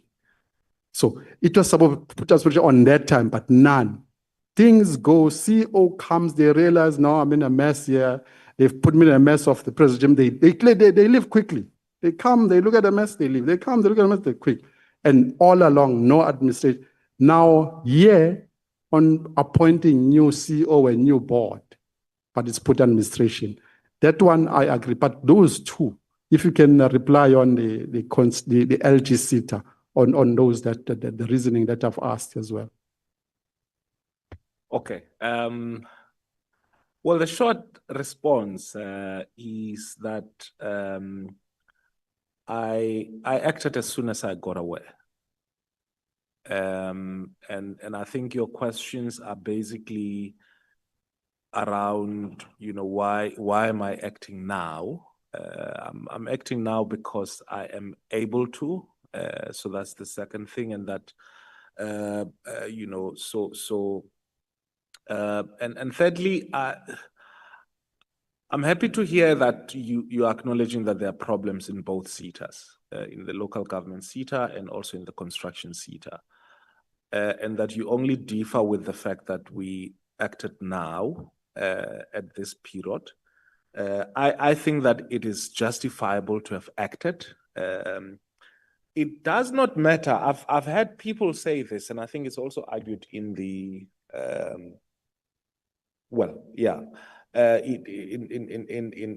elsewhere in public, that the term of office of the of the SETA CEOs were coming to an end, and so why do we put them under administration? The point is, it doesn't matter how long. It's not about the individual. It's not about the CEO of LGSETA or construction SETA. It's about the fact that a misconduct is alleged to have happened. And we need to establish whether this misconduct, actually happened, and that the people who committed the misconduct, should be brought to book, whether it's the CEOs of those institutions or people in the accounting authorities. We should not take lightly, because even beyond the tenure of either the accounting authority or, of the CEO, action has to be taken if someone committed a misconduct 5 years ago and it gets found out this year. So what am I saying? I got here in July. I was presented with all this information as minister. And as soon as I can, I acted on this. And precisely because, as you say, that the road goes as far back as that. I must also emphasize, because both the CEO of construction SETA and the CEO of local government SETA, should not be under the impression in any way that this action is meant to, to punish them. And I think you may be aware that they've continued with their work as CEOs, and that the administrators have only been requested to act in as far as the mandate that they've been given. If there's any wrongdoing, I think action will be taken. This is intended to stabilize the institution, and we hope that we will succeed in that regard. For the sake of South Africans, I hope that I'm right and you're wrong. If I'm wrong, obviously I'll have to come back here. But I believe that we acted timeously as soon as we got aware. We acted rationally. We followed the law, and also that we put in place people who are going to be able to turn around the institutions. Just those requests of the report as legal from the legal department advice to the minister to make that if that was sought, if you did receive legal advice from the department, was there any advice on? Now, I'm not required to get legal Oh, you- advice from okay. the department. I am required to get advice from the National Skills Authority, advice which I sought and received.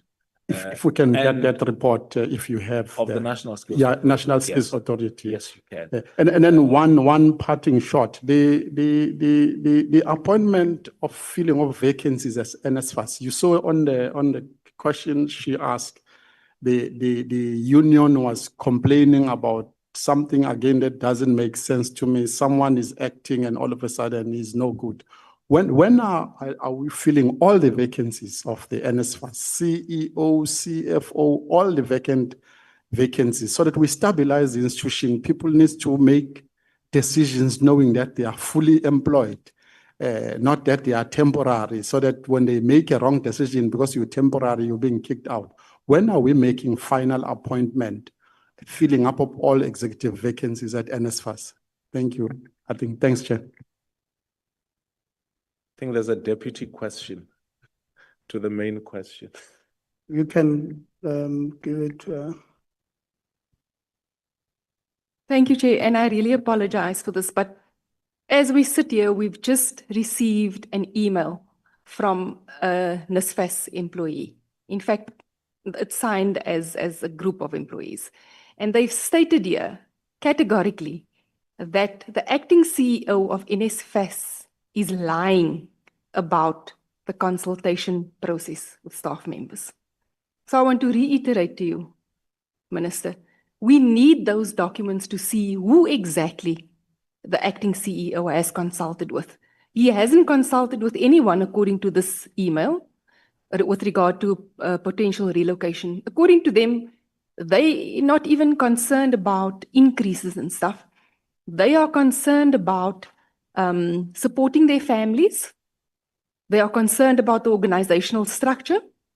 And they're concerned about the fact that they were not consulted about anything. They say here, yesterday the Director General received a memorandum from the workers at NSFAS offices, kindly request him to share that with you in Parliament, and that will show you exactly who of the employees signed, because if you remember, the acting CEO said not many of the staff members took part in the strike. Here's an email contrary to that, because there's actually staff members who signed that memorandum. If we can please get hold of that, and that participation process with those staff members will really assist us a lot. Yeah. Okay, thank you. The vacancies, firstly, maybe let me start with that. So we committed that, my first meeting with the NSFAS, we asked them the question, how long will it take to stabilize the place? And they said to us 60 days. So we gave them 90 days. And that includes the filling of vacancies, and a whole lot of other things. So hopefully by the end of the 90 days, which is the end of November, we would have filled up all those vacancies. The process, as the last time I checked, with regards to, I think, the Chief Information Officer, and one other vacancy. Yes. Yes. All of those posts have been advertised. Some of them interviews have already happened, and they should be filled up soon. So this is one area that we're prioritizing. And the DG, and this is how we are engaging with the workers. So the DG actually went yesterday to receive the memorandum, and we both agreed that the department should support the NSFAS in this regard, given the demands that have been made. But we think it's more than the demands. It's about a stable environment at the NSFAS. The NSFAS is a national key point. It is servicing about 900,000 students a year. And part of the problems that has affected the NSFAS has been, the stability as it relates to the workforce. And I think there were some details to that effect as to, issues around performance bonuses and so on and so forth, which the acting CEO, together with the administration, are trying to sort out. I must emphasize, though, having said that the NSFAS is a national key point, although not declared, that ultimately our objective would be to steer that entire machinery to serve students. And that's why there are plans around regionalization stroke localization.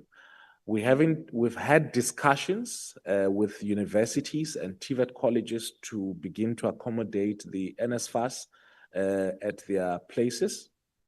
And so we've done all this plan. Now, that will obviously have to happen in consultation with workers. That people will not be forcefully removed. Negotiations will have to happen. But in the final analysis,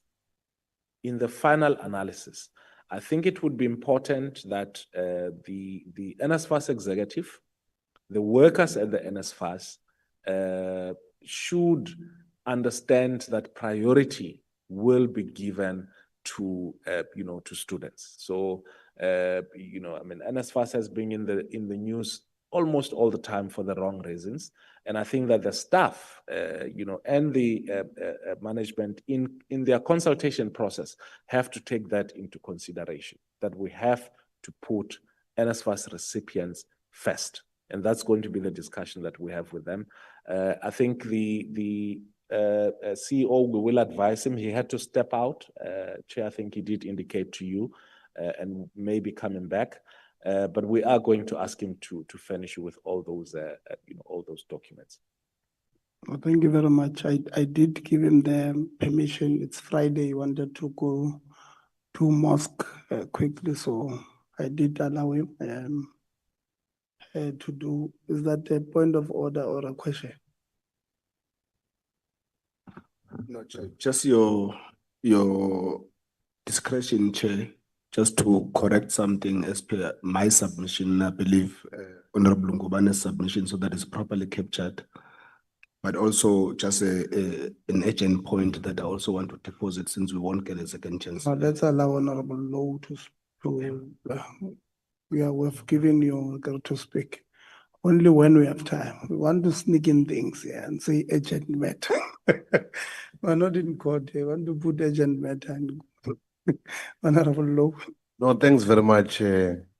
Once again, good afternoon. I think, Minister, the eminent issues and challenges that are confronting our students with regard to our entities, more so in NSFAS, they must be dealt with immediate effect.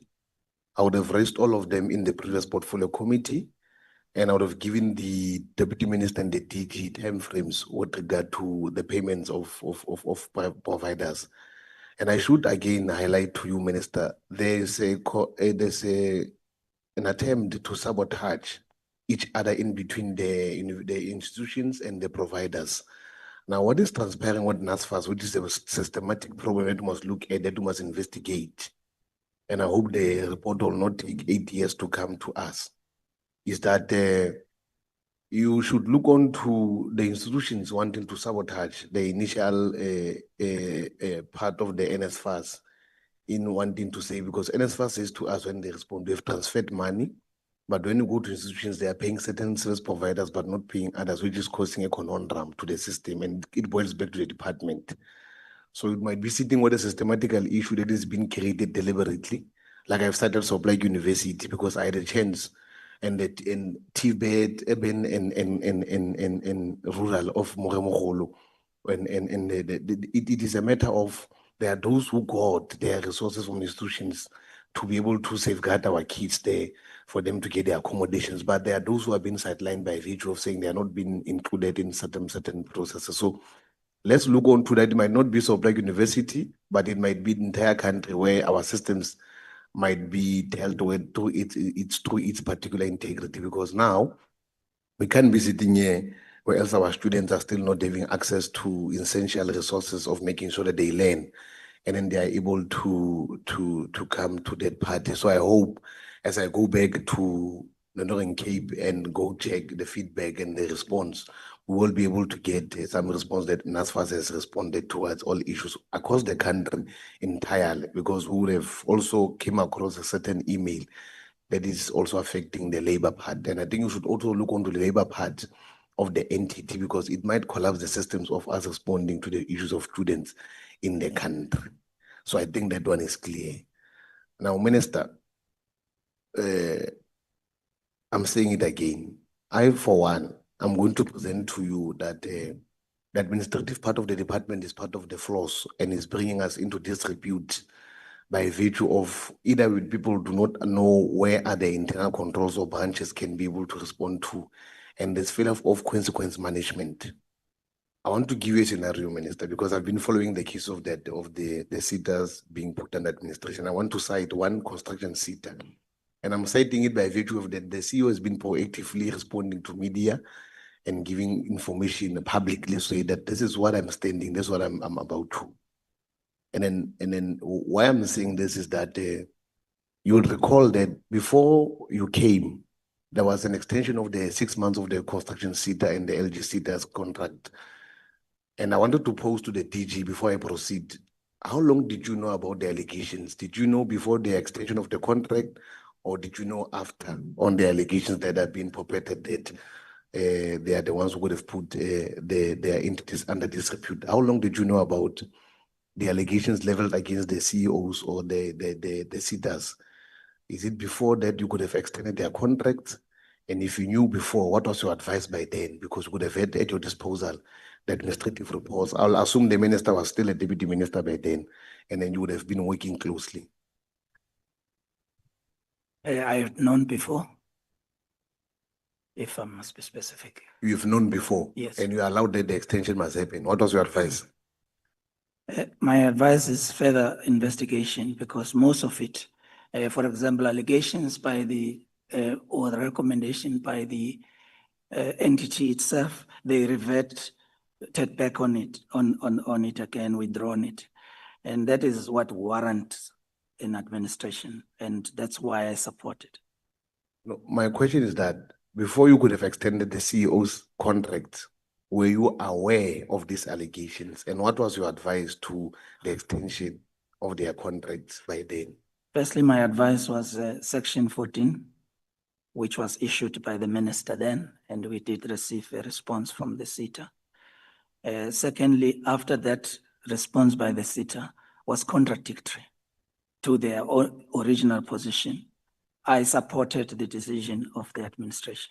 Can I ask you, what does Section 14 says? Does it say you get the response and then what you do? Because Section 14 says you get the response. After the response, you exhaust all avenues that you could have said. You said you agree your intervention with the CEOs as an entity, as a department would have been, these are the allegations that are leveled against you. Now, when allegations are leveled against you and then you put them to you, and then you would say that we think before you can take any decisions, these are corrective measures you could have put in place and give them time to do the corrective measures. Did we allow them that space, DG, to correct the corrective measures as per the law says? Or did you just act upon when the AA said, these are the problem, then you removed based on what AA said? I wanted to check that. Firstly, this happened towards the last 3 months of the period of the accounting authority. And at that time, we were already contemplating appointing new accounting authorities. So our feeling was that the best placed people to intervene in terms of dealing with these matters was the newly appointed accounting authorities, whom we would hand over all of these reports and allegations that were handed to us, including the responses by both the accounting authority and the thing.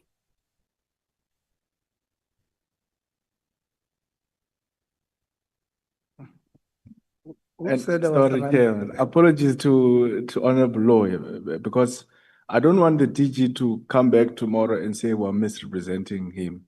So that's why I just had to call this point so that we're very clear about what he's saying. Now, according to our understanding, the DG is saying accounting authority wrote to the department complaining, raising issues about the CEO.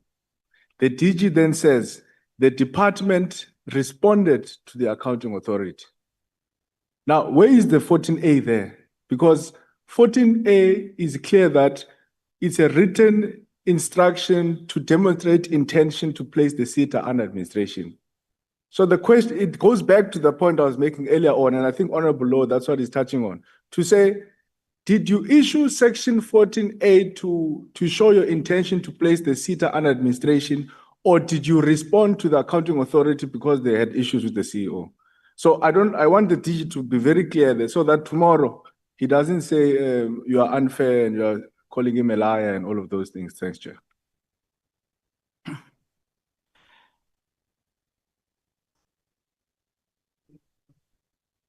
Let him answer first and then you'll come.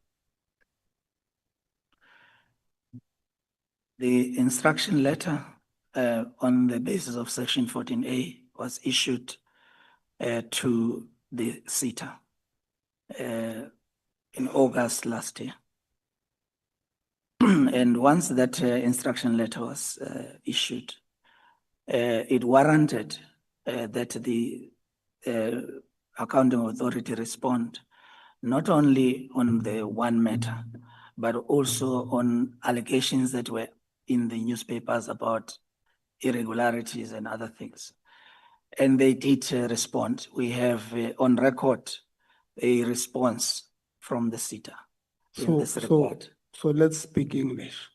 So in August last year, the minister wrote to construction SETA with an intention saying, I have an intention of putting you under administration. That's what you are saying. And then they responded.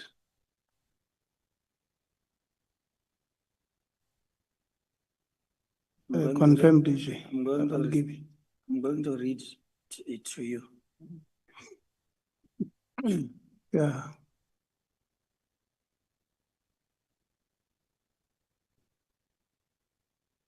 The minister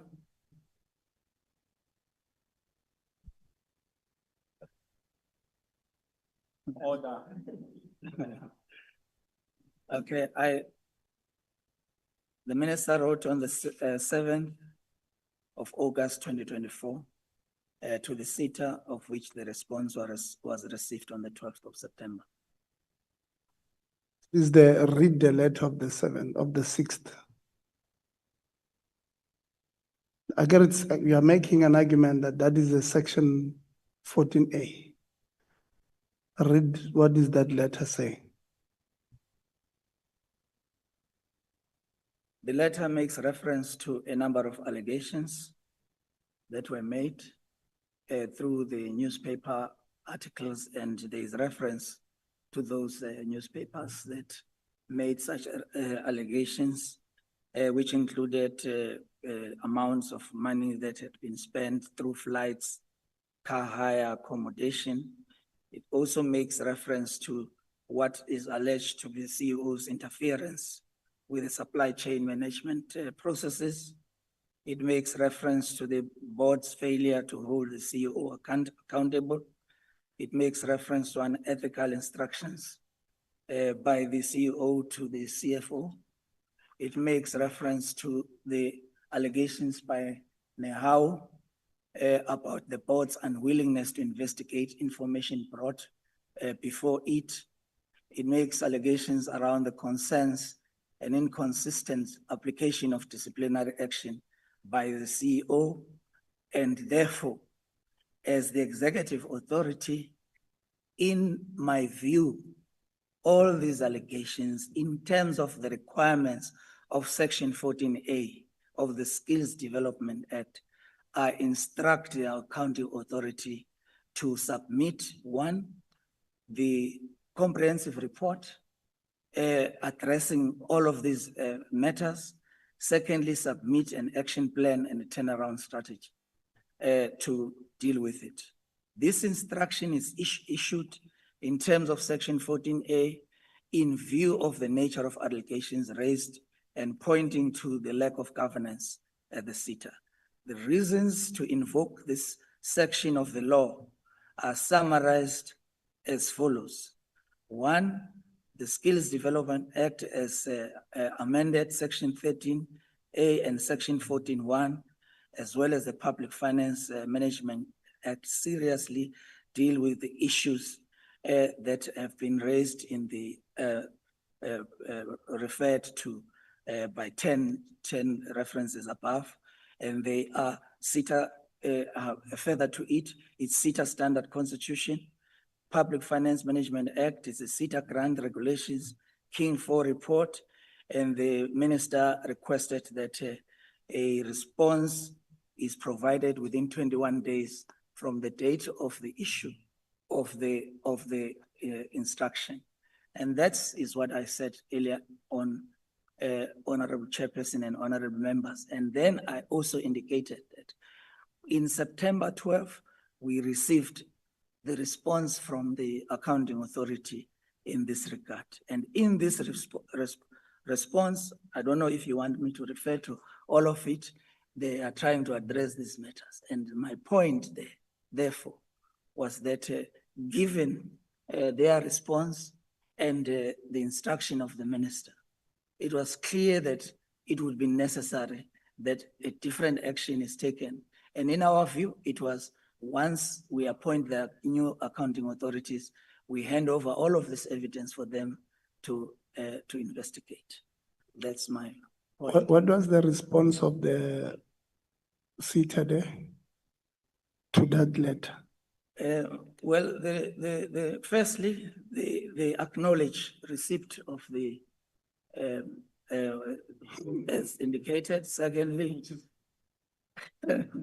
Secondly, they indicate that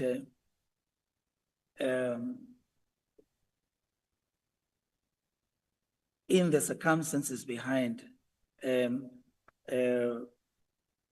notwithstanding the above, the city press, and they make reference to what the article was in the city press, and then they make reference to the amount of money, 4 million, already spent on flights, according to what the city press said, the amount of 250 intended, which is reference to what already has been said above.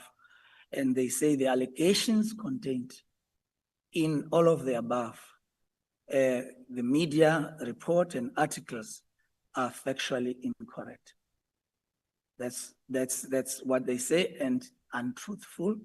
They indicate that they will then attach a detailed report in which they envisage trips, because the concern of the minister was the planned overseas trips, which the unions felt that they were not servicing the interests of the entity. So then the board concludes by saying, notwithstanding the above, the allegations by Nehau, firstly, they've dealt with the city press allegations. In the second paragraph, they are dealing with the allegations by Nehau, and they are indicating that these allegations and such failure and the choice of media sensationalism characterizing it are part of a narrative that they feel that was not true. They then indicate that the trip was not a bribe to the board, and that the amounts of money that were indicated, including the stipend, are exaggerated, and that based on the business case and the importance of the proposed benchmarking, the choice of countries and destinations and institutions they had made was never a choice initiated by the construction SETA itself, but it was based on some survey and needs, including the Parliamentary, which recommended it.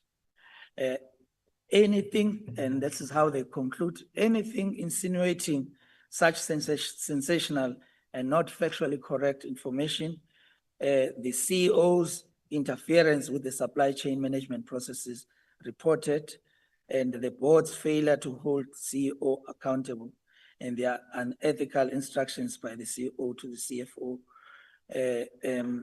are thrown to the minister's attention.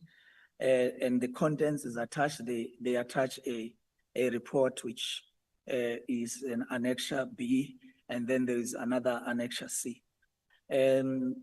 Yeah, I think that's how it goes. It's quite a long report, Chair. I don't think that that's what you want me to do. I am just indicating to Parliament that indeed through on Section 14, an instruction letter was issued, and there was a response to that instruction letter. And the response I have read, and based on this, then the action of the department was to be expected. And I then added that in our view, the most appropriate action was to hand over all of this evidence to the newly appointed accounting authorities for them to act upon it. The minister, considering this and other evidence, took a decision to put them under administration, of which we support. Yeah, we will get back there. The letter that you wrote to the accounting authority. Yes, Okay. Chair. We'll come back. Let me give you to finish your DG, I wanted to check, in the other SETAs, are you saying you didn't invoke 14A, you only did it in construction SETA? No, I was just talking about the construction SETA alone. Okay. I have not dealt with the others. Okay. Yeah. Okay. In fact, when I was asked that question, I then responded by saying it's Section 15.4 that was evoked to deal with them being put in under administration, indicating that it did not warrant the processes that had been cited. And then the Honorable Lonzi did indicate unhappiness because I should have then started by saying that earlier on. Yeah. Thanks, Chair. Hold on. I knew the answer of the DG is going to correct. I promise you, this is the last time I'm speaking, Chair. I just want to get these facts very right so that in future we don't make a mistake. The DG is saying for the SETA, construction SETA, they issued 14A last year. Then the DG is saying to us for the local government SETA and the services SETA, you didn't invoke 14A because you invoked 15.4. Not exactly. Okay. What I said. Remember, this process of the construction SETA was conducted not with the consideration of them being put under administration. This was just the department dealing with construction SETA on its own.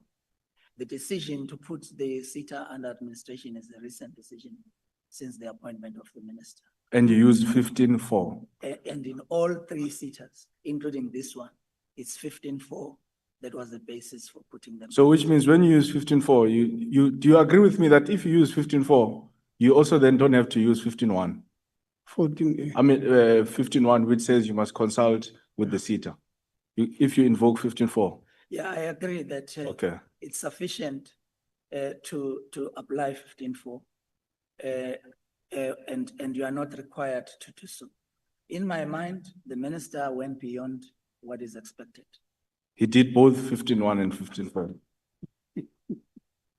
I think, remember, the function of the National Skills Authority is not based on, is it 15.1 or 15.4?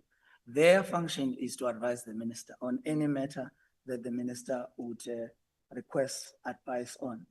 And so the minister consulted them and amongst other reasons, because they are an oversight system over our SETAs.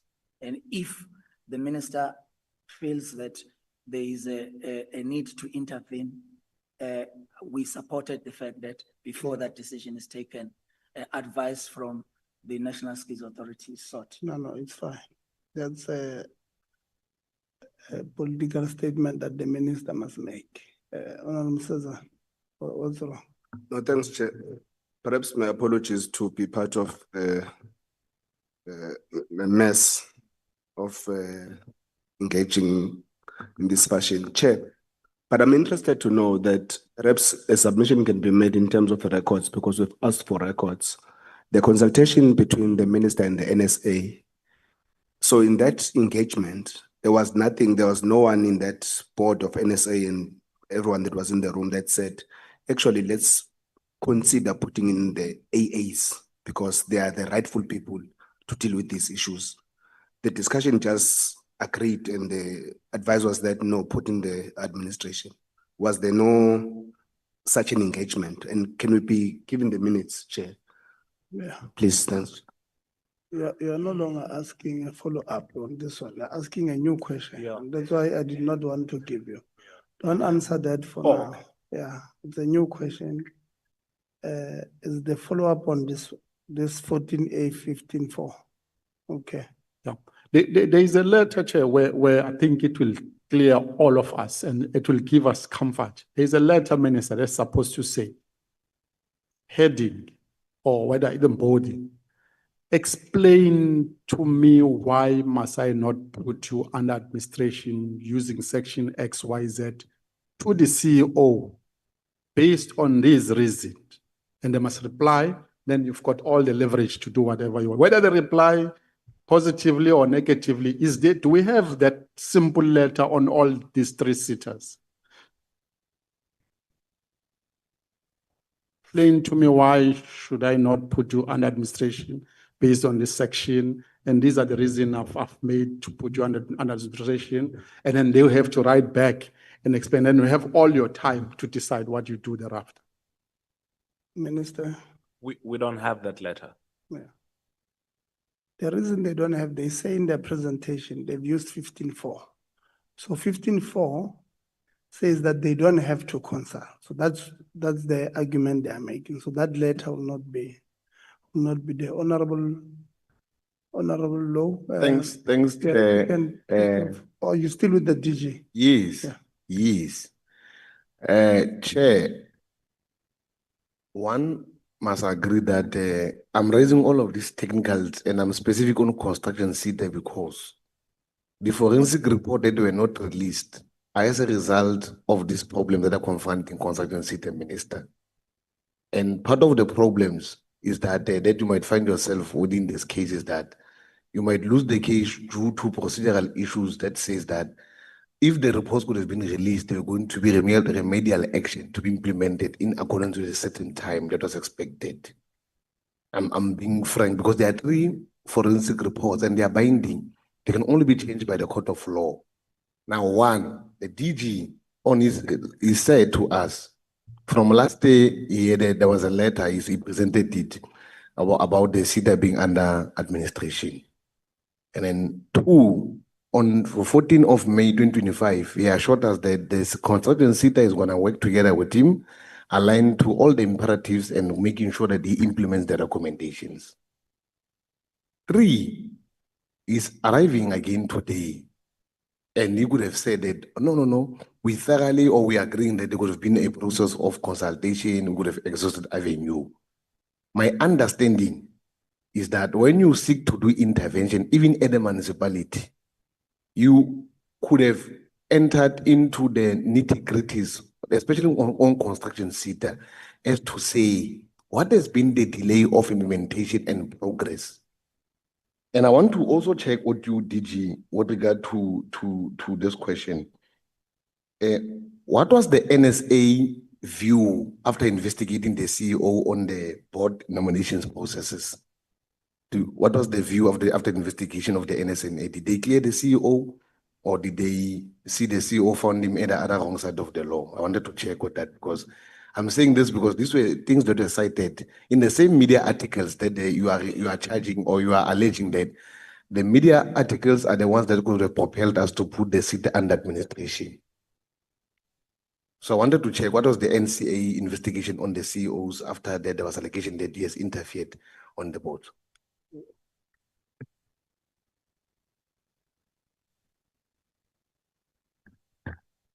Thank you, Chairperson. Good afternoon, members. The report on the investigation in respect of the alleged interference by the CEO on the nomination was only concluded now in beginning of August. It did not find any intentional wrongdoing by anyone. And we are still in the process of submitting it to the minister, but it did not find anyone who had committed intentional act. Thank you. Thanks very much. Minister, I think I'm done.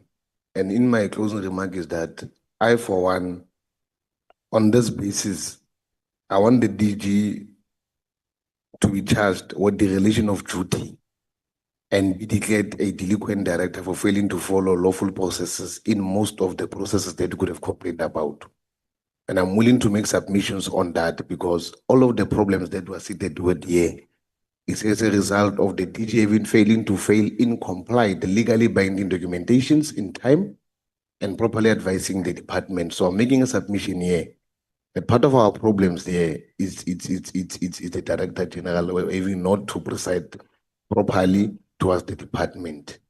And I'm putting it to you, I'm gonna submit documentation, I'm gonna submit everything because I feel we're at this particular conundrum by virtue of failure for administrators to adhere to the legislative framework of making sure that the Department of Higher Education gets to its standards in responding to the issues.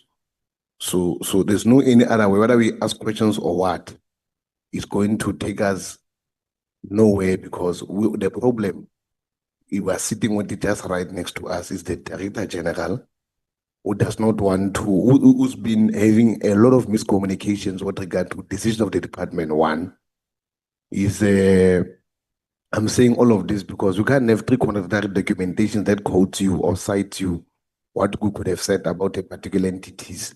And at the end, at the conclusion of investigations, there is a submission where he agrees that these ones are at the wrong footing. And if you want us to demonstrate to you, I'll be able to demonstrate it to you, Minister. So I'm advising you, the DG must really be charged with the relegation of duty and be declared a delinquent, given the fact that in all of our portfolio committees ever we started, there's been procedural flaws and we are not happy in terms of that. Thank you very much. I'm done. No, there was no question to you. No, you're fine. I made a proposal to the Minister, Chair, given all of the administrative flaws and procedural flaws that could have been confronting us, and now we have identified the problems. Even now, me, I was specific with construction SETA because part of the problems that are propelled by construction SETA has nothing to do with it, but the department on its own, because the DG would have been propelled and known. What are the hindering problems? It's 3 forensic reports that are binding towards the department, that are taking us back. Money was used and there is no consequence management at a particular moment. So I'm proposing to this house, to this portfolio committee, and to the minister that the DG must be charged with the relegation of duty and be declared a delinquent director for failing to follow lawful procedure. Thank you very much. We will attempt to be very fast. Oh, you want to respond to the proposal. I must, Chairperson, I must firstly say that it's Honorable Low's opinion, and secondly to indicate that in preparing for this appearance, which we've requested for on behalf of the portfolio. As the ministry, the DG and the department have been, quite supportive. And thirdly, that,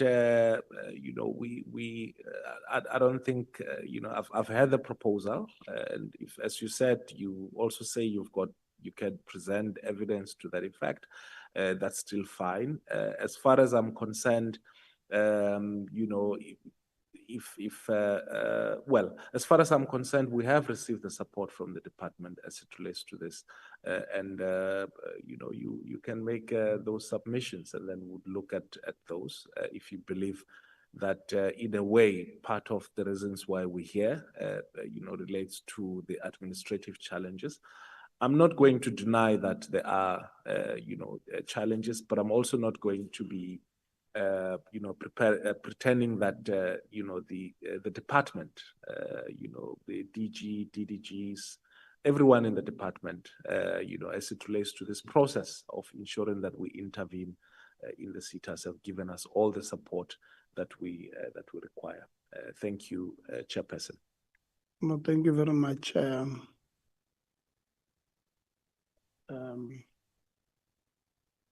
We appreciate that you have received the report. So this report, maybe let me start. I only have one or two questions for you, Minister. I think the rest are administrative as well. So you said you received the report, you went through it and you acted on the report, right? So this report, was it only on these three SETAs, or it was global, all 21 SETAs? It was on the 21 SETAs. Okay, and the report had. I'm sure we can, so the report was intended to brief me, and I'm sure we can share the report with the chairperson.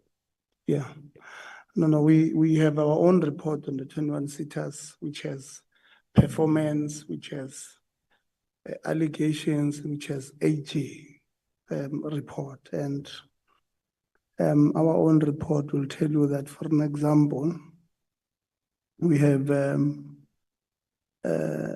SETAs that would have had, for an example, from an AG point of view, for the past 4 years qualified, 4 years qualified, 5 years qualified.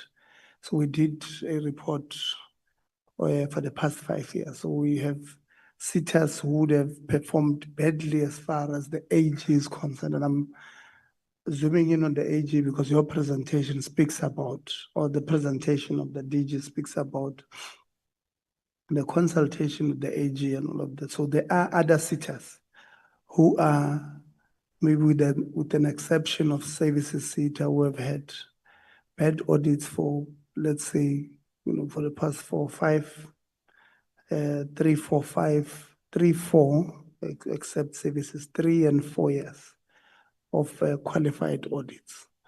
So what would have been the qualifying criteria to get to these 3 SETAs? What would have been, what do you call it, a niche decision, to get, or a niche report to get to the point where we say these 3 were putting them under administration and not this one and this one?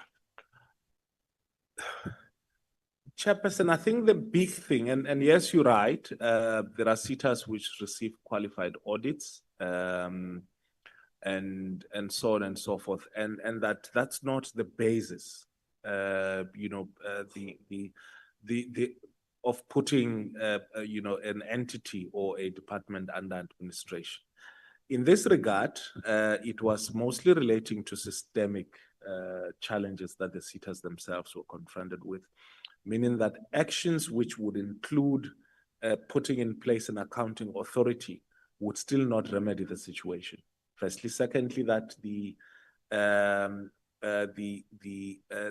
it relates to LGSETA and construction SETA, that by inference, both CEOs were, pointed out as having committed a misconduct, or that actions of other people may suggest that there was a misconduct, and so that was the issue around intervention. With regard to services SETA, it was and I think most members have already said that, but importantly to emphasize the fact that the challenges were also systemic and long-term, and to a certain extent the absence of leadership. I've not been to any organization where, when senior management, when they're asked to act as chief executives, all of them says, no, we're not interested. After having an acting CEO having resigned, it pointed to systemic challenges. Now, post my decision to put in administrators at construction, at services, and at local government SETA. The concerns obviously has been, why just only in those 3 SETAs? And I think there was, there's obviously, a concern that there are challenges essentially, within the sector education and training authorities. What I must emphasize, Chair, is that in the overall, the rest of the other SETAs where we haven't, intervened, did not necessitate that we act to the extent of putting in place, an administrator. The rest of the other SETAs, in our view, have been performing quite well, stabilized. The role of the previous accounting authorities can be accounted for, and similarly, the roles that the COs, have played. That includes. So that's that, yeah. That includes SETA in your report. No. It can be possible that SETA No. does not. I mean, we've interacted with SETA, the board there. We've interacted with management. We've interacted with their performance. In fact, since 2020, 2021, they've never achieved anything more than 24% of their targets. And the FFC in our strat session says these people have spent over 2.4 billion.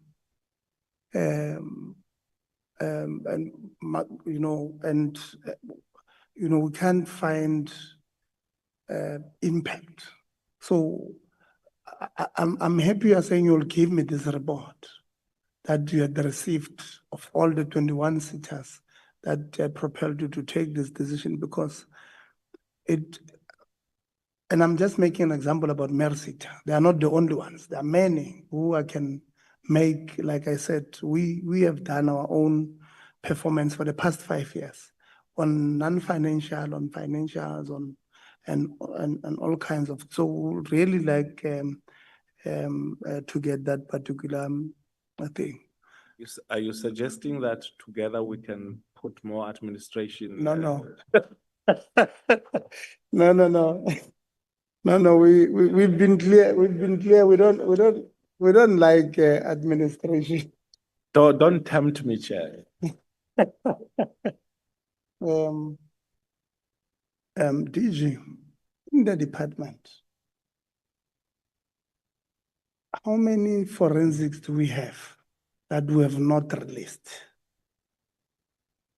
to their own entities for implementations? Please press the mic. Forensic report that we did was the NSF one, and it has been released.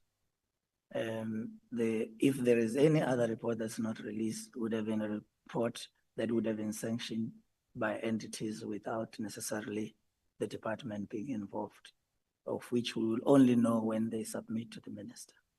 But in my best knowledge, there's no report. Press the mic. You're saying accept?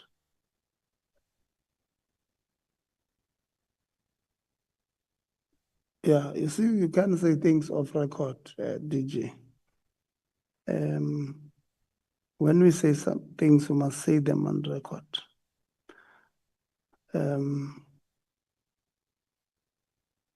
So you don't know of any forensic that has not been released publicly so that it can be implemented by anybody, including the 3 that Honorable Ngubane spoke about. Yes. Yeah, I think if you look into what the powers of the and responsibilities of the minister, it would indicate that there are investigations, for example, that are initiated by councils, which would not actually be initiated directly by the department. And such would not be known up until they are reported to the minister and then processed through to the department. And I think that is what I I was indicating. Okay. When we met with on the meeting of the 14th of May, when we met with construction SETA and the department,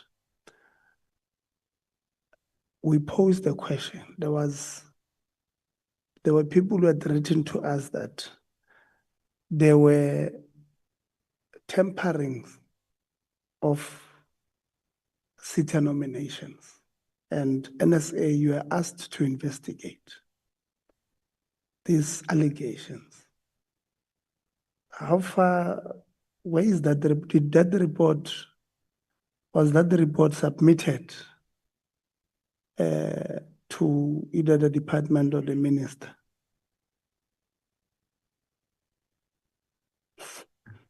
Thank you, Chair. Okay, the report was completed. An independent forensic entity was retained to undertake that. They completed the investigation and recently came to present it officially to the NSA so that it could adopt it, and it is in the process of being submitted to the minister. And so it's not yet out publicly, so you can't share with us what was there on the allegations there. You can't. No, it's been adopted. So the outcome was that there was no person who was found to have intentionally interfered for malicious purposes. Okay. No, thanks. DG, would really like you to give us this letters that we're talking about, the 6th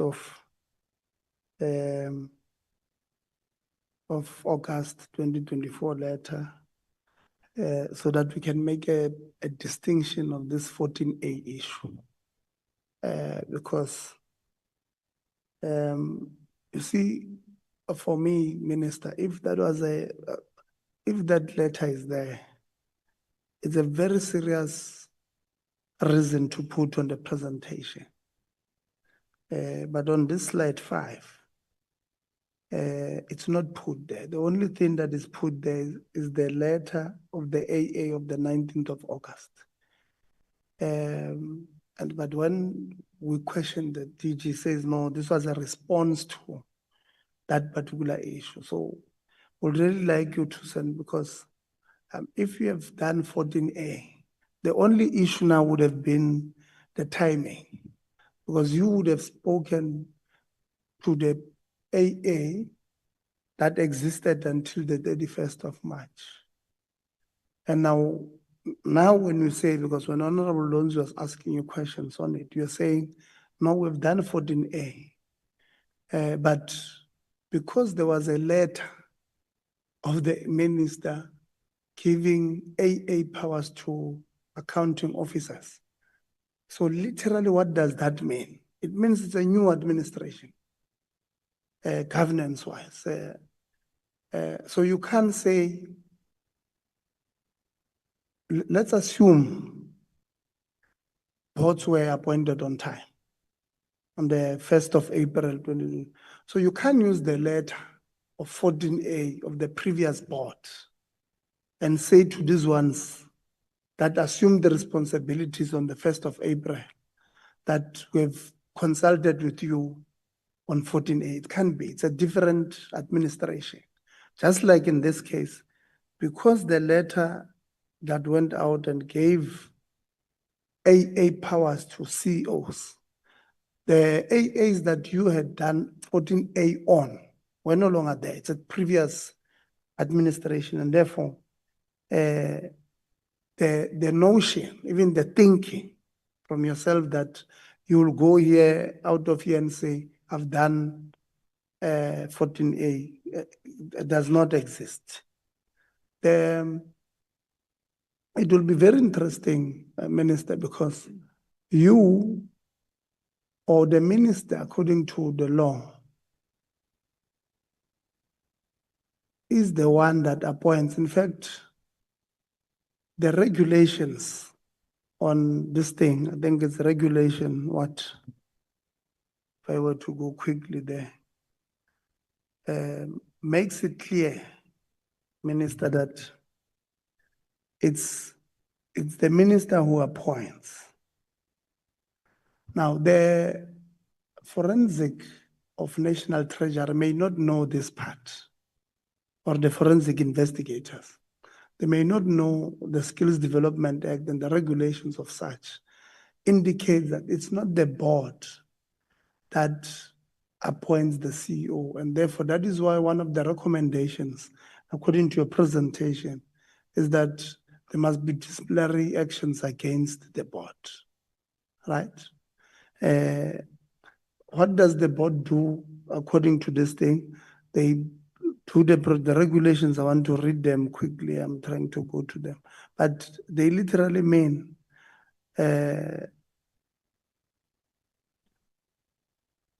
not this one, regulations. It's section 2, yeah.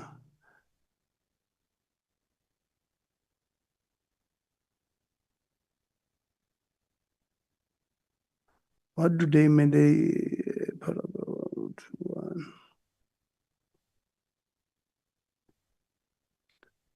So on the regulation, when it speaks about key elements in the appointment process, it says the minister is responsible to appoint the CEO for the respective SETA based on the 3 names recommended by the AA in accordance with its constitution. So it's literally what it means.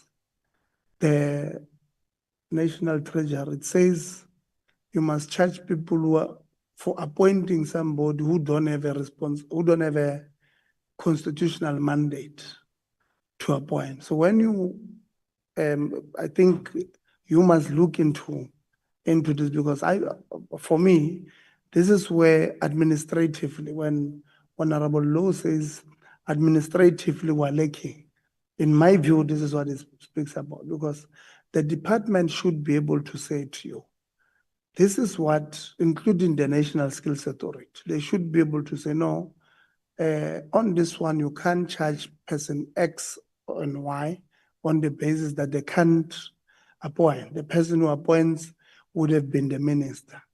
But National Treasury probably will not know the Skills Development Act. And therefore, the advice that would have came from the NSA and administratively, should then have, should be taken through here, because I think on this one, we might be creating, a problem for ourselves. Honorable Ngubane, I agree. We can't, the issue of the services SETA, in fact, in my view, there are people who we should be taking, we should be asking the department, if we had a functional department, they should be charging certain people. The FFC presented to us the situation at SETA, says they might have had now, as we speak, overcommitments like services SETA did 5 years ago. And because we have not done anything to those ones, they just overcommitted the SETA for about 4.5 billion. And that is why most of the problems there are on commitments. Even when you interact with the AG, will say they will not get this thing right because of overcommitments on this thing. The same people, or at least one of them, was deployed to SETA. Now the FFC says we are going to have the same problem, because we don't seem to be doing corrective or consequence management on the people that were supposed to do so. They are able to be emboldened and do as they please moving forward. So SETA, it's something that must be looked at, and not only looked at, but people must be held accountable. SETA has not had a CEO for the past 2.5, 3 years. Because it's been on suspension. Why? On suspension because was charged for these particular things. People have been acting there. First it was the current CFO acting, and now is another one who's acting. So if we are to, and this is just, I'm just mentioning one. Unfortunately for them, SETA, we're mentioning them because when we met with them, they literally said to us, they pay people for not, before you start doing work, they can pay you up to 50% of your contract value. And they were very, happy to say it. And if we had said it wrong, they would say, no, Chair, you don't understand it. Let me make you. When we give you a contract, we give you 25%. Just on signing of contract. So, no, 25%. And when you load students, another 50%. So all you need to do is to go recruit these 500 students who are unemployed. Promise them that you'll give them 3,000 stipend, and you don't even give them 3,000 stipend because we're getting a lot of them, of the students, writing to us saying they are not giving us these things that we've signed for. So, and then 50% gone. So when FFC was saying you have paid 5 point something, 4.8 billion or 2.5, I can't remember, but half of it might have just went to people. And there's nothing wrong as a service, as a skills development practitioner for not doing your job, as long as you have signed a contract and you have recruited students, you'll get 50%. So the department minister is not these members. I was explaining to the department on Wednesday.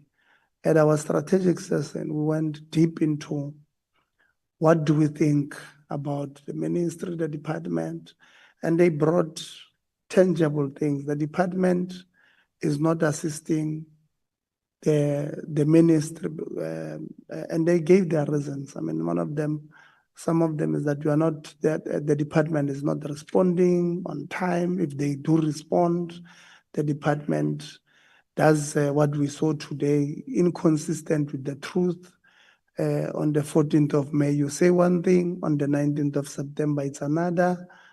I mean, the issue of the Duja report today here, it's just one. There are just too many inconsistencies, especially come from the DG. There's just too many problems. You go to your entities, your TVET colleges are a mess, your SETAs are a mess, your universities are disrespectful, mess. So there's no saving grace. I mean, maybe SAQA, maybe these other ones. NSFAS is at this point worse than ESCOM, at ESCOM's worst period. So it's bad. So that's why this member said, no, the department is flat, and as a result, we are going to treat them as a department that is under administration. So when we write to them, we're going to write to the minister so that you see what we're talking about. Members write to the department, they are lucky if they get a response. And if they are that lucky, the response will not be accurate. So that's what we're dealing with, Minister. We're going to plead with you you gave us hope when we're at the strat session. You said to us, in order for you to achieve these things that you want to achieve, you need to reform that department to be effective, efficient, and a working department. So we're hoping that you remain true to those words, because other than that, we're going to have serious problems with this department. There was a follow-up from Honorable Msezan that sent to you. Have you forgotten it? That and then I'll just you want to repeat it?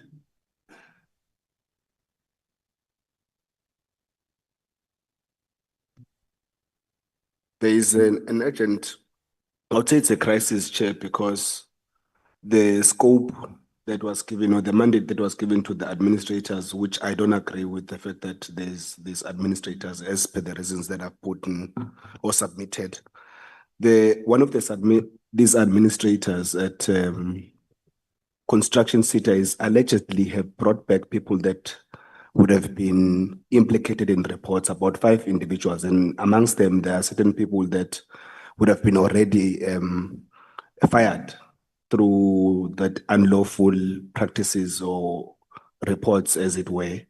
I just want to get an understanding if the minister is aware of this, because the DG did indicate that there would be monthly reports that would be produced by the administrators, and it's been a month that there's been administrators there.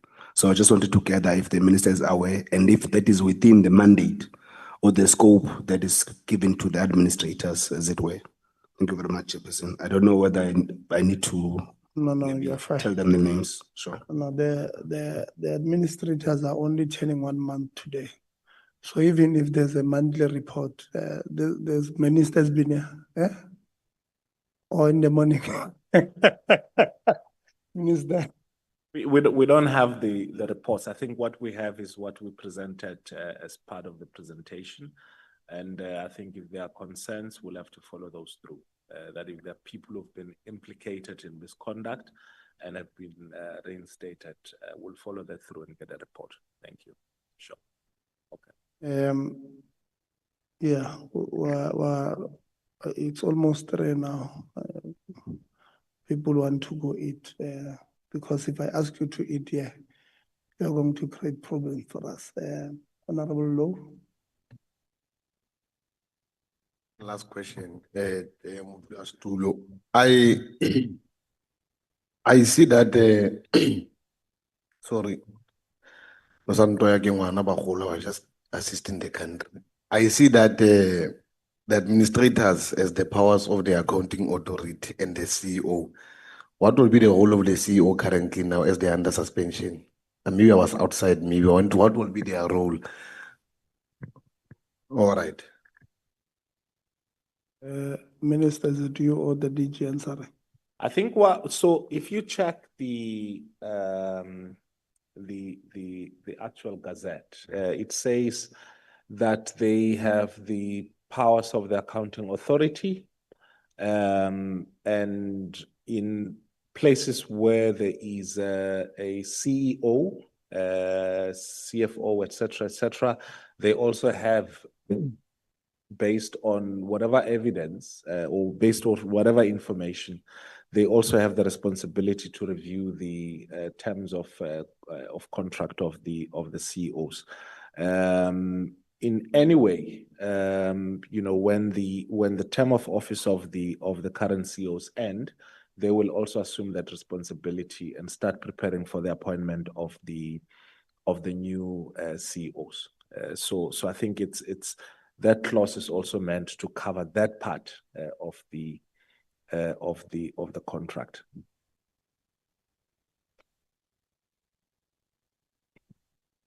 No, thank you, Chair. It's not a question, Chair. It's just to assist the table for information that was requested.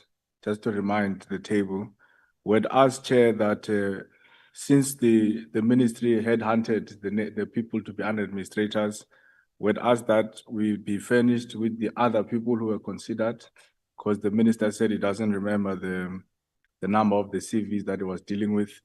And then can we also get the criteria that was followed to appoint these 4? I'm also disappointed that there's not even a woman there. All 3 SETAs under administration, all 3 males. I wonder if there are any women CVs that were considered by the minister. And then the other thing, the DG says they set consultation meetings with the 3 SETAs. And those meetings were discussing the intentions or to place them under administration. So can we get the minutes of those meetings or the agenda and the date when those meetings took place, Chair? And then the last one, yeah, I think those are it's not a question, just to remind the table to write to the department to please help us with that information. Thanks, Chair. No, thank you very much. I had noted that. Is that okay? Chair, there's also in summary, there's a call that was not registered for the minister to withdraw the appointments. Thank you. I think the minister did respond. Eh? So no, it's just the call that's still there. So the call is, he's responded. The call is, must go home and really think about it and withdraw.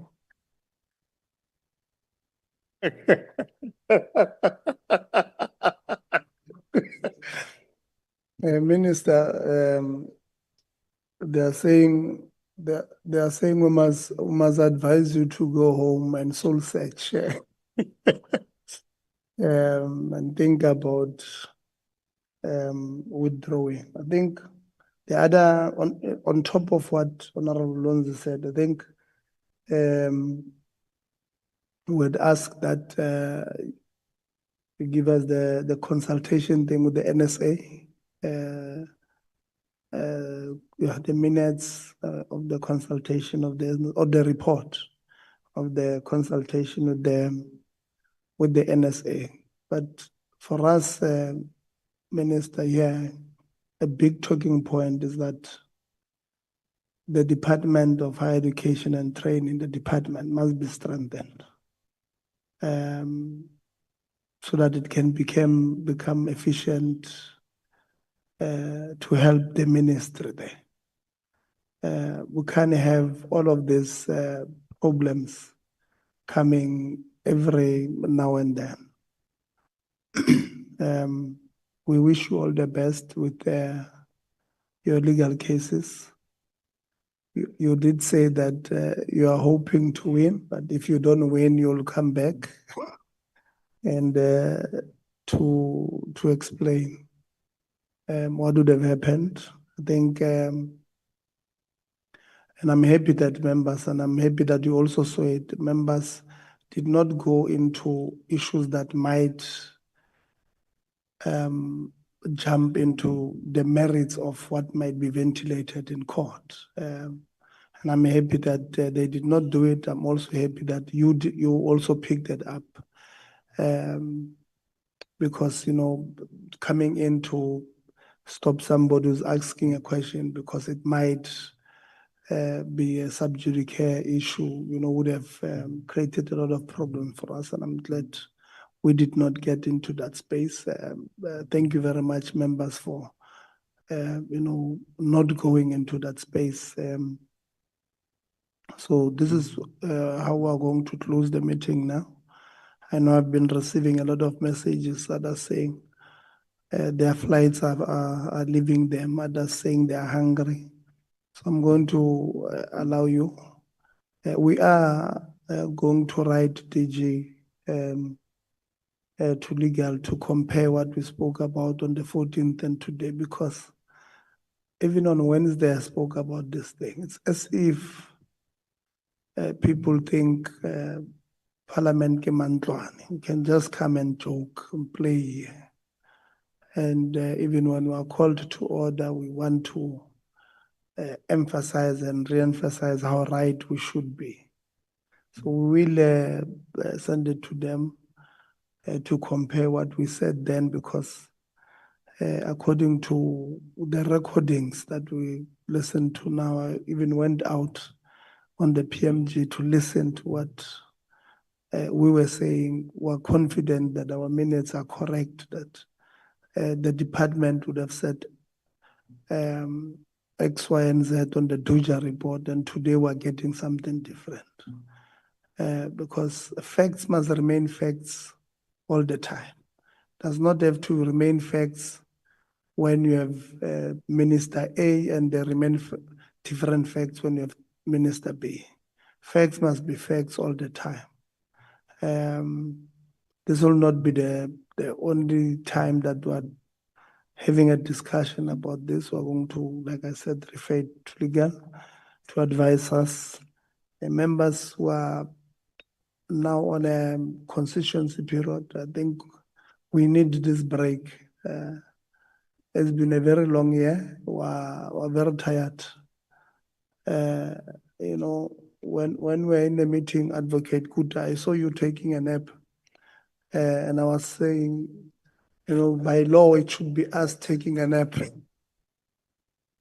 I'm sorry, but I just saw you, Advocate Kuta. So I did not say anything in the meeting. I allowed you because it's very bad. Yeah, I allowed you because we're tired. You know, it's been a long year. So I was going to call order if it was one of my members here, but because it was you, I just allowed you to rest in peace. So take a break, members. Go rest in your constituencies. Members, yeah, before we close, we do have a number of minutes that were sent to yourself. The minutes of the 25th of July.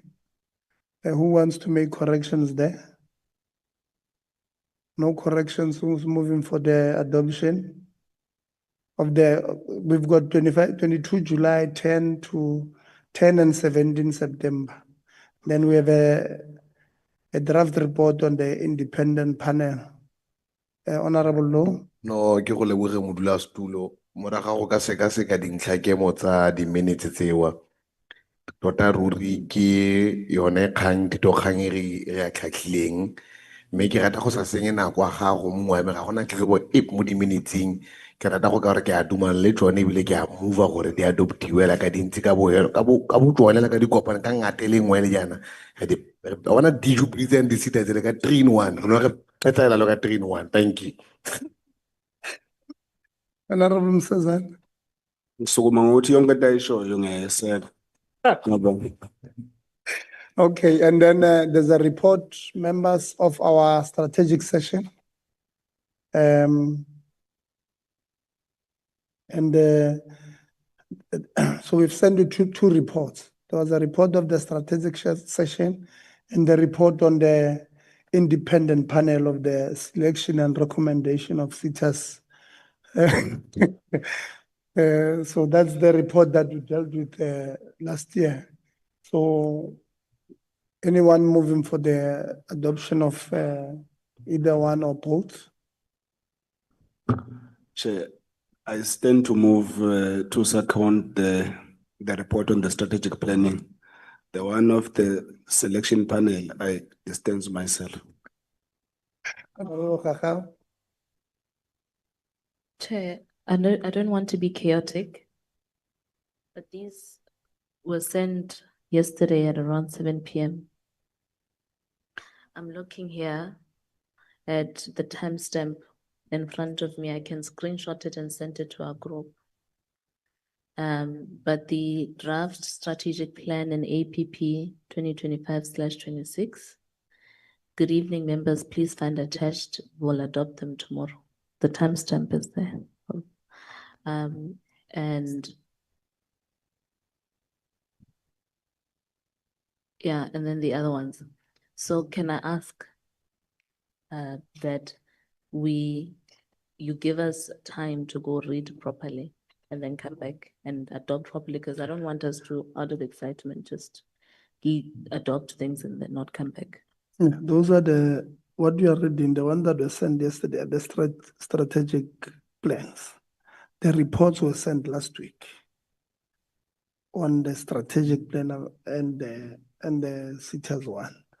Honorable Law. No, thanks, Chair. I wish to move for the report of the panel and second the one of the sitters. Thank you. Thank you, Honorable Nguban. Chair, this is wrong because I raised hands first. You were supposed to start from me because I wanted to second the strategic report, and I would like to remain mute on the panel zone. So this is wrong. It's me who raised the hand second.